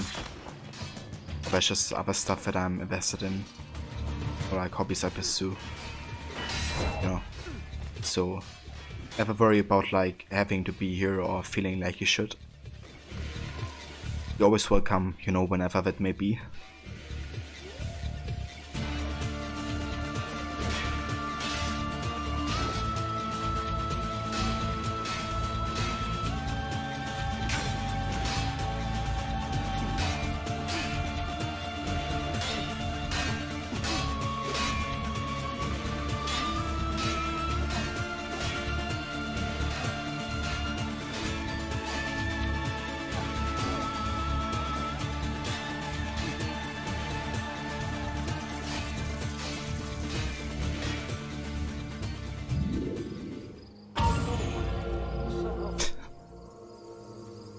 I love Ezio's headbang animation. That's you! There! There! Get him!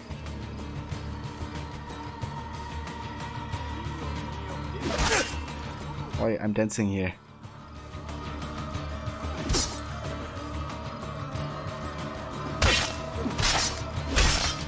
That's not nice.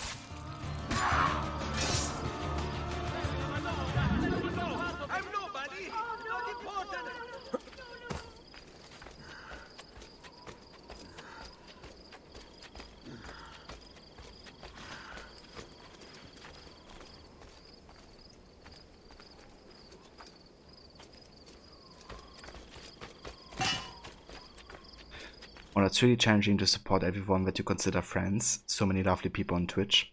Exactly, you know, and for me it just gets like more and more.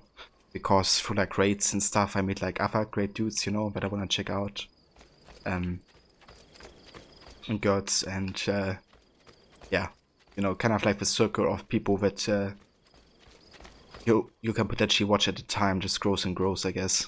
The more time you spend on Twitch. So yeah, I don't take offense at all by, you know, people not attending or being here, because there's just so many other people out there, you know, who also deserve love and recognition.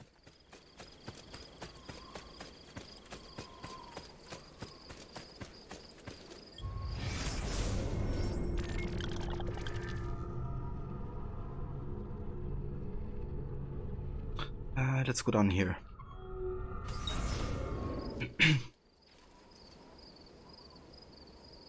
Oh, thank you, IP Wolf. I appreciate that, dude. That definitely means a lot. And yes, like, that music is so good. I would just get creative with this game. Just really set a bar for how atmospheric Assassin's Creed games can be, I guess.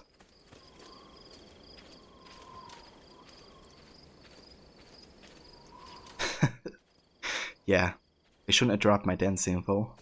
I was just peacefully standing there, vibing to the music. But they had to take us.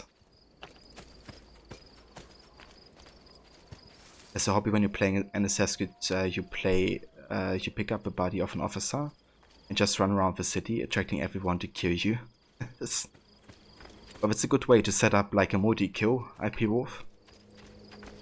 Or to get like interesting comments from like NPCs.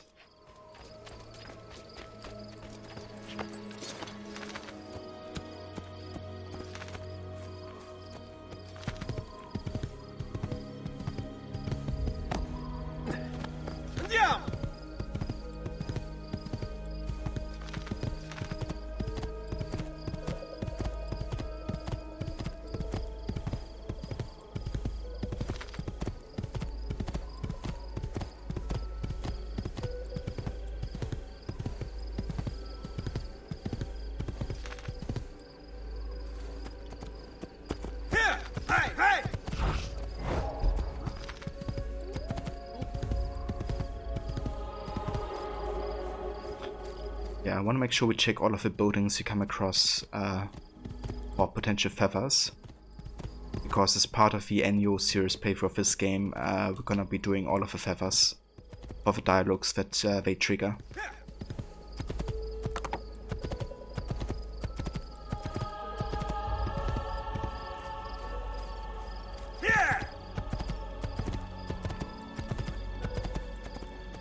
You just find it hilarious that in the first like 2 to 3 games, the guy would like skip around the cities with a body on his shoulder, like he had just found meat for the first time in months. Yeah, that's true.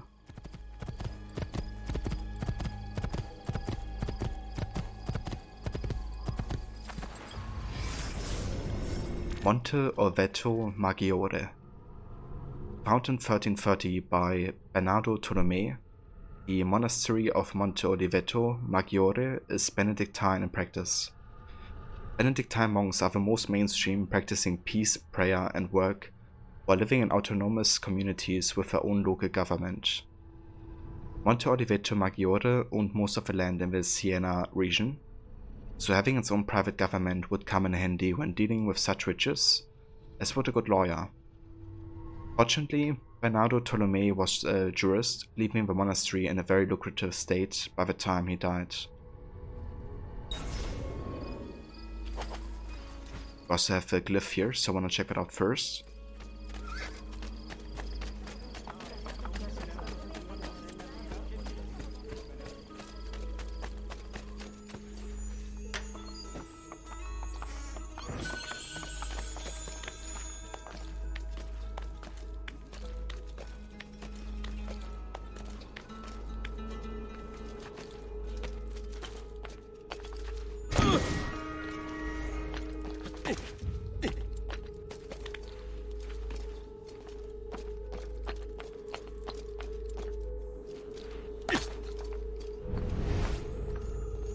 Another pyramid. Martyrs. Novars Epipoph. Tsar Nicholas II, Russia. This is of course one of the staffs of Eden. Piece of Eden 34. Joan of Arc. The Sword of Eden. 25. Now we have a Templar symbol again, the Mark of Cain. We'll go ahead and kill all of these people for the piece of Eden that they have. With fire. They burned Joan alive. They took it. So they took the Sword of Eden from Joan of Arc. And then we have what's his name again? Rasputin? During the Tsar family. Without the staff, the Tsar is powerless. He could no longer control his subjects. Revolution! Revolution! Rasputin took it to Tunguska.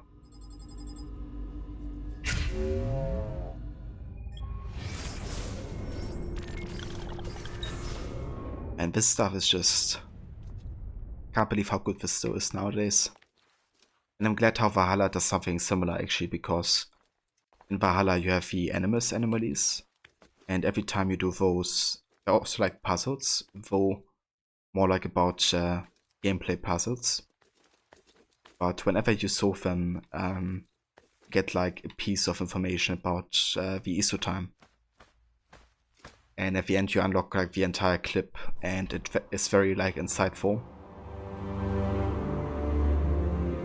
About, you know, what happened to the ISO displayed in Valhalla.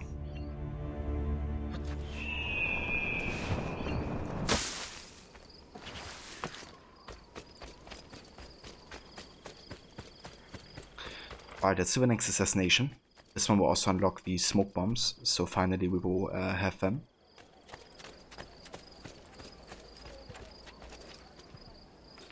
Also, hey there, Lizzie. I'm so freaking stressed right now. I'm sorry to hear that, Lizzie. I definitely hope that things will be, you know, not as stressy anymore, and hopefully things get sorted for you.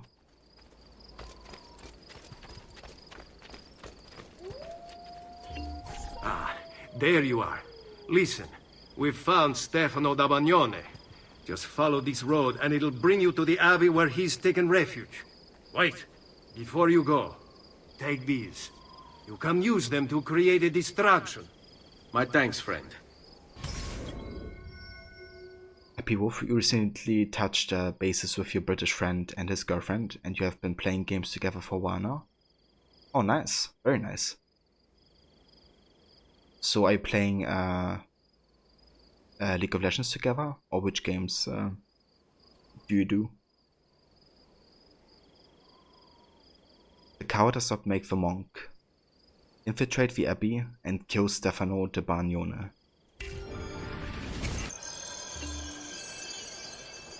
So, I actually want to have a look real quick at Conspirator tab.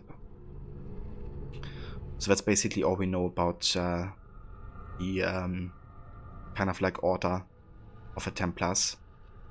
We have Rodrigo Borgia, Diego de Pazzi, which we killed. We killed Antonio Maffei, Francesco Saviate, Uberto Alberti, and Francesco de Pazzi.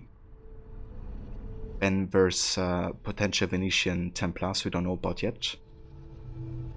And of course our next two targets are Stefano de Bagnone, we currently take on. And we also have Bernardo Baroncelli, which are all hired by Jacopo de Pazzi, who in his turn is working for Rodrigo Borgia. It just showcases, you know, how are like so many connections from like one Templar to the next, and how many associates they have.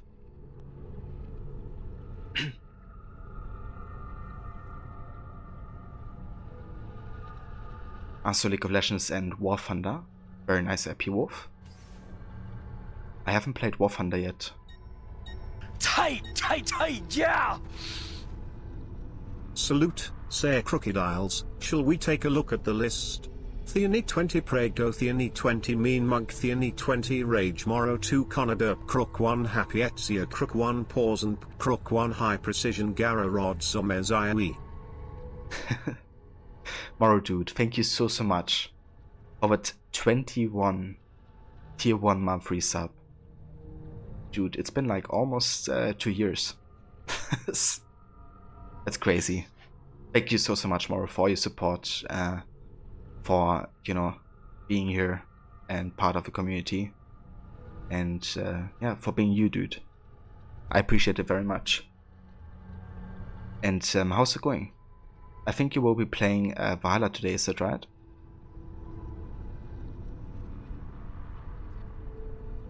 It's the heat. It sure is, IP Wolf.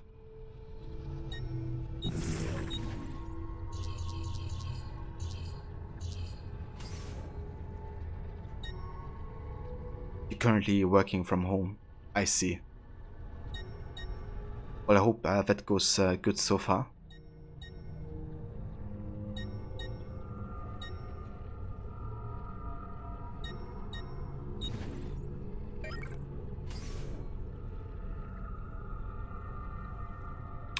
As you tried listening to music only to find out one side of your earbuds is gone.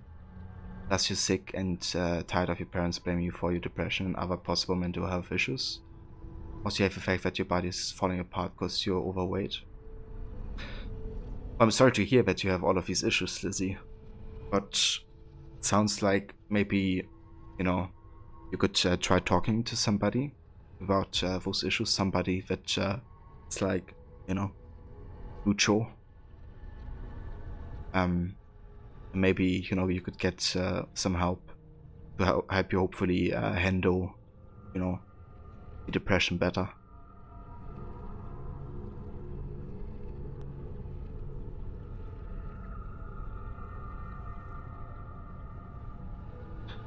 All of your employees called off today due to the weather. You worked from home yesterday and they closed us after a half day. Now we aren't even opening. Damn, dude. So I reckon you don't even have much of work to do today then.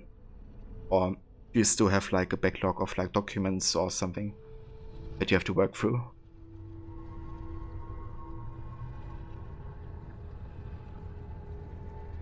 But yeah, it seems like the snow definitely quite impacted you know, your current circumstances, I guess.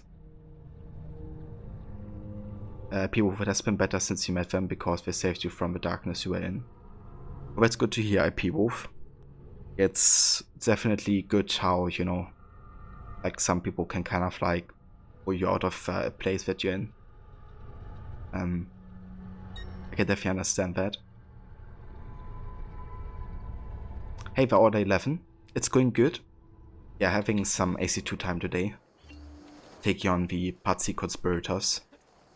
And yeah, just really enjoying the game. Just unlocked the smoke bombs.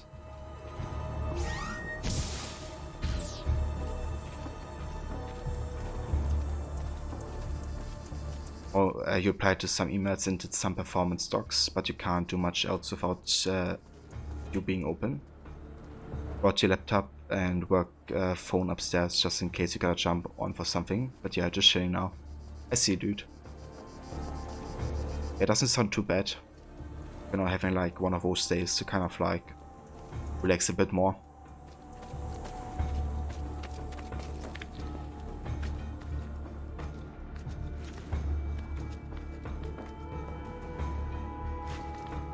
Yeah, Lizzie, sorry. I feel like, you know, it could definitely help seeing somebody to kind of maybe help you understand how you can handle certain situations better. Because yeah, sometimes if you're in a place like that, you know, it's kind of like difficult to think outside the box sometimes, I guess. Are we done with this pissing contest? Pray for what? The Lord's protection. If you Are we done with this pissing contest? Any interest in our affairs, you've another thing coming. But please, by all means, continue to delude yourself if it helps to pass the time. You speak blasphemy. No, I speak truth. To deny his most exalted existence Is the only rational response when faced with the declaration that there exists some invisible madman in the sky. And believe me, if your precious Bible is anything to go by, he is completely lost his mind. How can you speak as such? You wear his vestments. Only because they afforded me the opportunity to get close to the Medici. But you're right. I should look into replacing them after the assassin is dealt with. Ah, that unholy demon. At least on this we agree. They say the devil has gifted him with unnatural speed and strength. The devil? No. These are gifts he gave himself through training. It is disturbing how unwilling you are to credit people for their circumstances. I think you would make victims out of the entire world if you could. I forgive your lack of faith and forked tongue. You are still one of his children. I told you. What's the use? Enough of this. It is like speaking to the wind. I will pray for you. As you wish, but do so quietly. I must keep watch.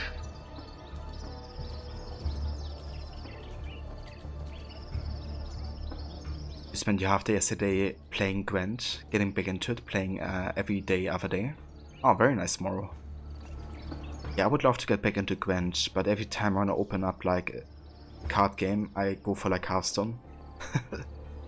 Because I'm like the best in that game, I guess. But yeah, I would definitely be up to check out both Magic the Gathering and Gwent again, I think.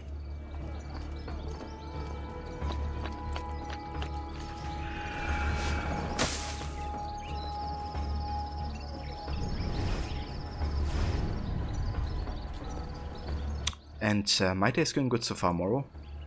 Yeah, having a good stream with AC2. We did the Auditore Crypt earlier, which was fantastic because, like, that time period, you know, where we talk about Domenico Auditore and like how the codex got like scattered and Monteriggioni built, really. Like, that's a game I wanna have so bad.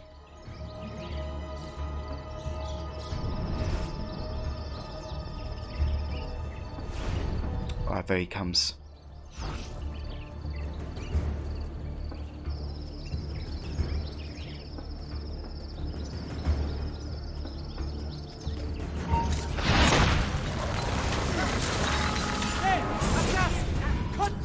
Now I will see who was right.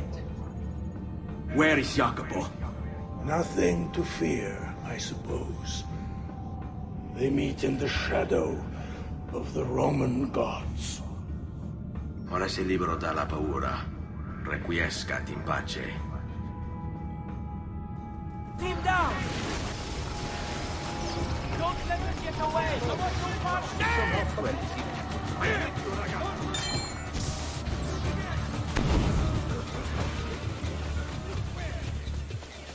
Got a lot of the additional smoke bombs in this game.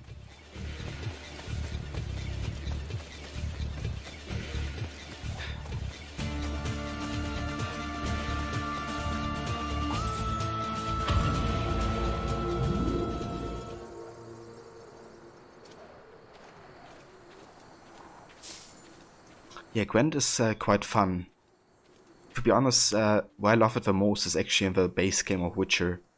Because I like this, like, playing Witcher and then playing Gwent. You know, every now and then, kind of like this balance of the two. Rather than just playing one of the two solely. But I feel like they've done a really good job kind of advancing on what we created in Witcher 3 and I guess make it more in-depth and stuff. There's also this game called Thronebreaker, which is like a prequel to the first Witcher in some ways. And that game is completely about Gwent essentially as like the fighting mechanic essentially. And they've done a really great job with that game and like how the cards systems work.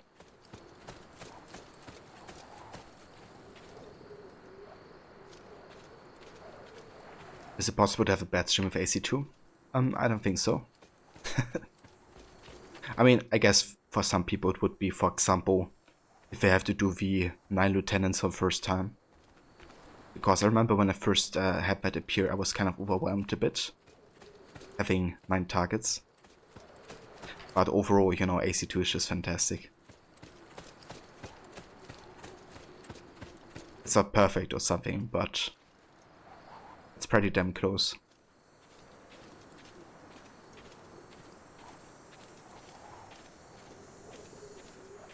Yeah, sounds good, Lizzie. Definitely take care of yourself. When AC wasn't a money grab. I mean, I always wanted to make money with Assassin's Creed. But I wouldn't say that's been the primary focus with this game. You know, just to make money, I guess. But this game definitely feels like a passion project. But I guess don't be fooled, like, you know, obviously they have business practices. They also forced into this game that was for money grab. Like the DLCs, for instance, you know, they're like part of your official main story, but they just excluded it to be sold separately. It's also not an issue nowadays because it's usually included with all the versions that you get of this game. But back in the day when the game came out, it was definitely not a nice thing to do.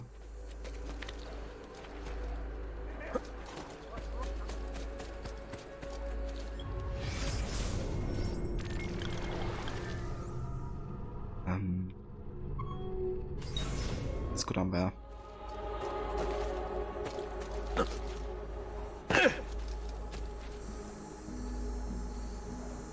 More big thing for you is Gwent is available on mobile and syncs with your PC version. So you can play on PC, iPad and use the same card deck, etc. Well, that's really cool, yeah, that you can do that, of course. I mean, Hearthstone has the same function. And I'm not sure if Magic has it. I think Magic actually has it at this point. So it seems a rather up-to-date thing with card games. But yeah, I agree, like, it's definitely convenient to have that.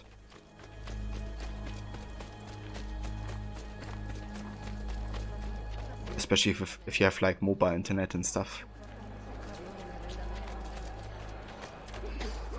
I have always supported the shadow.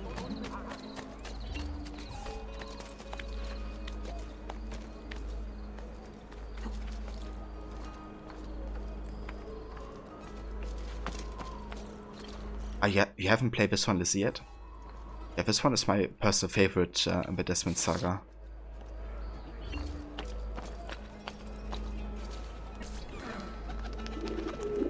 Especially if you like really do like an in-depth story run as I do currently. Just notice like all these great connections that the game makes.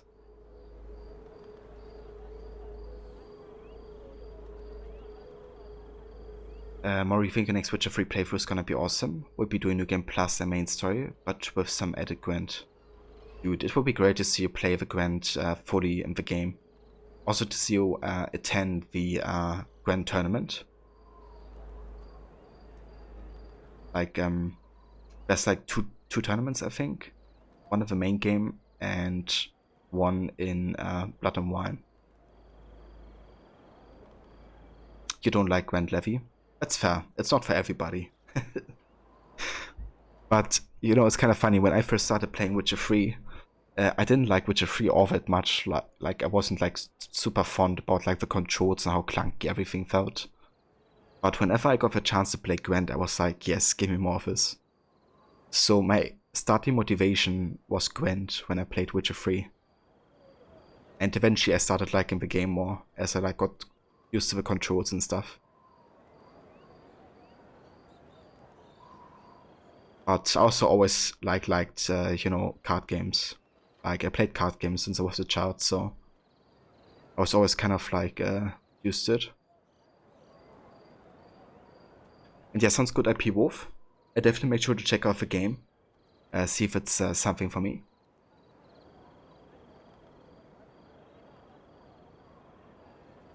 There's you have 1 Brotherhood, Revelation 3, and Black Flag. Very nice. That's some really good games. But yeah, 2 is definitely essential. Between, you know, 1 and Brotherhood. But it seems like you have quite a good, you know, kind of chronology of games there. Not like too spread out, I guess.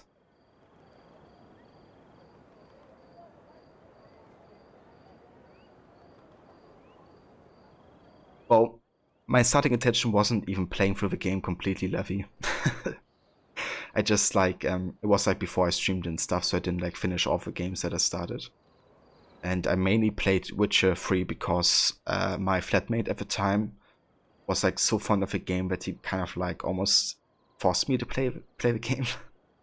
Like, he really wanted me to play the game at some point. So I kind of like, yeah, you know, started it, and my starting motivation was like, okay, I just check all the vendors for like Gwent cards. So yeah, my first 10 to 20 hours were like Gwent collecting essentially. But eventually I definitely picked up on the storytelling and kind of like enjoyed it more.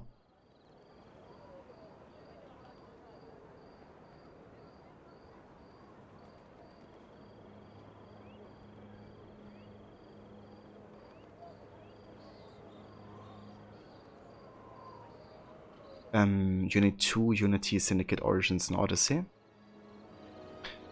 Yeah, I would go for 2 first and then kind of like play them back to back, I guess. Like Unity, Syndicate. Basically the way you have written it.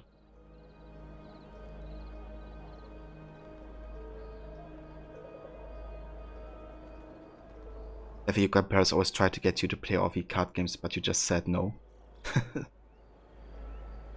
I mean, I wasn't a fan of like these classic card games, I guess, like, you know, this classic deck basically where you play, I don't even know the, I mean, poker, for example, you know, these types of cards. I was never really interested in that stuff, to be honest.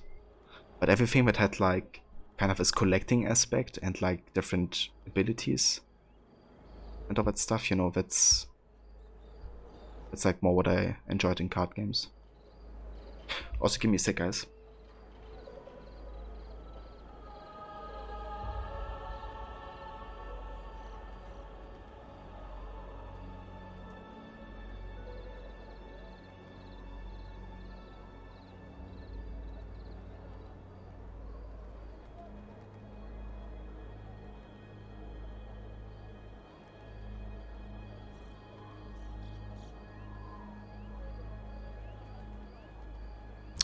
Gwent happened tomorrow. Yeah, Gwent can do that to you. That's why I don't talk to your flatmates. Oh, it helped that my flatmate was a really good friend.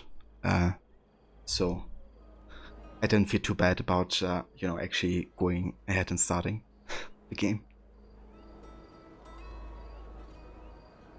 You get 1 for free when you got Revelation. You beat Liberations and almost done with 3. Very nice, Dizzy. So which one is your favorite so far? If you don't know, which is what they were trying to get you to play. Still do, but you always refused. Well, board games in general. You really don't like your flatmate, but it's fine. Yeah, I definitely get that as well. like before my sister moved in with me, I had a really awful flatmate. Like basically the worst kind you can like expect, I guess. So I was really happy when that you know, wasn't the case anymore. Yeah, like that dude did some really fucked up shit, like, not gonna lie. Yep, he also turned out to be quite the criminal. So that was something.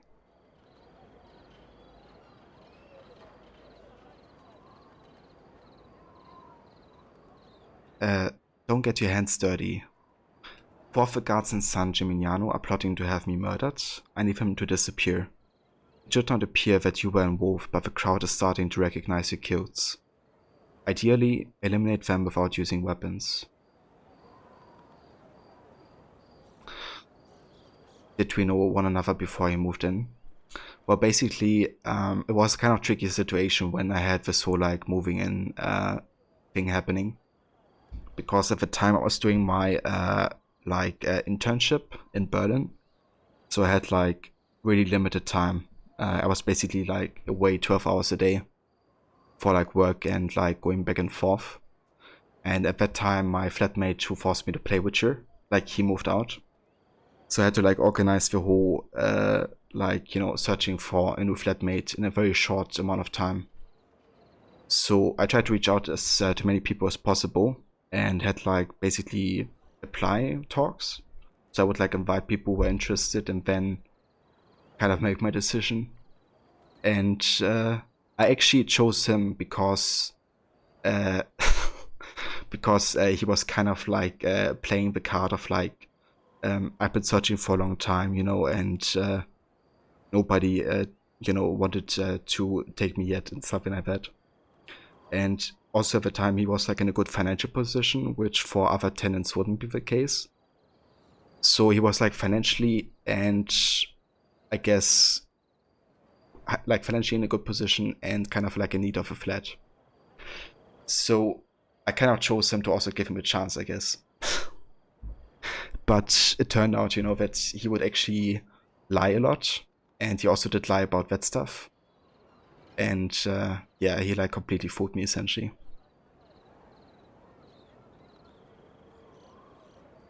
And he kind of continued to do this type of stuff, you know, kind of like lie about things that apparently happened to him, or, you know, stuff like this.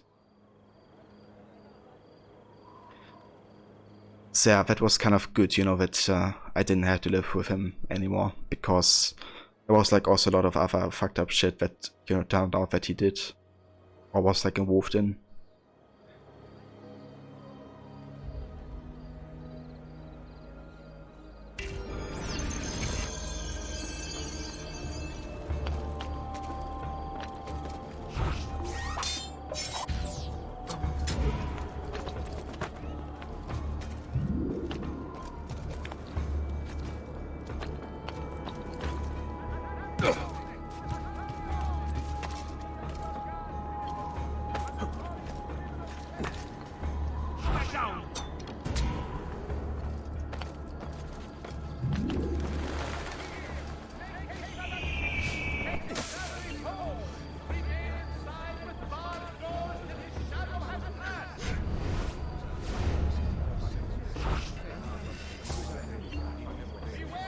All yours. Lord, you join him this day.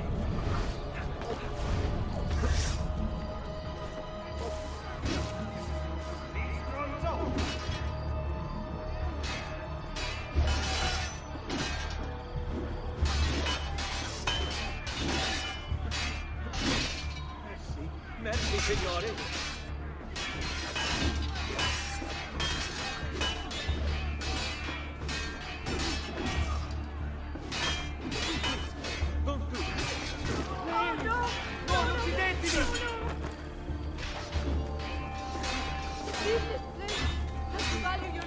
Yeah, it was a big yikes to find out about that stuff tomorrow. Dogs, filth, I relish your banishment, so richly deserved. But yeah, you know, the thing is also like in Germany, especially like in cities, it's very common for, you know, like also like I guess randoms to move together in a way, like people that you don't necessarily, sorry, don't necessarily like know well before. Because like a lot of people, especially like students, like college students and people who do like, you know, like a training to become like something else, like they usually move together to kind of like share the rent and stuff. And also like the fact that, you know, like flats are like usually very limited, so you don't always have a pick like what to go for. So that just can lead to very like kind of tricky situations or like, you know, matchups, I guess. Like my first living situation was also not optimal because I just didn't really had another choice, I guess, at the time. So just something that can happen, I guess. Come see what pride, beauty, and years of experience can do for you.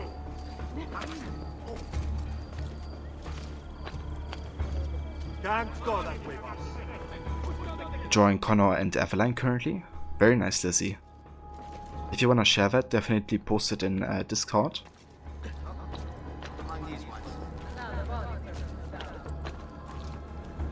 Levius isn't horrible or anything, you just can't stand her as a person. That's why I say it's fine, because you don't have to talk to her, and that's good. Yeah, I mean that's fair, you know. At least don't like try to hurt each other, I guess, in some ways. This.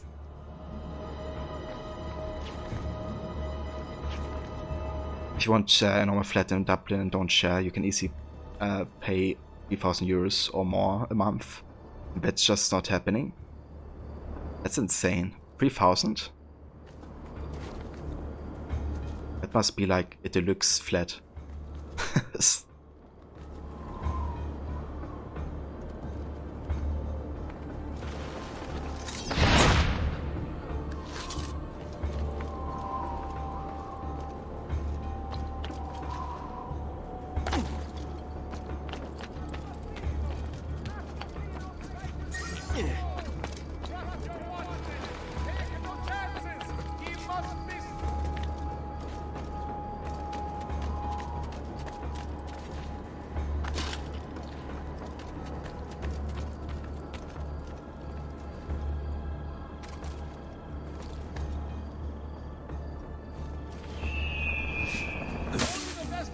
Here, friends.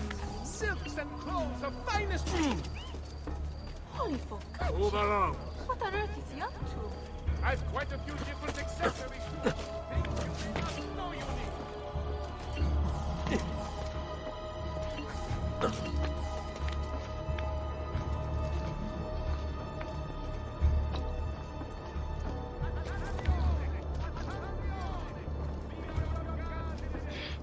Damn, that's crazy, Levy.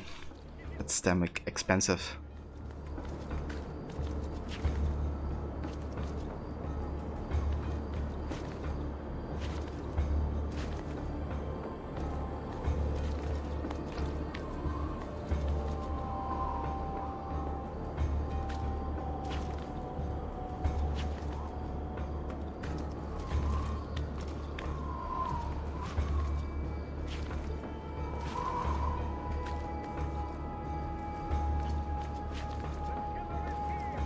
Yeah, no worries, Lizzie.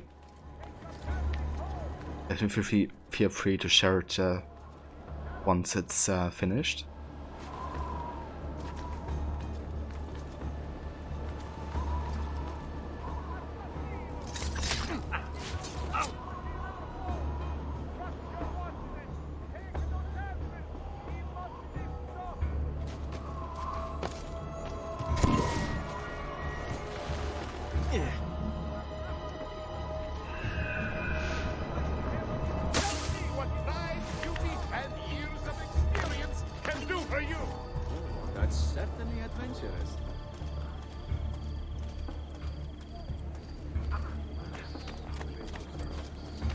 Yeah, that's an understandable plan, Levy.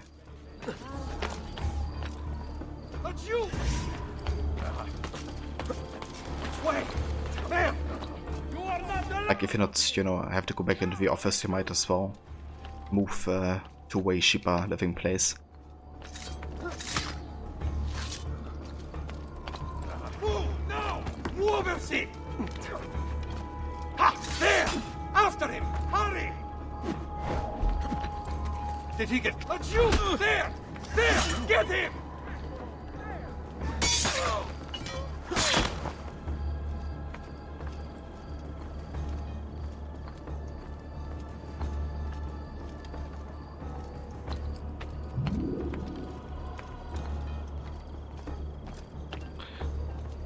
Yeah, Lizzie, I wish you best of luck with finding a job, hopefully soon.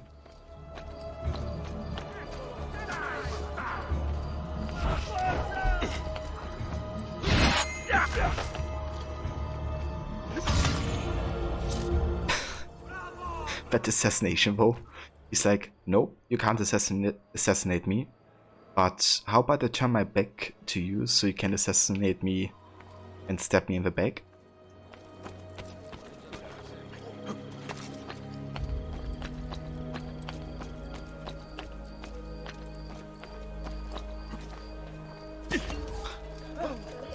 Was a good plan.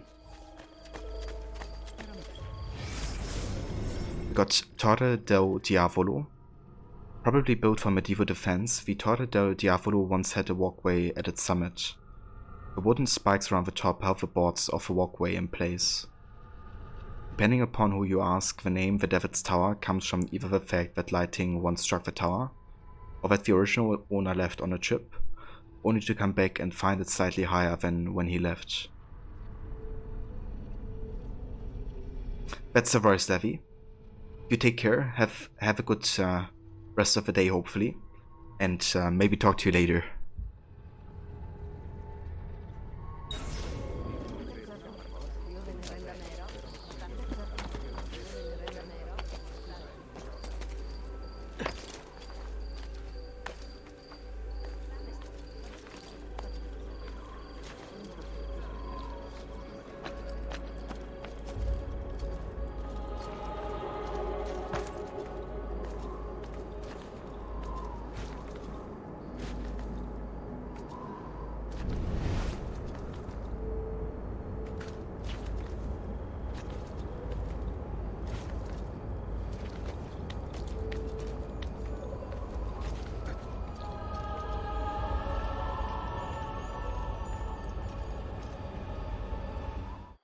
Three thefts, hidden by the murders.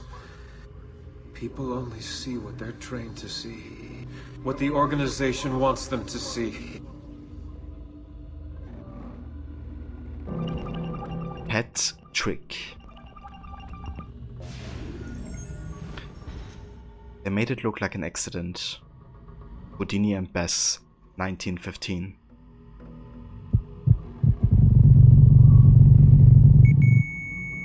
Houdini's grave. He almost beat them. Gandhi, 1946.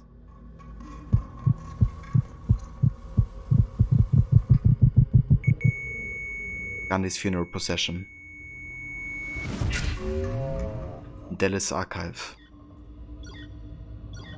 Wolves are out hunting. Where has Jack gone? Okay, so this is the first time we have these Wii puzzles. Basically what you're looking for is you look at the pictures and you look for numbers or something that could represent a number. In this case it's very obvious, it says 6 equals 1. So we're gonna go into this. Actually, I'm gonna align the red 6 with the grey 1 on the wheel. Then we look and adjust H with 3. 6 is still 1. And 7 would be 2. So 3, 1, 2.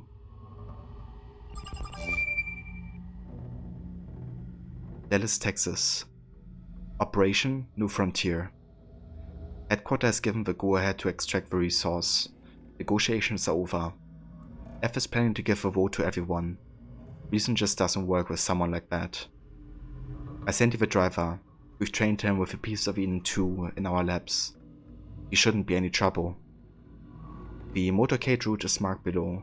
Once the target has been downed, either by Oswald or Z, use piece of Eden number 1 to stage a distraction. Make some kind of phantom appear around the slope I've marked with an X. Freak people out. The driver will grab piece of Eden number 3 in the confusion. The Templars. So basically this is a plan by the Templars to get another Apple of Eden by using the 2 that they have currently. And they create like illusions and chaos to get the advantage of retrieving it.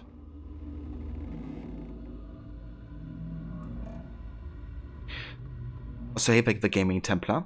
How's it going?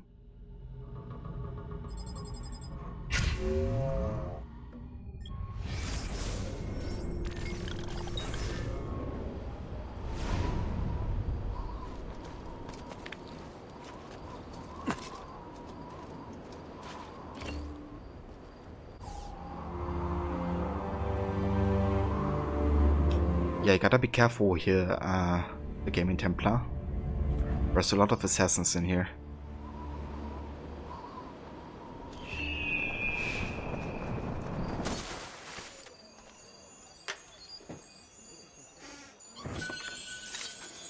He's here! First round, he's on me. Is dealt with. Va bene. Relaxing after a long day of work. Oh, that's good that you can relax a bit, the Gaming Templar.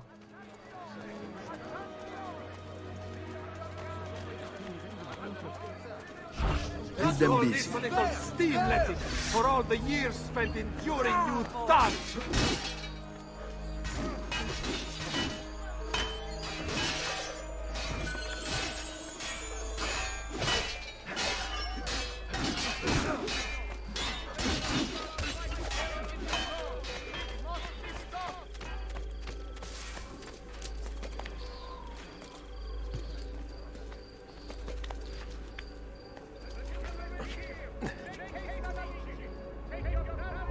Or you love how Ezio's all like, excuse me, after the guards are distracted. Yeah, you gotta love the sneakiness of Ezio. I can beat any man in these parts when it comes to speed. They say you might be a real test for me.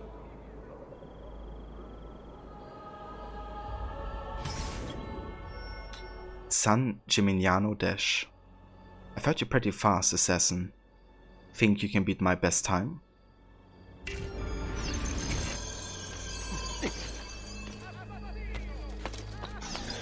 Assassino.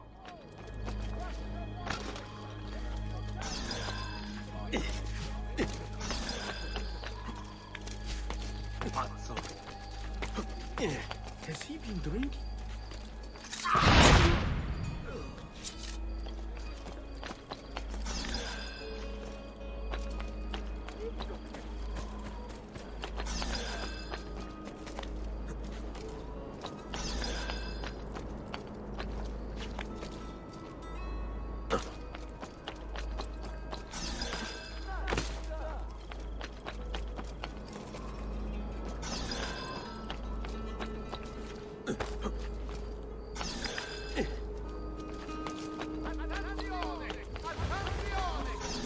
Up here. Why are you up here? Leave there.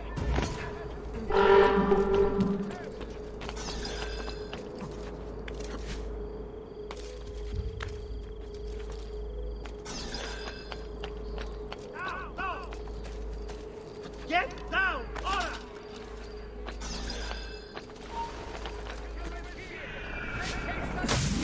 Take your families home! Remain inside with barred doors till his shadow has passed!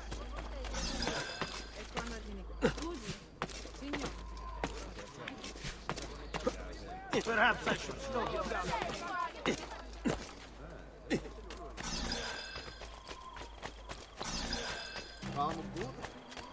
This mighty man keeps the poor from the mighty's reach. He keeps the maidens home.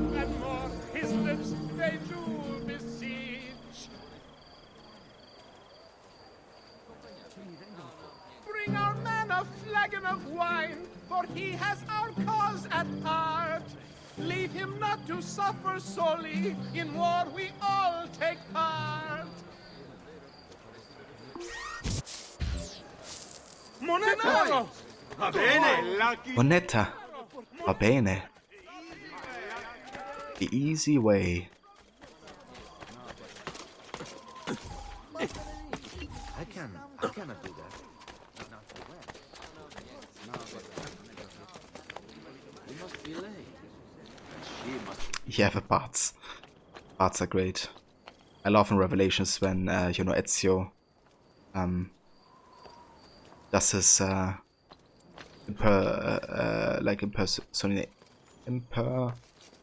whatever. He's like pretending to be one of those bard singers. Like does his own songs and stuff. Impersonating, that's the word I'm looking for.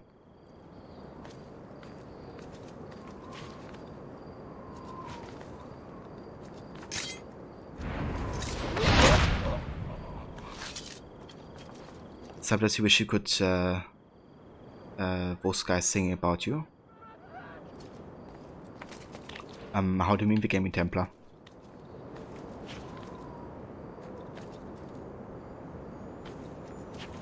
Could what?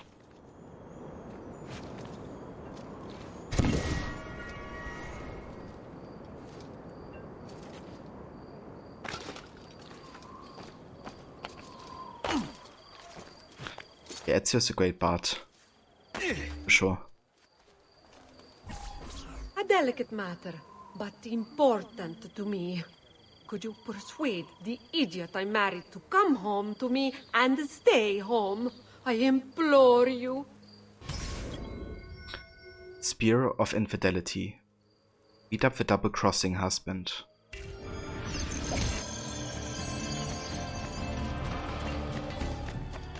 Come, amici. This week I'm almost giving my labor away.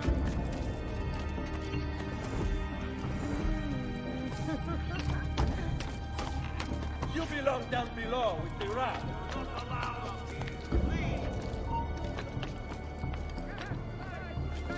Of honor and romance. There is nothing the killer brings but evil and death to all he visits. Only Messer Giraldi could see this. Raju! There! There! I'll get you up like everyone else.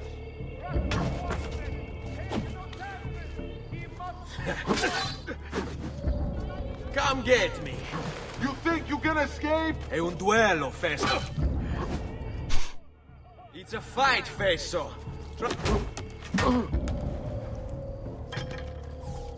Raju! Oh.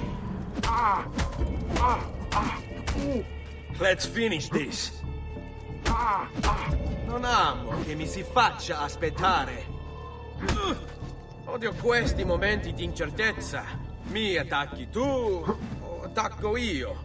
Hai intenzione di startene lì impalato? Are you afraid? Ouch. General leader made for swinging at people, yes?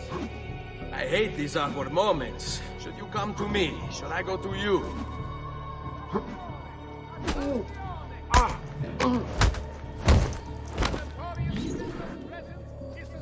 You win! Tell her I'll be a good, faithful husband!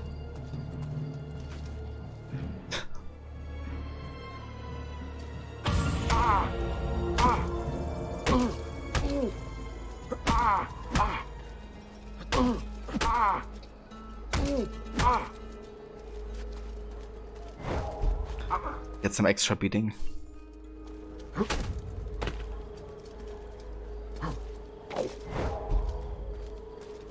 We have 22k in the chest amount of the Johnny. Should definitely go ahead and pick that up.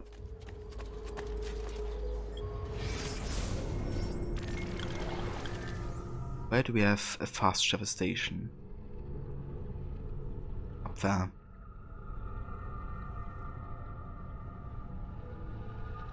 I feel like there should be one here towards the gate.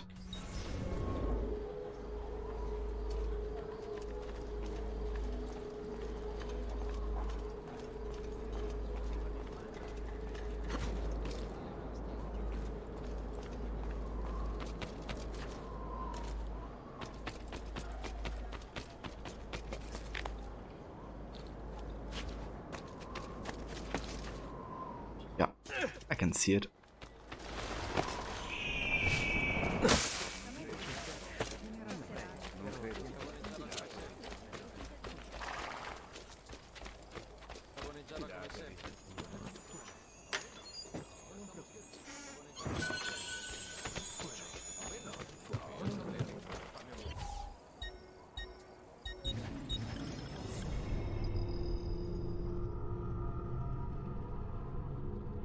Connor's your fictional husband.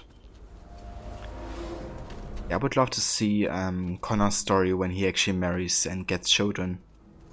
Like a game or something. I know there's like a comic or book about it. But at some point he actually does get married and has children. And what's cool is that one of his daughters has the same ability that Bayek has. Of, you know, being able to see through the eyes of an eagle.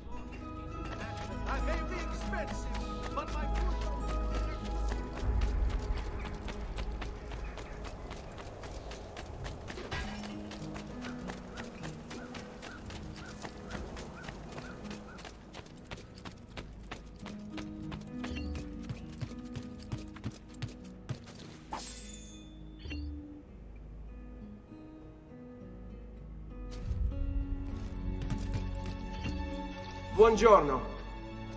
Salute, Ser Ezio. Shall we take a look at the list? Alright, let's get the next art merchant upgrades.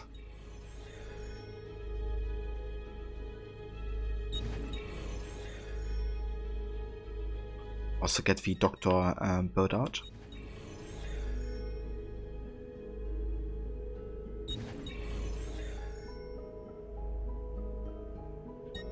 And the rest I'm gonna do later. I don't wanna do everything just yet. One reason so I can buy more stuff otherwise, but also it doesn't hurt to slow down the economy a little bit, you know. You don't have to get all of these upgrades immediately because you get enough money anyway. So Buon viaggio. might as well spread it out a bit more.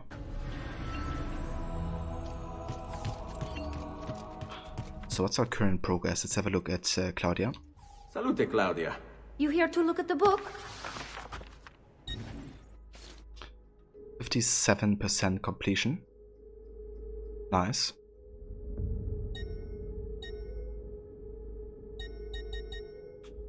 We do earn 8,500 per 20 minutes. Nice. A presto, Ezio. Also give me one sec, guys.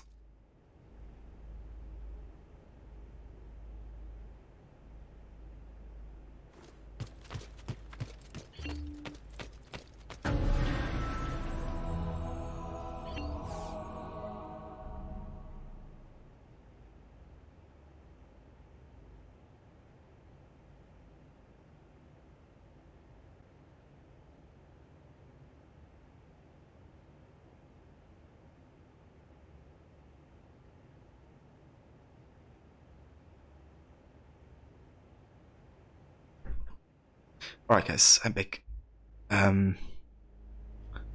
Okay, so we have quite a few codex pages delivered. But we gotta decipher them before we can continue reading. Because this time we actually are reading the codex while playing through the game. So every time we get the codex page and we have it deciphered, we're gonna immediately read it.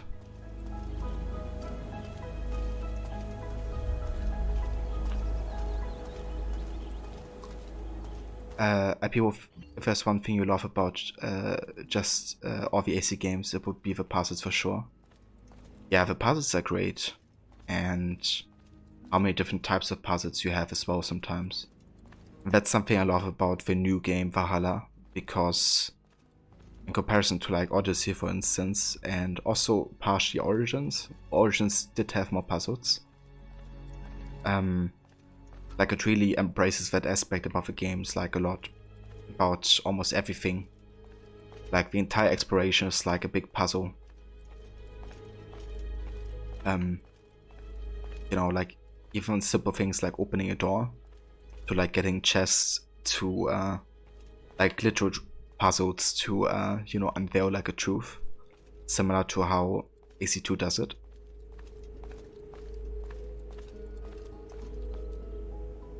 Yeah, that's true. It's very well thought out, especially in the early games.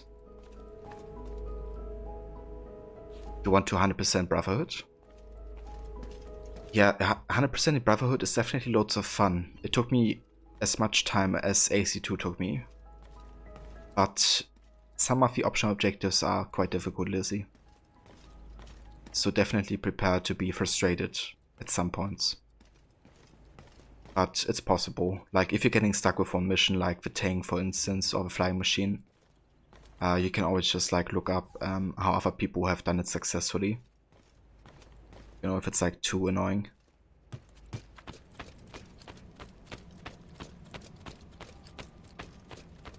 But yeah, you have to like basically 100% all the missions with the optional objectives.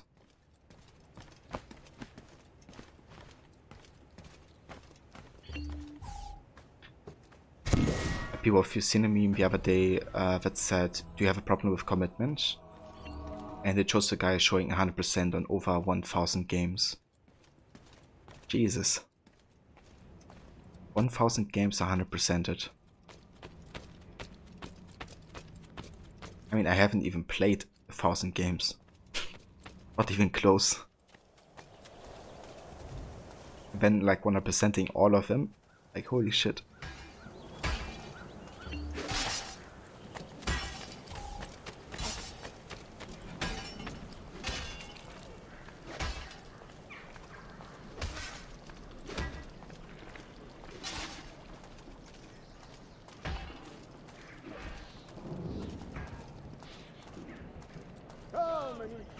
This week I'm almost giving my labor away.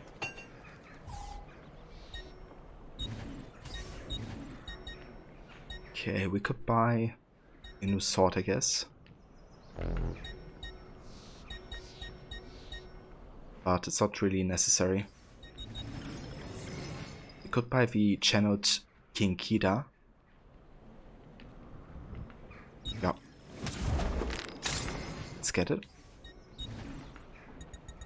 Definitely gotta restock throwing knives and smoke bombs. Come again, please. Come see what pride, beauty, and years of experience can do for you. We can buy the medium and large medicine pouch.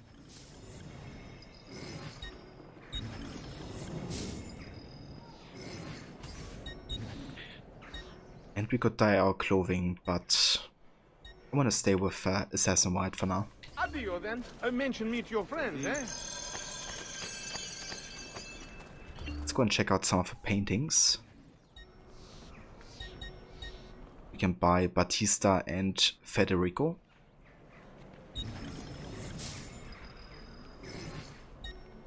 The Ideal City, which as you can see is very much about symmetry and harmony and balance. Very much the style of Renaissance. That's also why it's called the Ideal City, because ideally city should look like this. And we have Saint Chrysogonus.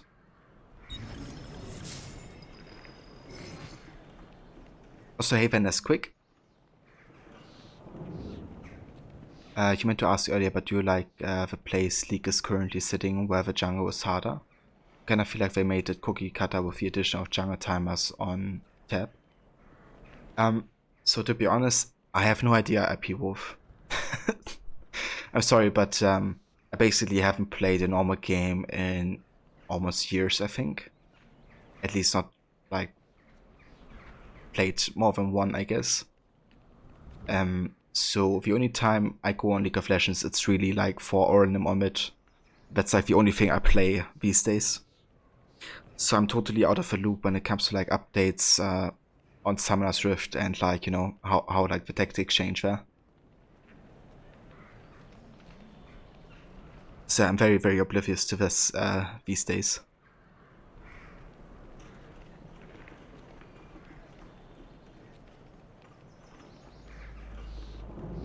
But yeah, overall, I did always like playing jungle.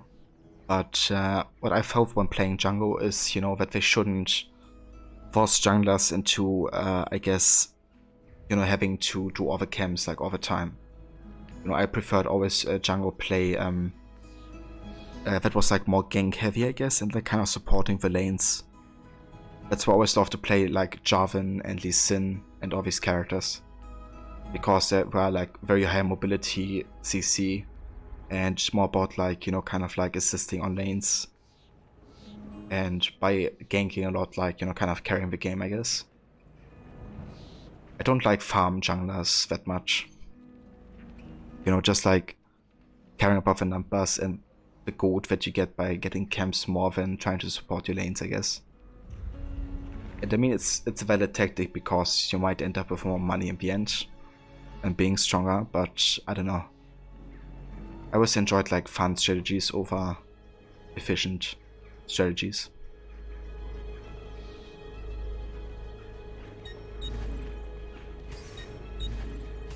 A pleasure doing business.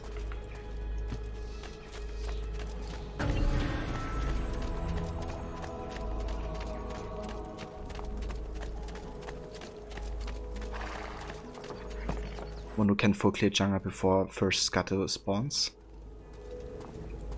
Yeah, that's crazy.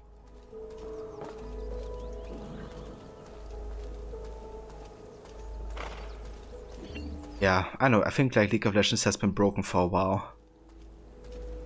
But at the same time it's understandable because, I mean, there's so many factors that, you know, influence the system. And having like 100% balance, you know, would be really difficult, but I do fear though that they boost some champions on purpose, you know. And it's also very, very clear that the business model is, you know, based on like, okay, bring skins out only for the champions that actually are played a lot. And how do we increase that one champion is played more? Well, by making him stronger. So yeah, I feel like there's definitely some shady stuff going on, you know, in like the backgrounds of League of Legends and Riot. Because it's really not understandable how some champions get like 10 skins, for instance, you know. And others that are like way older still only have 3.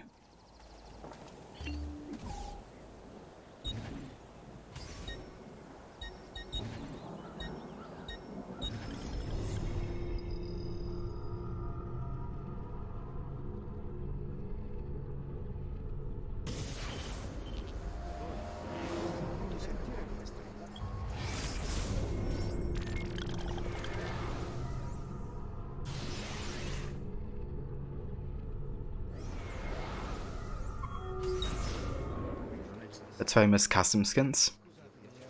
Yeah, dude, I remember when I first played League of Legends, I never was willing to invest money into the game, nor was I like kind of like able, like as a, you know, like high school student, that much.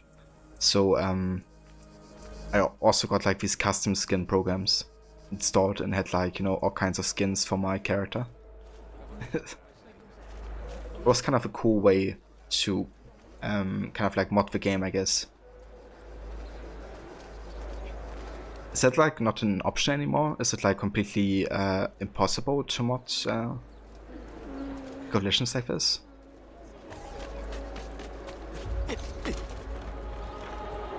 Or they added the Yennefer expansion to Gwent? Oh, they did? Well, I may wait to come back then.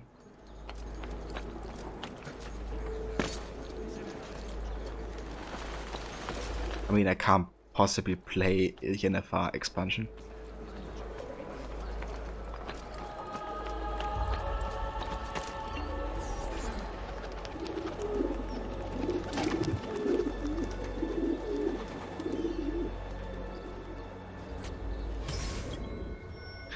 Supply and demand. Local guild leader supplying the party with arms lives in San Gimignano. Tell one of his men to find him and kill him.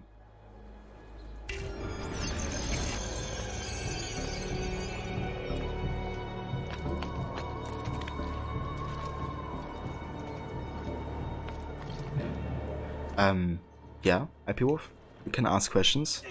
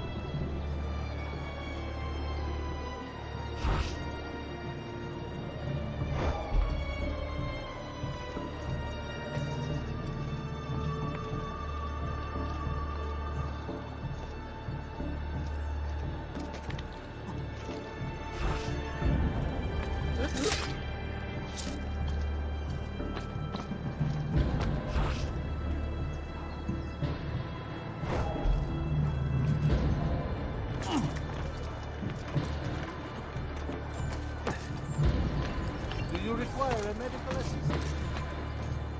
Have you?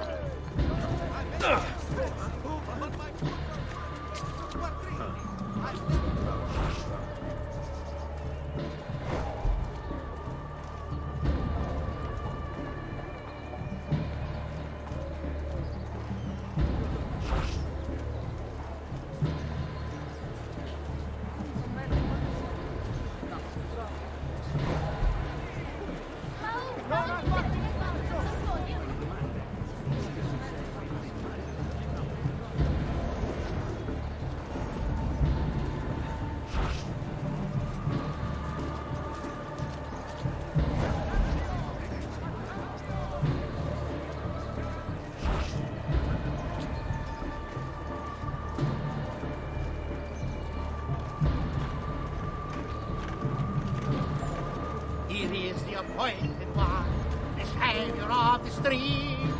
All who dare to cross his path, he weeps in the pouring rain.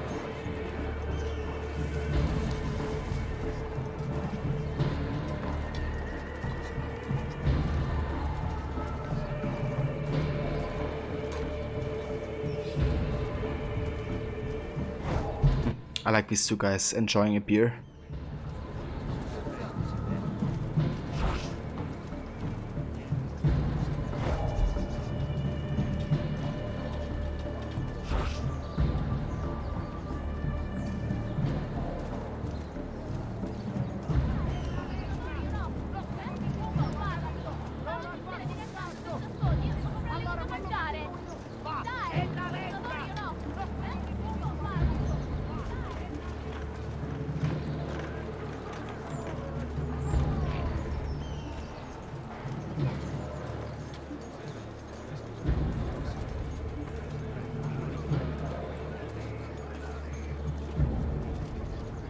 Just last month, the Visconti bought 300 of my finest sabers for his cavalry.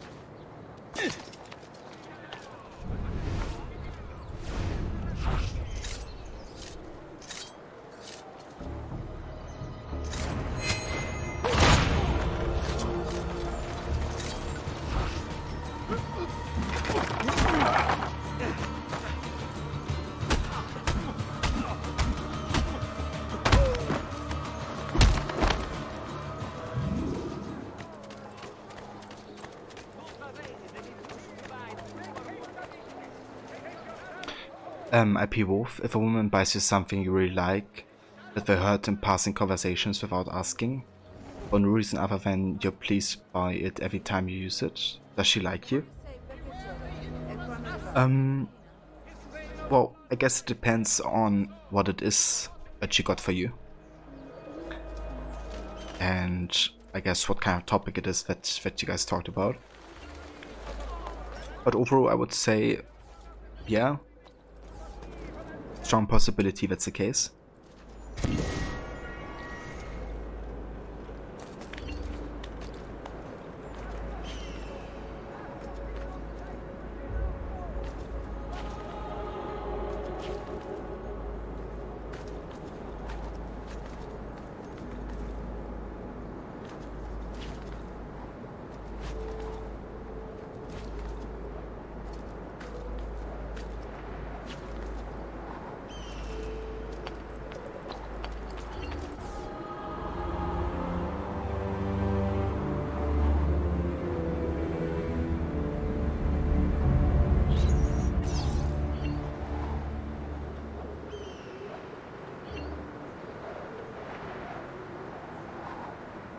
Man, I would love to travel to this place.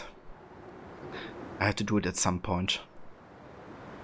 Like do like a northern to middle Italian tour, visiting all of these places up until Rome.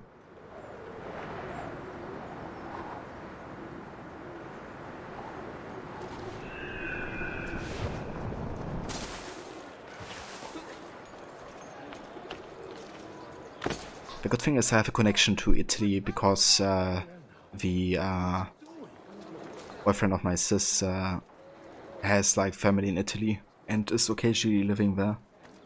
So we would have like a place to crash or something, which would be nice. Are to comply with standards of coin minting. I pay with she's your League Duo partner and she bought you a $40 skin with a chroma and portrait. It's around $50 worth out of nowhere and you don't know how to feel. Damn. Yeah, that's quite the gift, dude. Ostlers, wagoners, and lance officers. Due to the recent outbreak of choleric humors. But yeah, I mean, you know, I guess it can have a lot of reasons. I won't interpret too much into it just yet. To all maestri di pietra e di legnami. But you know, possible.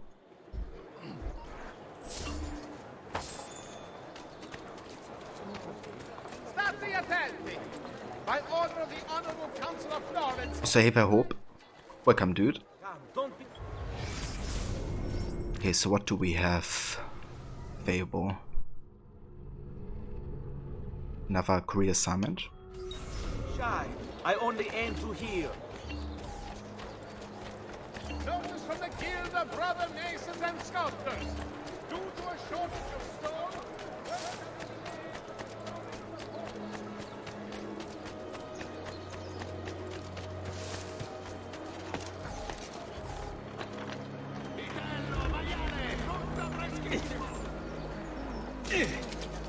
Actually, let's rather do the main story. Ezio, about time you got here. We found Bernardo Baroncelli. Ottima notizia. Tell me where he is and I'll see that he's dealt with. That's the trouble. Lorenzo actually had him arrested days ago, after being returned to us from Constantinople. But he escaped. We believe him to be somewhere inside San Gimignano. Va bene. I'll see if I can't pin him down. How do you expect to succeed where the rest of us have failed? I have my ways. I have my ways. Come out and play. Locate and assassinate Bernardo Baroncelli. She's a support main into a jungler top main. Very nice. Then you can support her with some good ganks.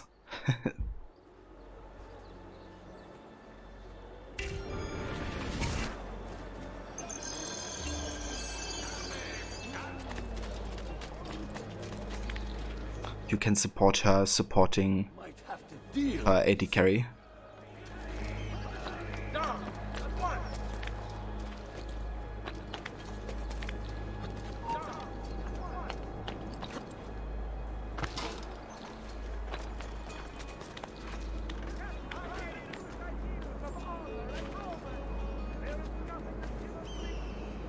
Just need to take things one day at a time. He'll get bored, lost, confused, distracted, killed. It will be okay. And if he does come, if it happens, I keep moving. Never in one place for long. Only how to sleep, when to sleep, where to sleep. The guard. Give them something to think about. That make me mad. Alright, we're gonna chase him down. I'll pay them, yes. Then what will it matter? All they care about is coin. All anyone cares about is coin. Good for the Brotherhood, good for me. Safer this way, yes. Yes, I'll ask, and then... He's here! Help! There we go. I knew you would come. Where is Jacopo? So you can do to him what you've done to me? There is still time for you to clear your conscience. We gather at the church when a meeting is called. Mi duole dover giungere a tanti. Requiescat in pace.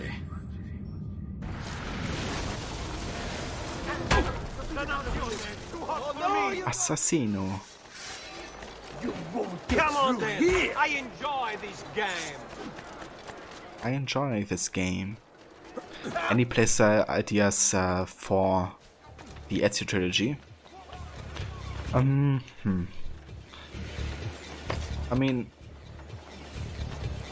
I would try a stealth challenge if I were you. You could also try going targets only. Basically avoiding to kill any guard except the one target that you have to kill. Only allowing you to kill like golden targets essentially. You could of course also try to 100% of the missions, like do all your optional objectives. Kind of like challenge you in that way. You could also try a no hard playthrough, though I wouldn't recommend it on these games too much. Like I played through the entire series with a no hard, and the Ezio trilogy wasn't something I would recommend without the minimap. It was possible, but just too much of a hassle to find like checkpoints and stuff. However, AC1 no hard is perfect, like I can recommend that so much. Also, Black Flag is really good without the HUD, and Unity and Syndicate.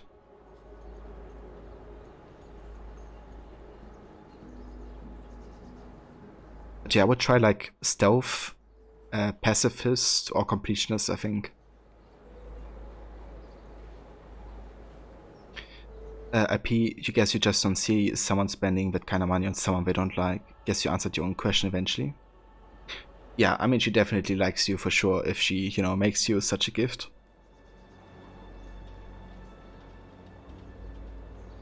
Hope you can't not full sync objectives. It's a pet peeve of yours. That's fair. I don't blame you.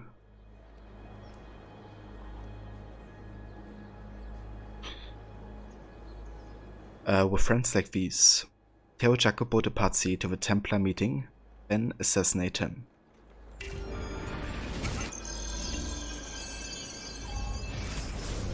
Brother, as you've no doubt heard by now, he hunts us in search of retribution. We should never have consented, never have conspired. But what's done is done. And so, I have called a meeting with Maestro 3 nights from now to ask for sanctuary, either in Venezia or with him or in Roma. We will assemble at the church in San Gimignano and travel to the meeting location at the appointed hour. I urge you to attend. Remaining here would be suicide. The assassin is relentless. We cannot hope to stop him on our own. But perhaps, aided by Maestro, we might buy ourselves the time to form a proper response. Guard yourself well. Firenze may be lost to us, but it does not have to mean our end. May the Father of Understanding guide you. Your brother, Jacopo.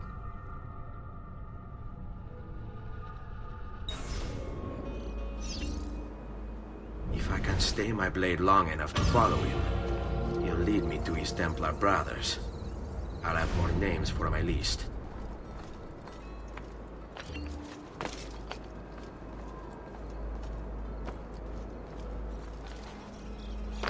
Come, distinguished client. I may be a monk, but my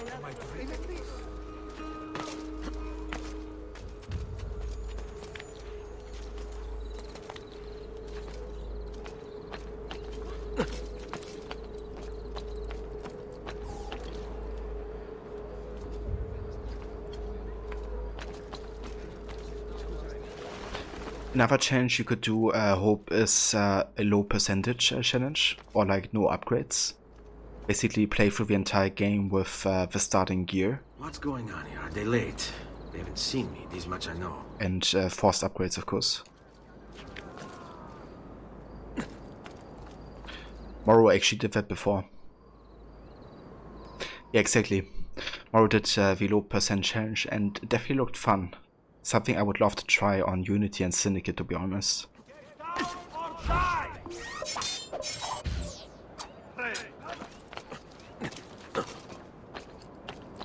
I might actually do that for my annual series playthroughs of those two games. potentially. But we'll see about that. I could try like low percent with no HUD in Unity and Syndicate. Because no HUD is actually rather easy with those games. Get like objectives marked in the map, like in the game world. So you don't have to go on the map or something. Or you have to like orientate yourself that much.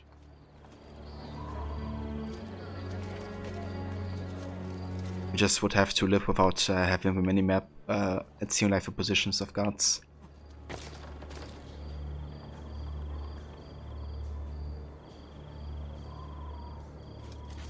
What are you and the others planning, Jacopo?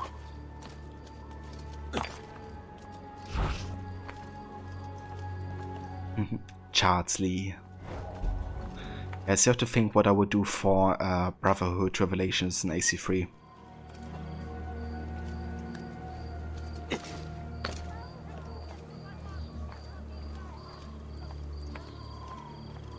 But yeah, we'll see Brotherhood though, because that's of course the next game after this.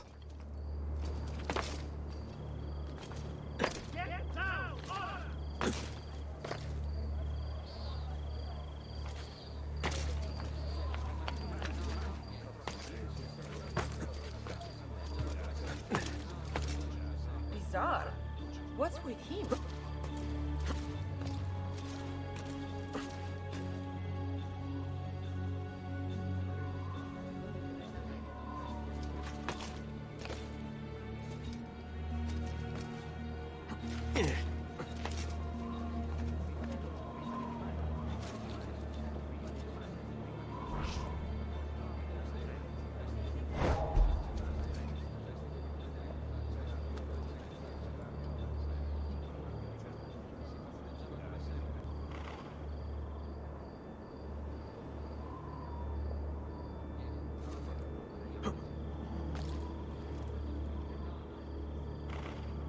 Your letter mentioned Venezia. Are there Templars there as well?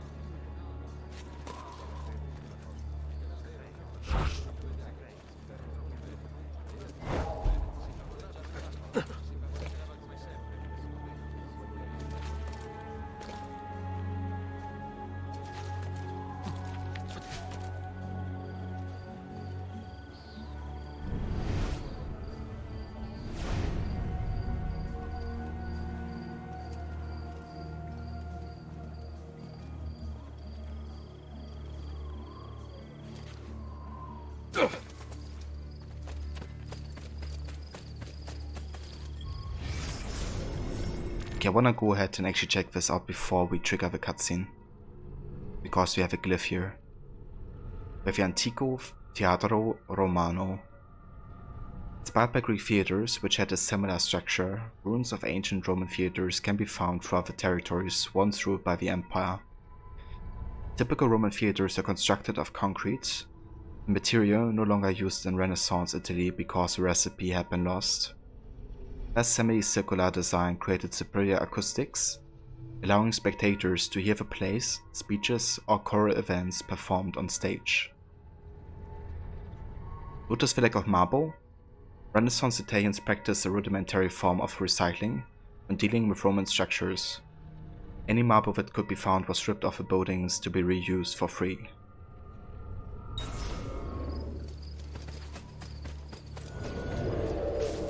How many men are responsible for my father's death? There. Something abandoned long ago. Apollo.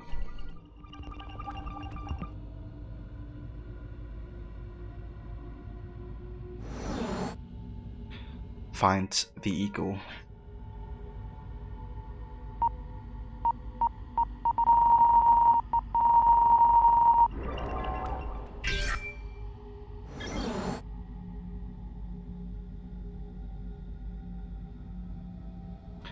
With these formidable weapons, The adversaries of freedom plan to consolidate their territory, to exploit, to control, and finally to destroy.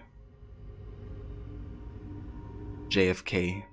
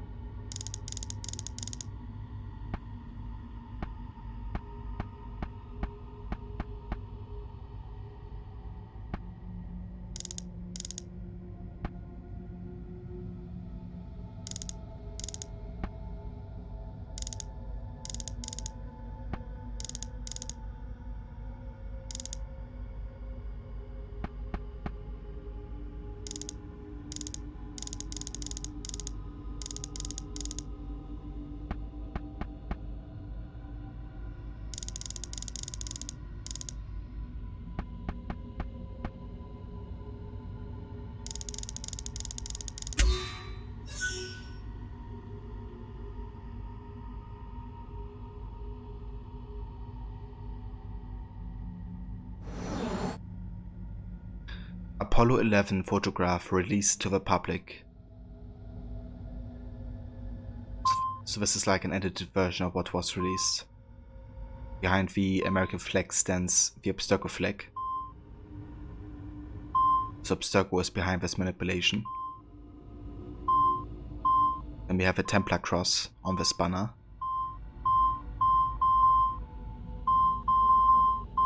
And in the shadow we have the Apple of Eden, creating this illusion. With Jack deep underground, it was easy.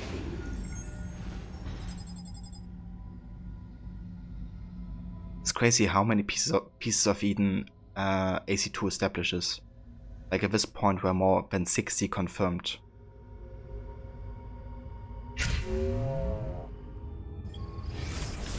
Which are like, you know, different variations of the apple, or like the sorts of the stars of Eden.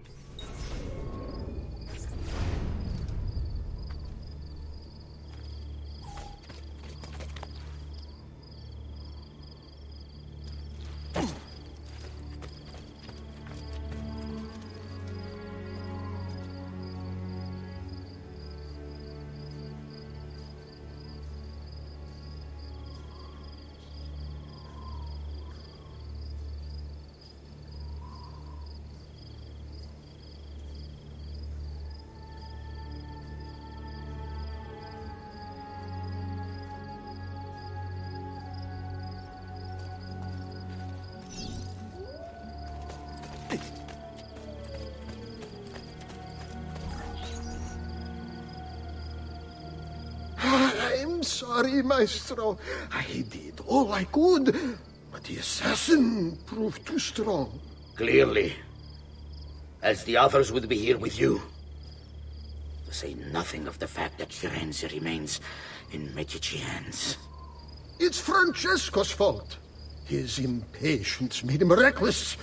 I tried to be the voice of reason. More like the voice of cowardice. You're one to talk, Signor Barbarigo.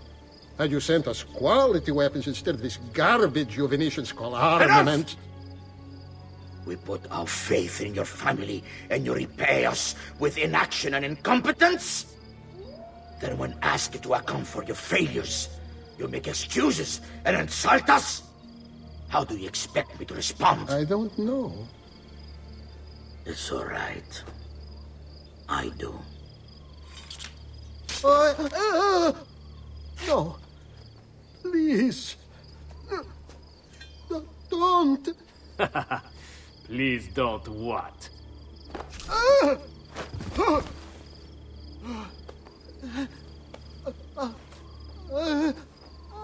I can fix this.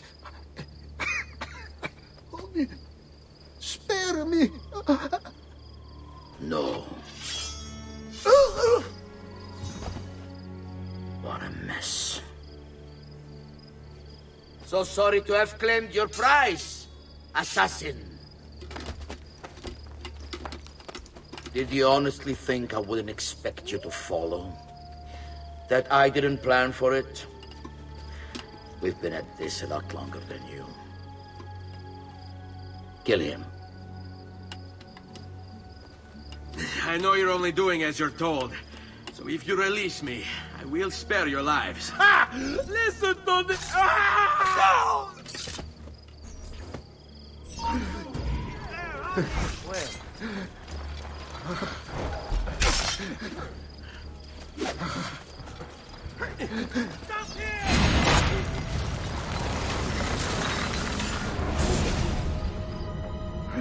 Vai, amico. Libero da fardelli e paure. Requiesca di pace.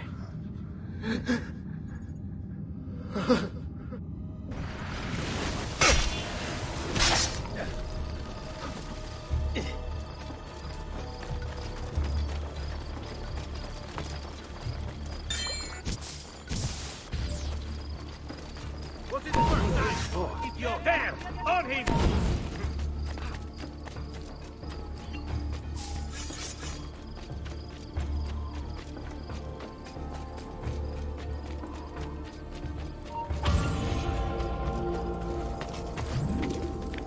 Right, there we go.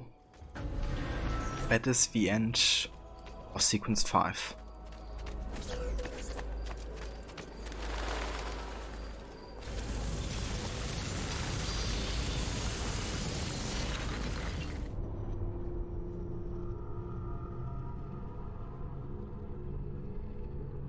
Buongiorno.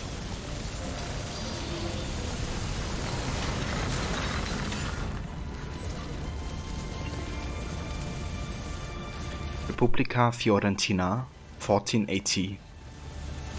So this is 4 years after the story starts.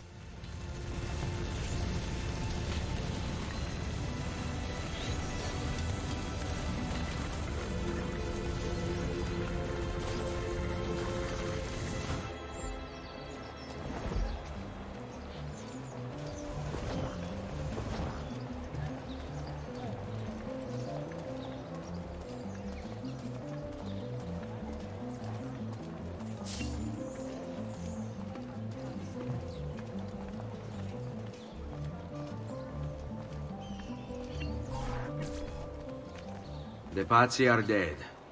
Every one of them. I must admit, I've never before believed I could desire the death of others so badly. Nor I. Ezio, thank you for the role you've played in keeping this dream of mine alive a little longer. L'onore è mio, signore. What will you do now, figliolo? There are still others I must hunt, signore. They're already digging their claws into the heart of Venezia. No. La bella Venezia. Then that is where your journey must take you, Ezio. Before you leave us, I have something for you. A gift. This cape identifies you as a friend of the Medici. As long as you wear it, the city guards will be more tolerant of your actions. But be warned, it will not grant you immunity from the law. Che la fortuna favorisca la tua lama.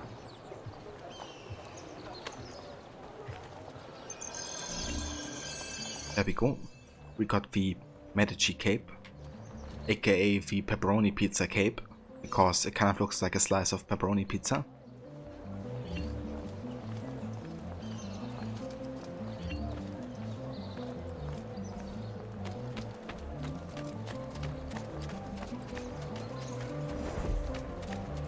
Especially if you look here, you know.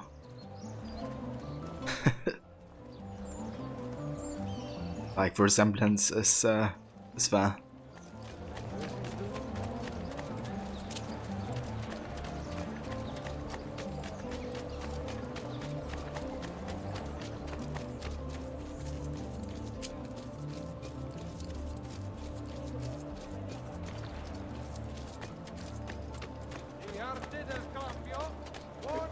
Do you require a medical?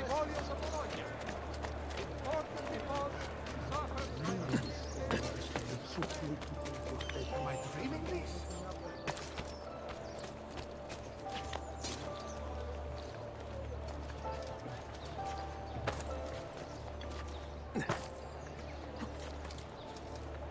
I may be a bit disorganized, but I do know my smith.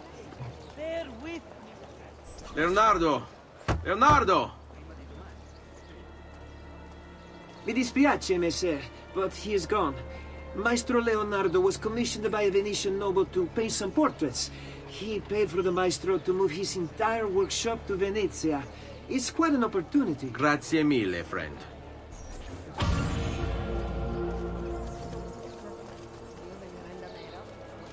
Alright, so we have to go to Venezia, and Leonardo does the same. So that will be the next stop, of course, and the next major city to explore. But we will have to do that the next time we will be playing AC2, which will be tomorrow, guys. Since I will plan on streaming some Valhalla later, to kind of check out the new side activity they have patched into the game. We'll cut off the stream here for today, but yeah, we're gonna be back later for a short stream of like maybe 2 hours total to check out how the new patch kind of looks like in Valhalla and the new abilities and stuff. But yeah, just want to thank everybody so much for coming by and joining for today's AC2 stream. So as I said, we're gonna be back tomorrow with Morphus. And then we're definitely gonna go ahead and explore Venice and cover what's going on there. That's the voice tomorrow. Thank you for being here, dude, and thanks again also for the 21-month resub earlier.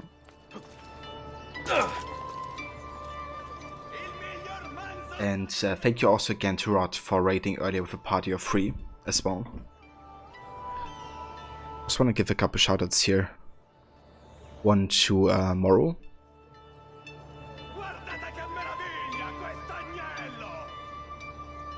So guys, if you haven't checked out Moro yet, he's currently playing AC Valhalla for first time.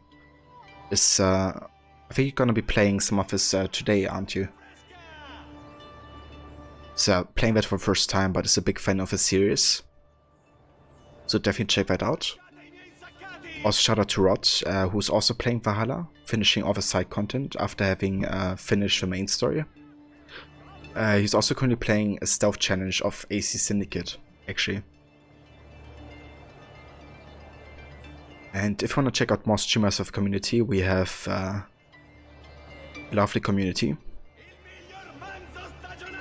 Plus, I also want to give more shoutouts to Morla. And also to Eric. So I'm sure you have seen some of these guys in chat. They're all great streamers. Into different type of games, all of them. But if you have seen them in chat before, definitely check out their channels and catch one of our live streams, because they're great guys and girls and have great content and communities. You're unsure when to start tomorrow. That's fair, dude. But yeah, I tried to hop by for a little bit before or after my Valhalla session. That's a very smaller. Thank you so much for being here too, and for joining. I hope you have a great rest of the day, and I will see you soon as well. But yeah, let's go ahead and exit to Windows. And then we're gonna find ourselves a raid target. Let's have a look who's online.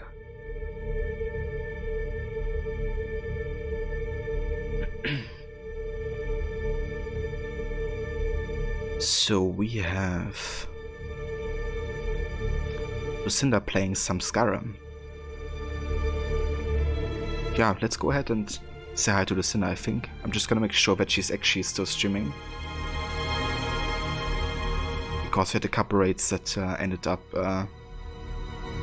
raiding like offline channels. But yeah, she is. So yeah, she's a big fan of the Elder Scrolls series, I think. And also a follower of Rod. Very friendly streamer. She's also been playing some of the AC games, I think, before, but I'm not sure which ones. But yeah, I will see you over there. You guys take care, and I will see you later for some AC Valhalla with the River Raid activity. Until next time, guys.